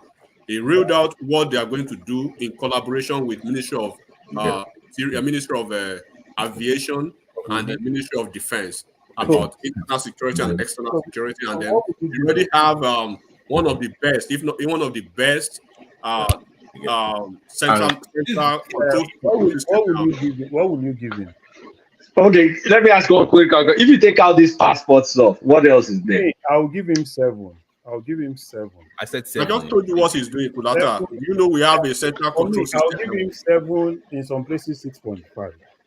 I will give him 9.5. And the reason I'm giving a 9.5 is because he inspired other ministers to be where they are right now. Okay. I'll give him 9, Kulata. I'll give him 9. I'll give him 8.5. I will go for. He hit the ground running immediately as he got into office. So I mean, H because he had issues with the. Let's make it 8.5. Let's go with Kulata 8.5. I'll give him 8.5. Yeah, so he needs some. He can still do better, but 8.5. He hit the ground running. He's a strong performer. He's strongly retained. So I will go for 7. No. who is that person? Yeah. Larry. What's the reason for that 7? Okay. What's the reason for 7? I'm going for 7 because this guy has correctional service under him, and we've seen jailbreaks in that space. True. This guy has Nigerian Security and Civil Defense Corps under him, right? And I can't rate presently what I'm seeing presently. I can't rate, NSCDC as top performer. This guy has fire service under him, and I'm not able to really pinpoint one key thing they've been able to do in that side. Fine, rate him well with immigration, right? But the other ones, so if you have to average everything, I'll go for a 6.5 or 7. Wow. Yeah. Kulata, let me say this. Concerning the jailbreaks actually happened during Buhari, if you remember. And can I address that jailbreak thing? If you listen to, hold on, guys. On China, it said the Ikoyi prisons now should be moved out of Ikoyi because of the encroachment, and it's given reasons why some of these things happen. So I know it happened, but what did he have to say in regards to jailbreaks? Not only Ikoyi prison, BT. He was recommending another relocation of, I think. Right, you must move these things out of the cities. Yeah, because they are very close to residential right now. And then number two.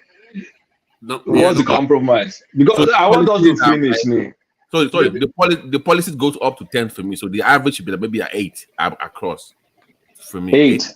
the 8 will be across. I'm okay with 8 too, but I just think it's one of those performers. Okay, before you drop into 8-2, are you aware of the fact that he saved Nigeria $1 billion because of there are some folks that were locked up that are not even supposed to be even locked up at all. In prison, yeah, I heard about that. True. So he was able to coordinate with the private sector to raise 500 million naira to get them released. Okay. So instead of Nigeria spending 1 billion naira, it cost Nigeria $0. I have the perfect compromise, 8.25. Okay, that's cool. Strongly retained. Whatever it is a strongly retained minister. For foreign affairs, in call 9.5. Yes, I agree with that. I was just man. What have we done? I like it, guys. No. Why are we like this? 9.5 for what? For where? For what Come on now. Oh man, 9.5, long. You guys are not familiar with if this guy 7 or 6.5, what are we saying? You guys are not familiar with his ministry. Give him 5. You've seen a lot Okay, you guys talk about what he's done. I'm not familiar with his achievement. No. Who is familiar? Okay. Tuga is already liberalizing the Ministry of Foreign Affairs, and then when you look at what the ambassadors in Nigeria are doing as against what they used to do now, right? I think when they come with their letter of credence, they already have a certain master strategy to ensure that they have Nigeria more or less like nationalized, kind of working arrangement or working system with them. And then when he came to the US recently, he was able to engage a lot of stakeholders. He was here for maybe a week or 2 weeks. He was able to meet Okay. Let me try. What is his impact? Because we're measuring impact. His impact is that Nigeria's foreign policy threshold is gaining some kind of a groundswell now in the international community, and then in international relationship, there is this what used to be lacking. This reciprocity, program principle. Principle now is back in Nigeria, and then he has been able to let all the embassies in Nigeria charge by naira, not dollars. And okay, let me to land the plane. Let me ask you a question. No, now. Sorry, go ahead, Polato. No, now. I want to land the plane. Is he a meets expectation, or is he an exceeds expectation, or is he an outstanding performer? Meet expectation for me, please. I would say exceed expectation for me. So for me, he does meet expectation for me. Okay, in that case, it's a 7.5. So yeah. I have a question. Real quick. So enigmatic. What is he doing currently with regards to this issue of Nigerians being hated all around the world, maybe in some parts of the world? Say it again. What is Tuga, the Minister of Foreign Affairs, what has it done, or what is it doing currently to ensure that Nigerians who live outside Nigeria are being treated like every other nationality? Yes, that's part of the thing that I was saying about it's more or less like they are having orientation for new ambassadors who come to Nigeria, letting them understand it. And that's why you see some Chinese now are getting arrested and getting prosecuted and getting imprisoned in Nigeria now as we speak, and for other foreign nationals. And then they are actually having this, he was the former Nigerian ambassador to Germany. So he's been on the block for a while, and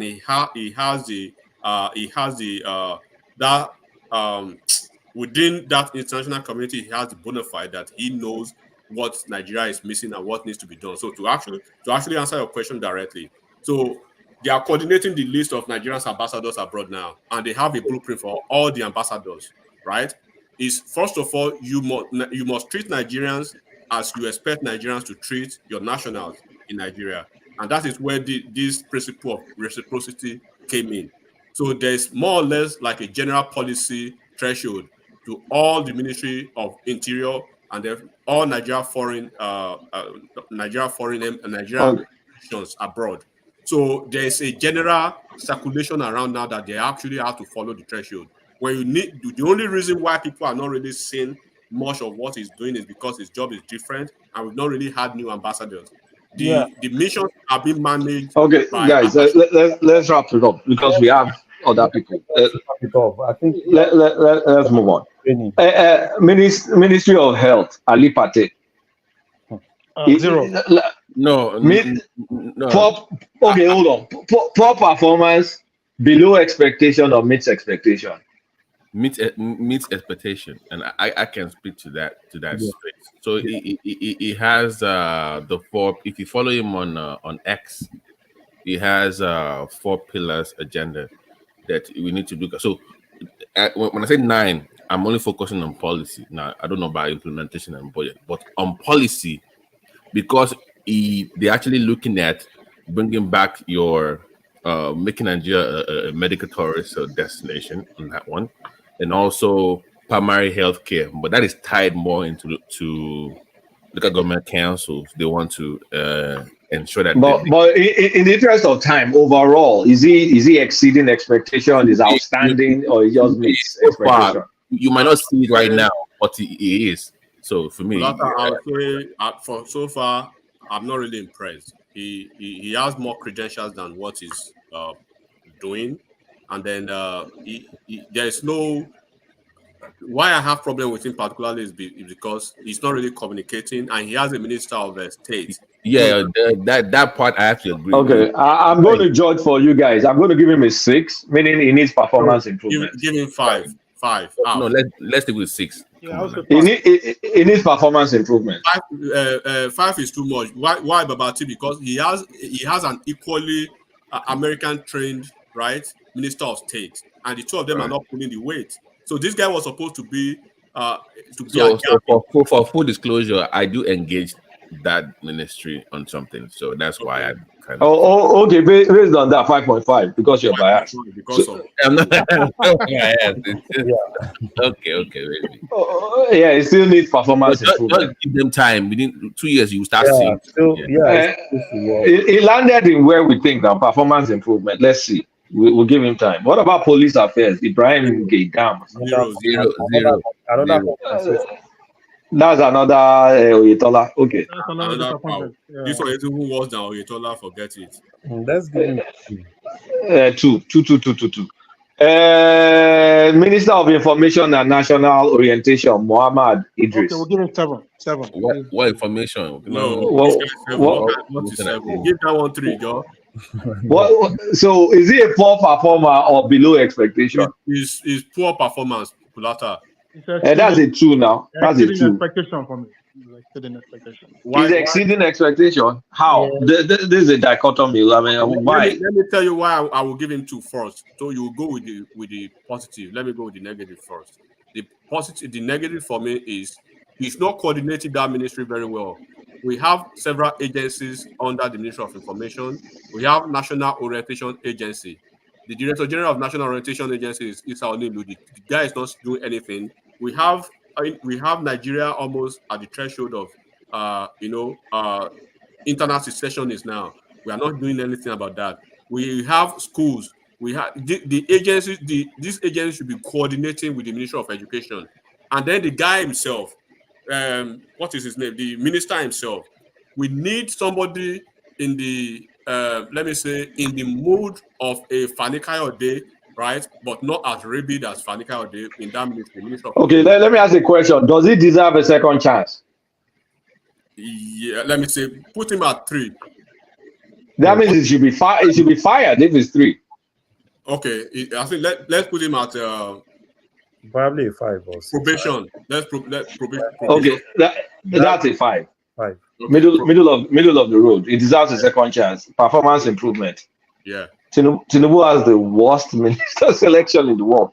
Latif Fagbemi, Attorney General. I give that one 9.5. Nobody don't reach that one now. That's too much. That's too much now.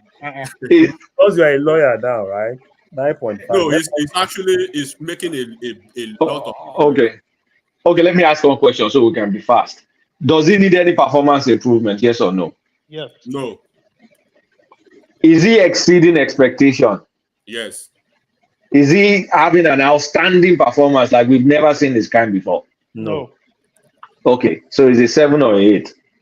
But Kulata, let me give you the if you start from where we were, right, where we had a willful nuisance of an attorney general for 8 years, right? That did not win any case for Nigeria, no conviction, no repatriation of any funds or whatever, no extradition. You see the way he bodged Nnamdi Kanu's matter.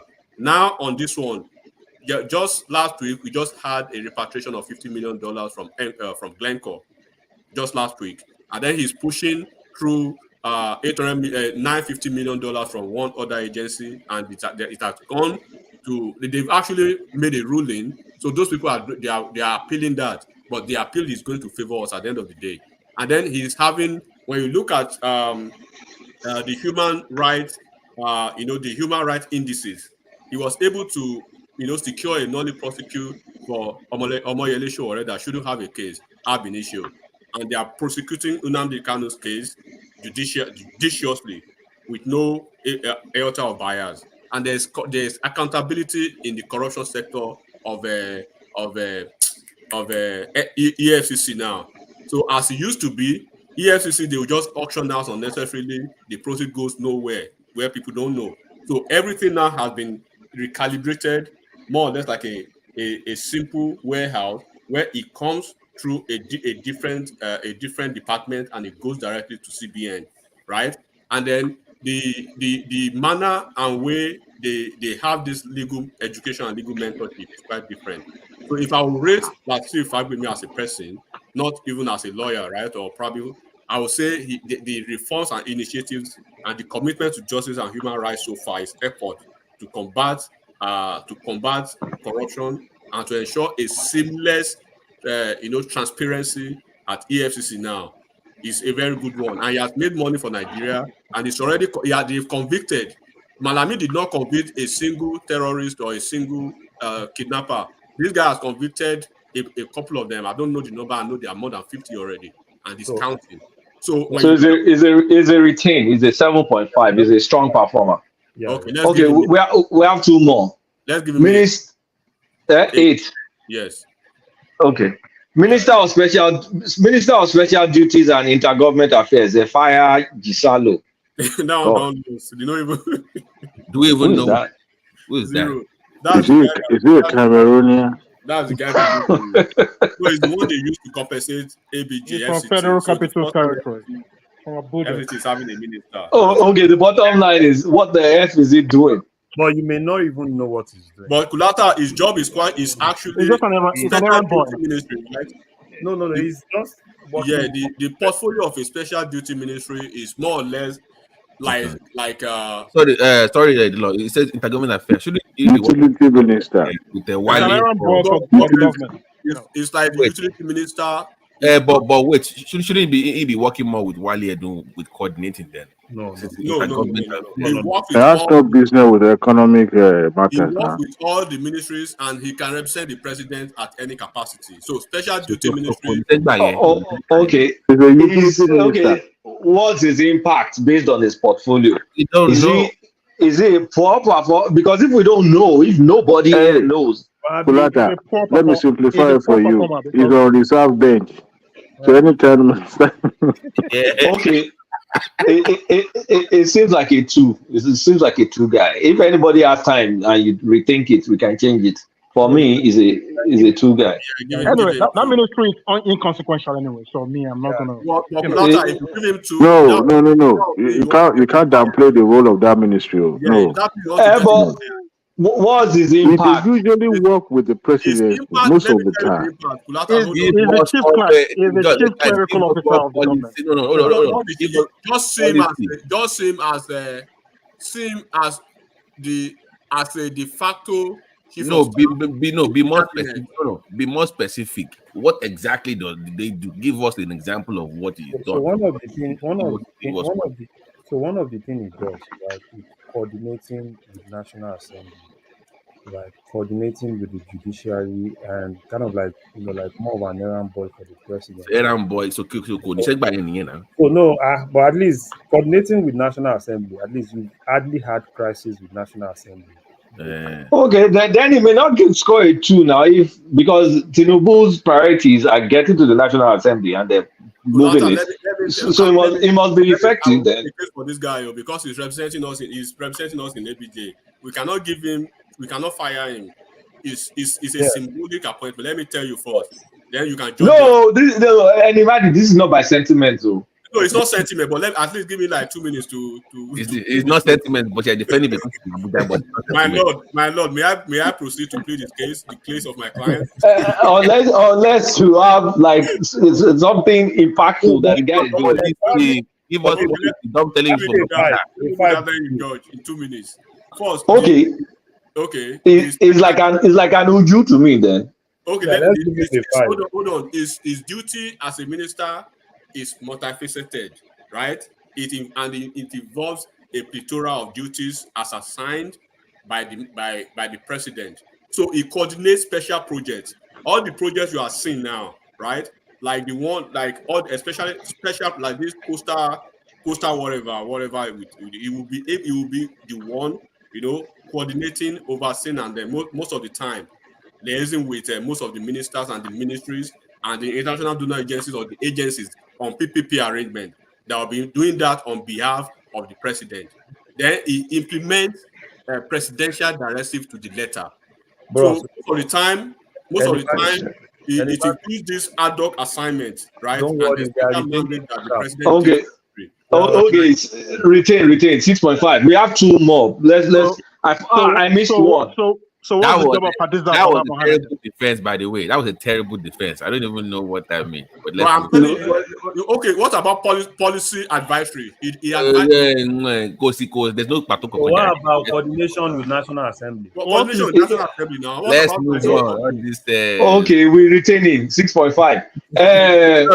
No, you cannot retain. No, you cannot retain him. You cannot retain him. Go back to that. Go back that too. Let's not do this. No. Earlier on, when it was Ministry of Health, and I was giving you policies, you guys should. We gave you 0.5. Wait now, Minister of Health. What? Okay. This guy is going to go on the performance improvement. Abi. Yeah, performance improvement. 2 is good. 2 is good for me. 2. You are two. Okay. Let's settle this. Minister of Steel. I missed that one. Sorry. Minister of Steel. That's Yaya Bello's boy now. That guy. I don't want to be biased, but man, this is saying nonsense. No, terminate. Because I listened to him. I kind of like listening to him when they were doing this their ministerial, but I can't pinpoint one single thing. And almost all the ministers, right? Because when you listen to them talking, you now ask yourself, are they campaigning? Because I was expecting them to start talking about things, things they've achieved in the last 1 year, probably in the last 8 months. But what you end up seeing is, the Renew Hope agenda, this and that, and it's more of campaign. Sorry to cut you. By the way, the Ministry of Steel, do you have any policies that he has made public in regards to the steel? Well, the only thing he came up with, he said everything about steel is always a Jakuta. I wonder why it's just a Jakuta. The guy is a very young guy, but he's not pulling his weight. He's not charismatic as. So why give him the job? Yeah, why? Okay, let's do the last one so one man can go to bed. Minister. Kuleta, what did you guys give to the solid mineral? Performance improvement, I think. Oh, really? Yes. I mean, hold on. Let me see. Let's finish. We'll go back. Let's finish. Minister of Water Resources and Sanitation, Joseph Usef. Water Resources and Sanitation. Zero. That was the guy that didn't even know what PhD he got. That's 0, Joe. Okay. All right. Okay, we are done. Thanks. Congratulations, everybody. Tinubu has the worst cabinet ever. He eventually didn't do labor and employment, right? Okay, Minister of State, Labor and Employment. That's that lady from Abia State. Inkiruka. Yeah, that's but he replaced the substantive minister Dalong. Yeah. Who is the replacement? This woman. So the two of them, just give them 2. Okay. So, ladies and gentlemen, still we have how many retained? Did you do Bosun Tijani? Yes. Bosun Tijani got 6.3 retained. How? Can you adjust your thing, Clotter? We can't see. How, Kulata? No, it's one man. One man is the one controlling from that side. How did you guys Bosun Tijani cannot get how can't did get the you number. guys give Bosun 6.5? Bosun Tijani. Well, is we 3, 4, and 5. 5 is generous. Bosun Tijani should need improvement now. Bosun Tijani 5 is generous. 5 is generous. So KK, are you saying that Buhari had a better cabinet than Tinubu?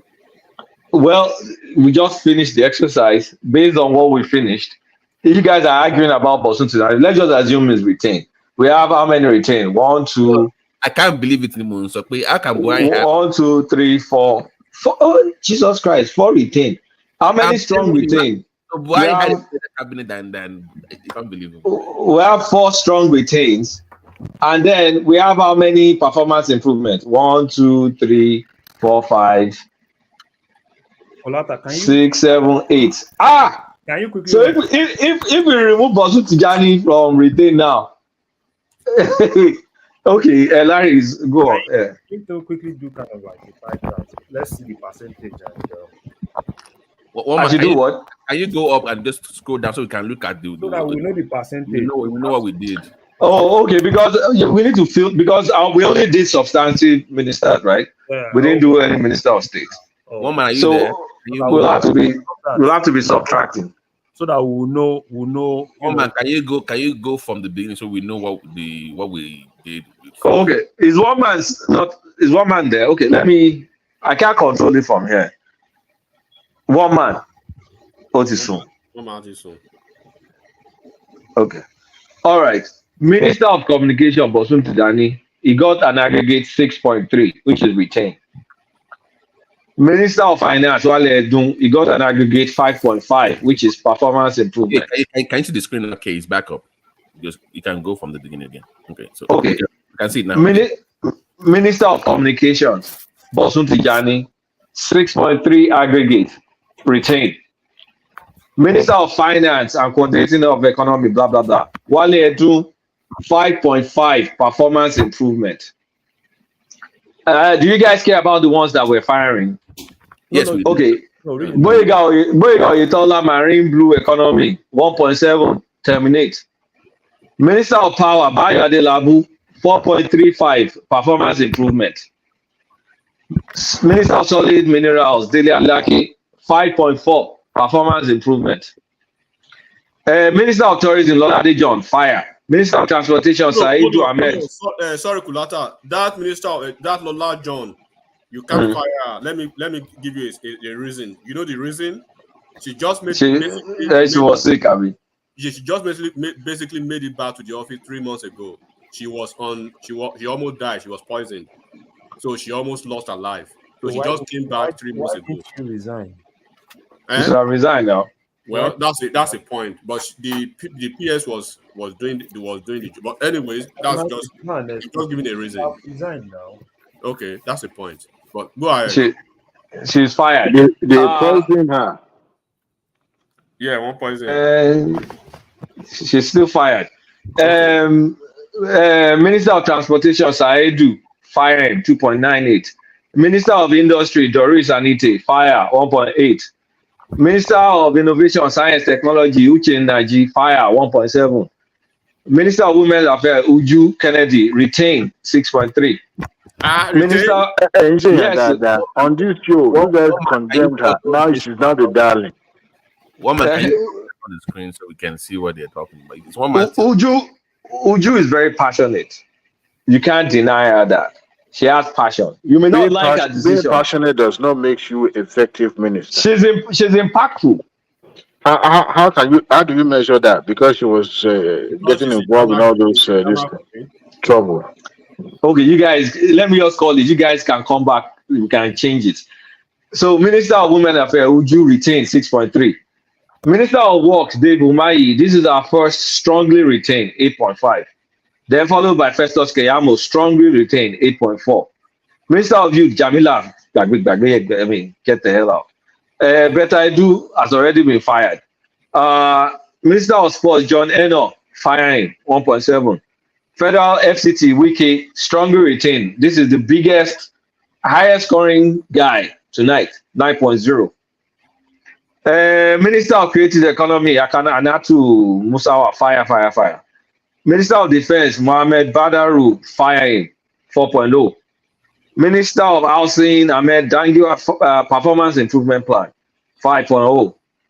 Minister of Budget and Economic Planning, Performance Improvement, 5.0. So give them a chance. Minister of Education, fire him. Minister of Agri, fire him. Minister of Interior, strongly retaining. Minister of Foreign Affairs, retain. Minister of Health, Performance Improvement, Babati no green. Minister of Foreign Affairs with no ambassador. Not yet. That's the president that chooses ambassador now. Who does he oversee then? Anyway, continue. Minister of Police, Performance Improvement. No, Kulata, no. Police. No, sorry. Yeah, terminate. I'm sorry. Terminate. I made a mistake. Minister of Steel, terminating. Minister of Information and National Orientation, Performance Improvement. Lateef Fagbemi, Attorney General, retaining. Minister of Special Duties, Performance Improvement. And finally, Minister of Water Resources, fire his ass. Which kind of cabinet is this, to your law? This is terrible. It's a terrible cabinet, man. It's a terrible cabinet. Terrible, very, very terrible. This is just terrible. This is bad. Like I said, earlier, I cannot believe that Buhari had a better cabinet than It's unbelievable. My consolation is the fact that we are in a political era. None of these people mentioned here tonight work without the. Sorry, hold on, Dewale. Gentlemen, let me shut it down from the front end. The conversation carries on at the back end. The super chatters are your Choma, and then Pan-Africanism, and then BT616. So thank you, everyone. See you tomorrow.